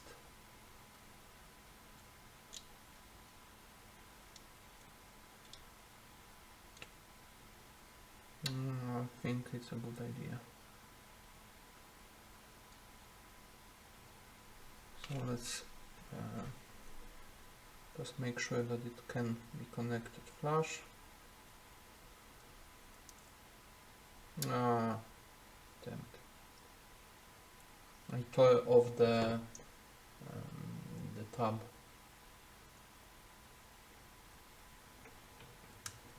This is exactly why I put so much work into cutting out the parts. I don't know how well you can see this, maybe from this perspective. See this giant hole? I cut off the part from the sprue too close to the part, and there was a little tab left, and I accidentally tore it off and left this giant hole in the part. That's exactly what you don't want. We will try to fill it with glue. I don't really have any putty to use, but that's exactly what we want to avoid when we clean the parts and when we cut them off the sprue. That's the exact reason.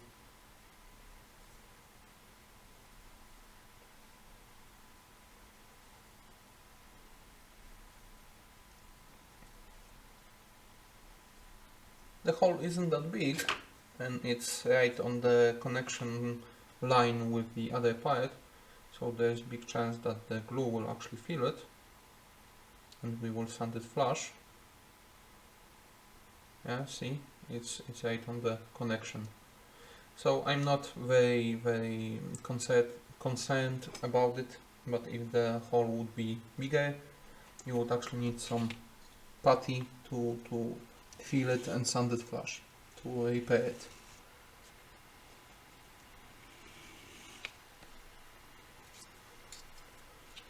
Let's see.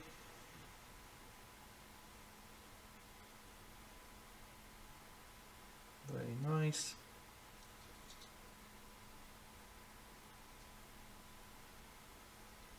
Okay, so we can glue the front cap on.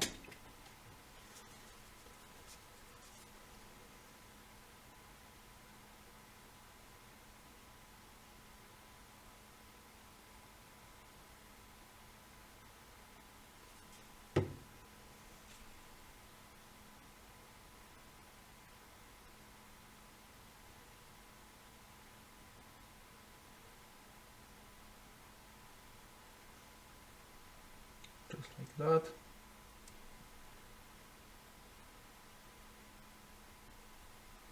And let's put some of the glue into that hole, because there wasn't any squeeze out. That might have been helpful. Let's add some on top. That's way too much.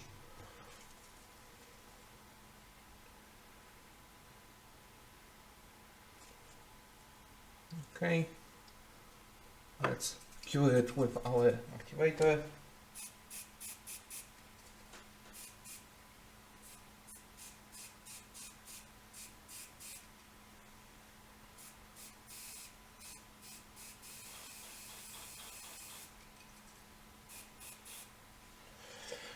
We are out of activator.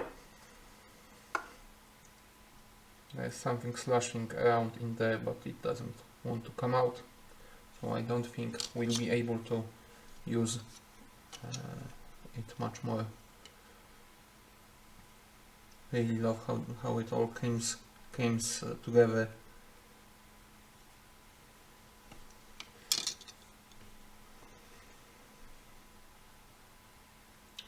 Planes in general are very aerodynamic and don't have sharp corners, and the parts usually go very nicely together. But I really like how it all works with the shapes of this particular model of a plane. I'm not I don't have so much knowledge about planes. I can't really tell if this is the same way with other planes or this one is special, but really like how it works here.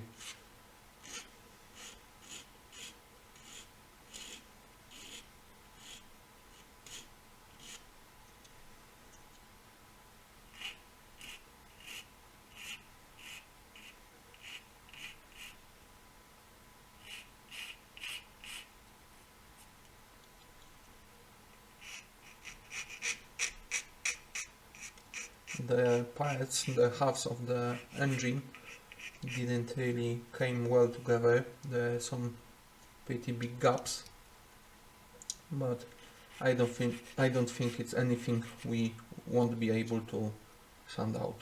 I think it will be really smooth when we are done with it.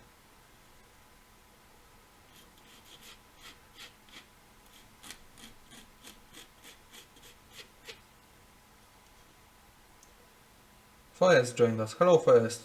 Damn, you are doing it whole day from what I have seen. Oh yeah, buddy. And we are not even half done. There's so much work. I'm actually close to finishing for today. I'm going to finish this engine, do the second one, attach it to our wings, and I think this will be all for today, because I'm getting really tired.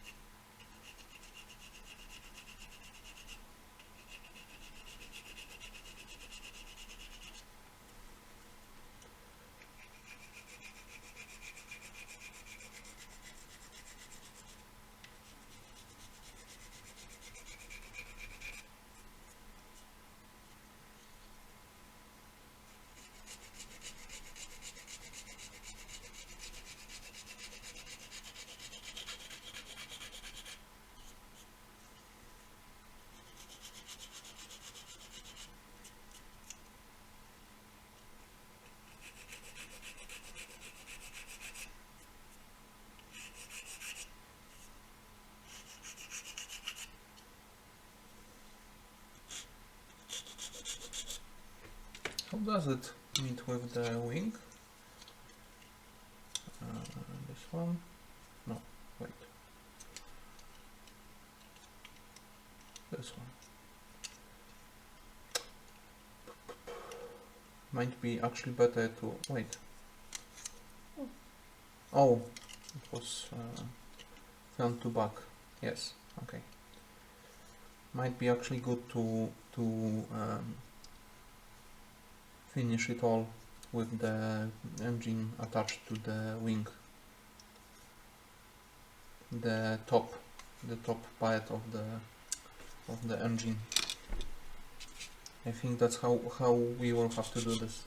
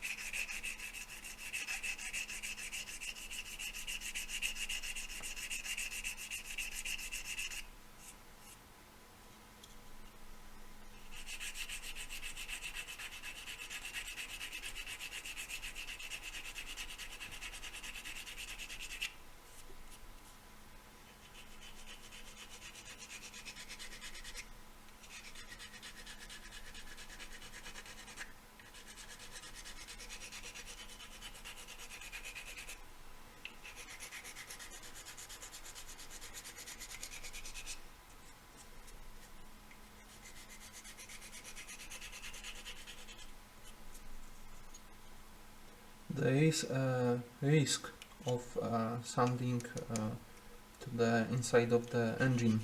The walls are pretty thin, and if I take too much material in one place, I could actually make a hole. But I don't think there is a very big risk of that happening here. I think we have a lot of material in place, and I'm not really that concerned about it.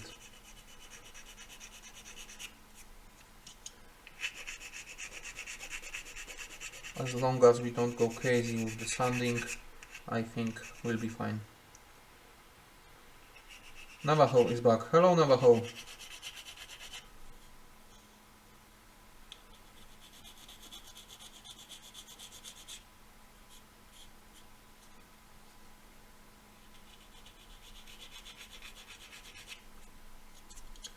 I think that's it for the file.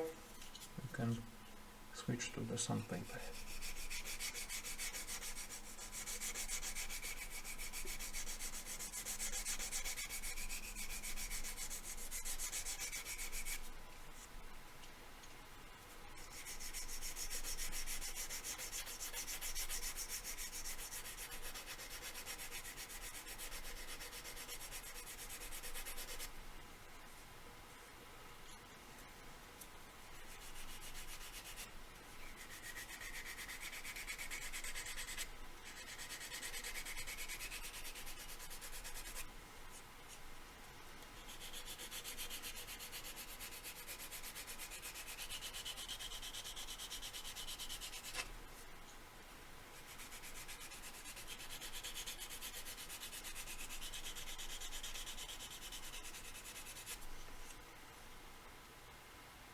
The bottom evened out nicely. There are still some steps here on the front.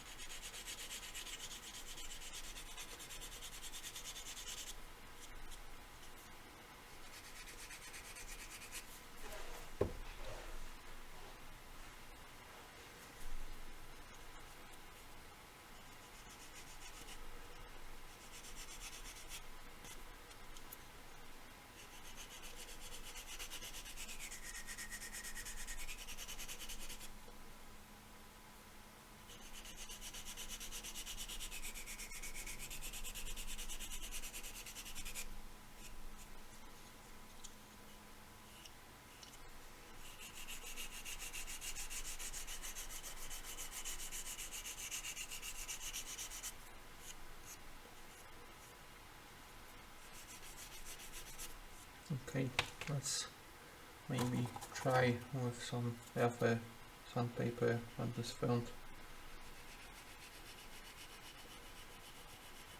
Very gently, very light touch.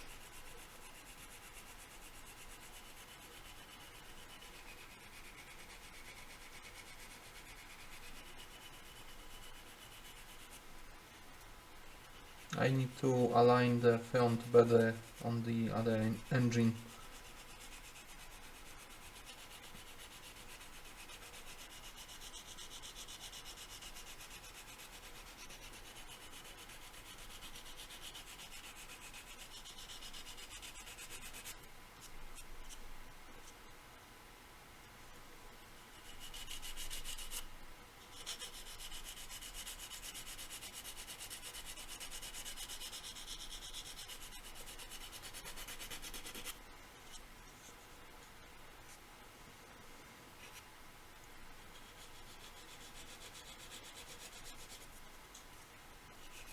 We are very close. Almost there.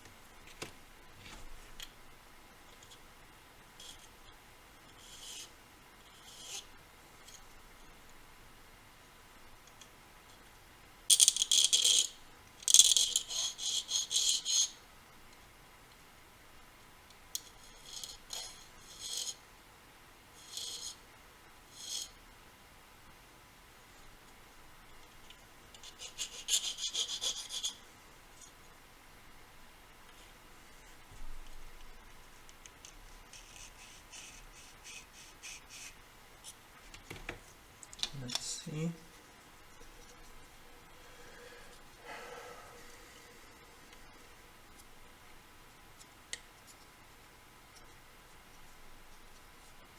There's a bit of a gap here. I don't think we'll be able to do much about it. Bottom looks very nice.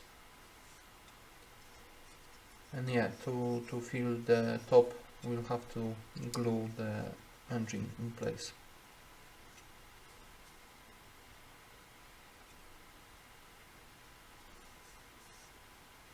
I can maybe do some more first, but to finish it, we'll have to glue it in place.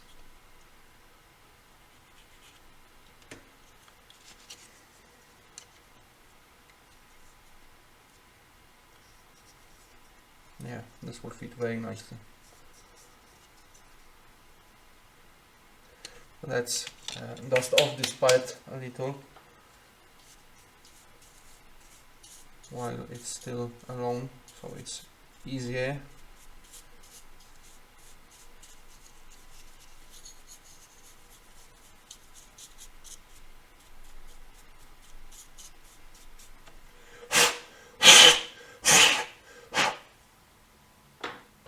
Okay, let's see.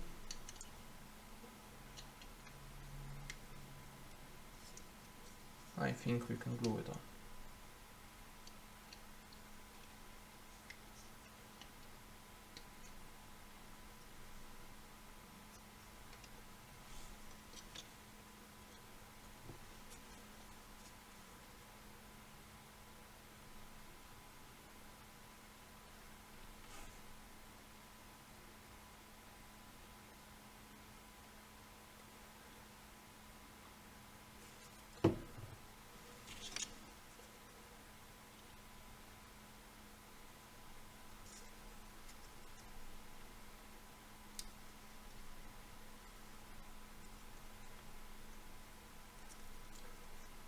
Let's let it set. I wonder if we can actually do the second engine, glue it in place, and then finish both tops, left one and the right one. I think that will be better. Give it some time to cure properly. I think it's a good idea. Okay, so let's set that to the side. Let's do the other engine, the B1.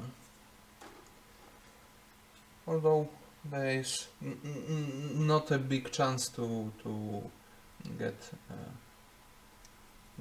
anything right now, because there's only one set of parts left, so doesn't matter. Front.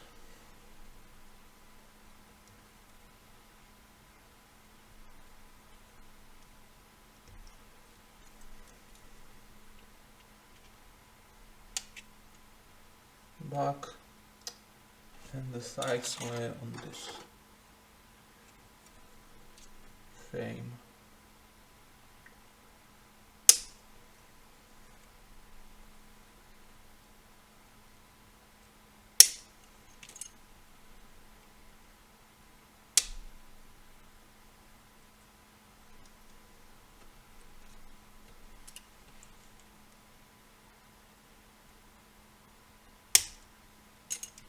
Only two parts left, and we'll be able to get rid of the first frame. This just needs to be flush cut here. No special treatment.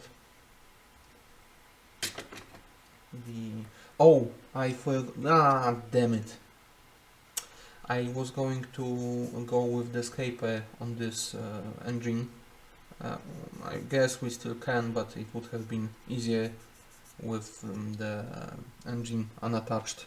I forgot about it.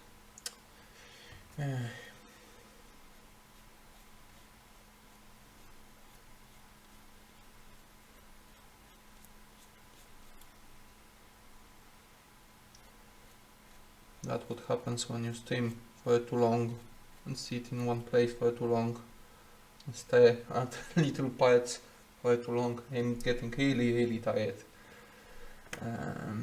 We have about half an hour left, so I think I won't be resetting the stream. I think we'll go to the full hour and end it there, whether I finish the second engine or not.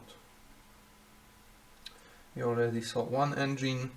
The blending of the engines to the top of the wings will be the same as we did with the wings themselves, so nothing really very exciting there. So I think that I will end it either way and do all this work off screen. Not today, I really need a break, but I think I will do this before we continue with another stream.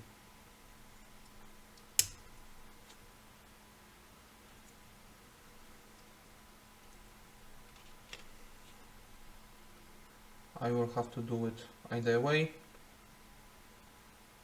And now that I think of it, streaming additionally on top of doing this isn't really a big deal.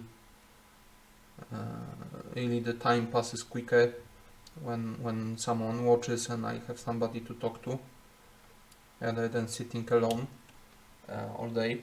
So I think that where was I going with this? What was my point?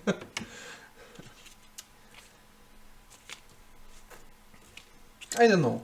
I might do some work off stream, or I might do it on stream. Like I mentioned, I definitely will be doing some priming off stream, so the next time we can move along with the build. Oh, I know where I was going with it. I was thinking about if we should do another stream to show the full build, if I should just finish the plane on my own. But I thought that since I will be spending this time on this plane either way, then I might as well stream it. If it's boring, then just nobody will watch it, and it doesn't really matter. So this goes here, this goes here. We actually had really many people today show up, and that was very cool to talk to you. It made this time very nice for me. So I think today was a success, even though we got much less done than I thought we would. I really enjoyed this time. I enjoyed this team. I enjoyed the building. I think it was really great today.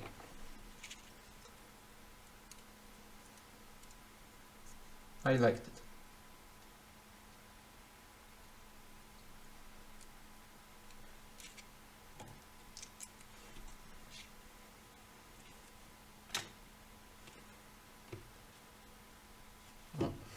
I think, although I don't think it would collide with anything, it might have stayed there, but just like this. Okay, this goes other way, this also goes the other way. Okay, let's glue.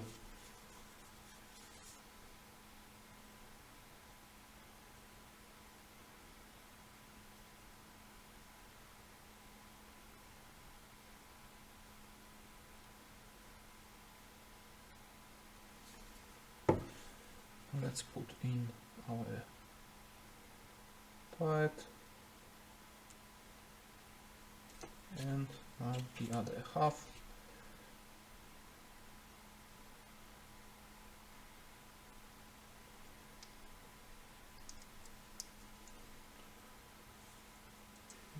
We missed.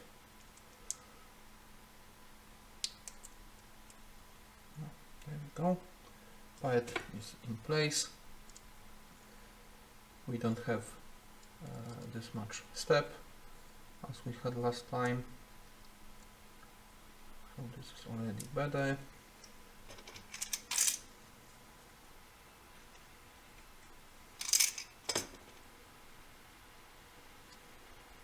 Okay. Now let's add some glue and glue in our back part. Oh, I think I managed to fix it. I have delay on the steam, so we'll see in a moment if everything works now, but I'm pretty sure I managed to fix it, so let's continue. Oh yeah, I can see everything works. Okay, so to have more space to access the engine with this caper, I'm going to use the blade alone without the handle. Let's see.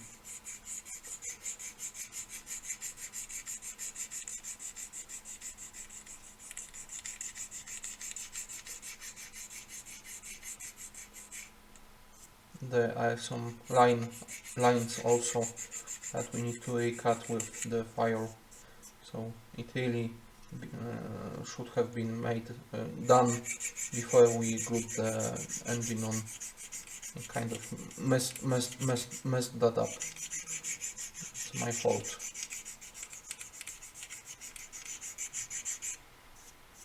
Okay.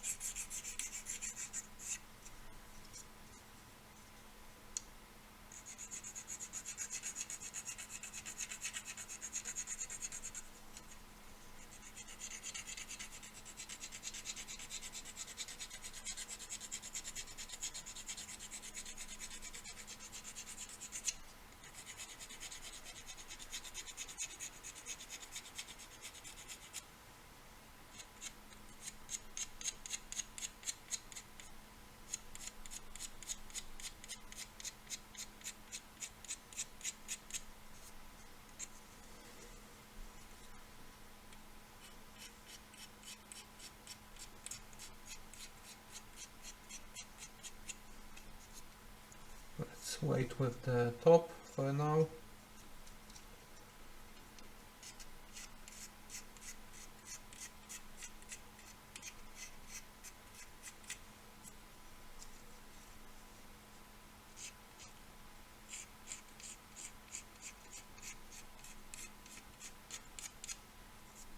Okay. Ah, damn it. This really should have been done before.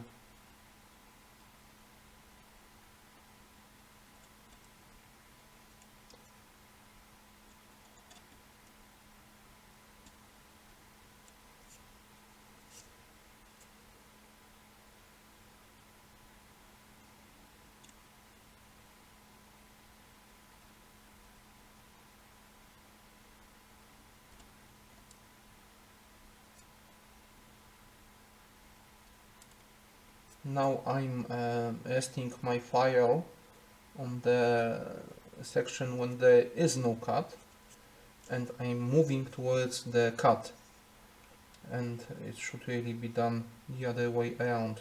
I should start where the line is and go towards the place where there isn't line. This way I risk that the lines won't meet. So so it's not a good way of doing that.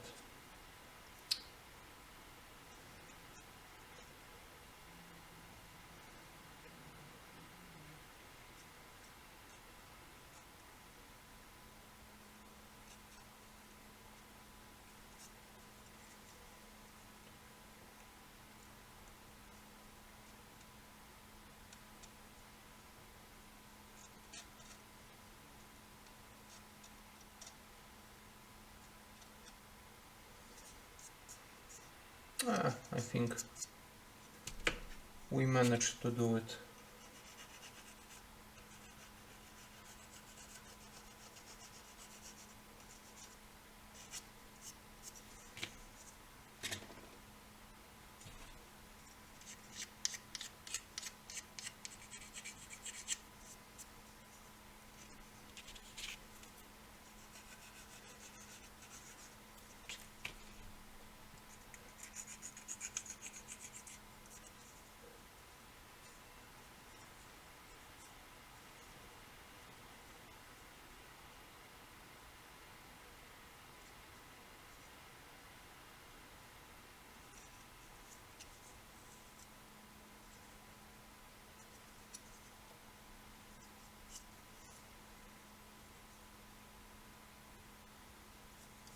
Okay, I think the engine had enough time to set, so we can continue with it.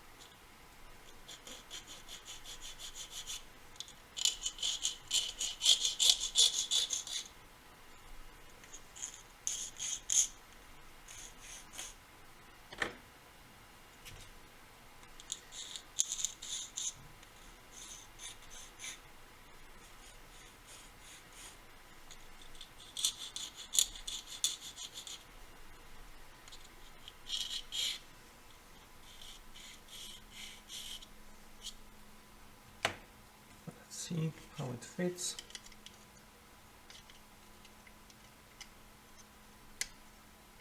Very nice. Everything here fits as well.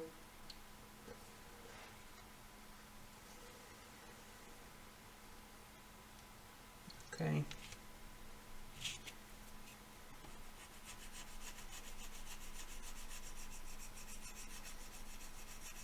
Yeah, this engine will require much less work.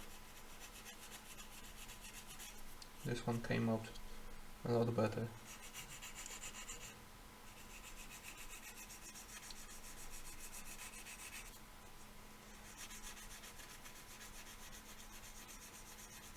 The front is still the worst. The sides came together pretty well. The front not so much,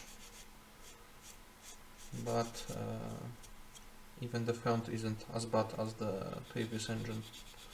I really messed up this previous engine. at first, but now it's okay. We managed to fix it, and I'm very happy with how it looks now.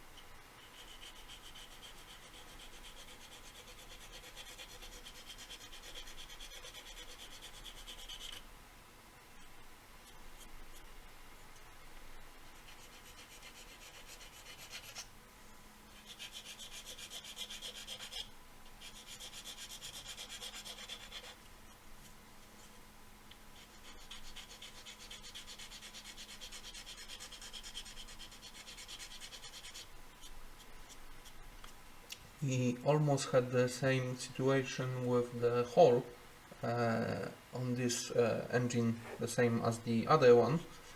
So I think the gate was just badly designed. That it's just easy to rip out this gate.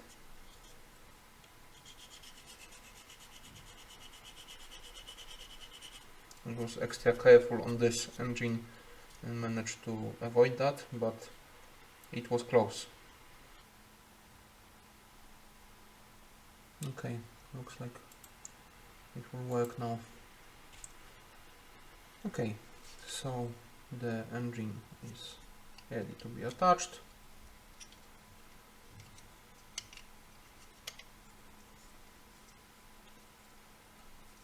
It will work like that. Let's just quickly do this.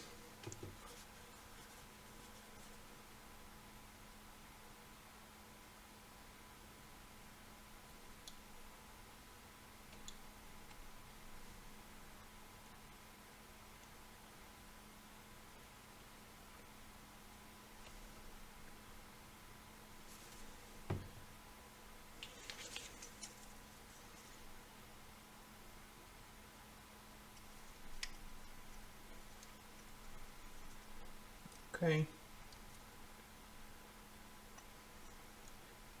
We will allow it to cure properly, and I'll do the blending of the top of camera,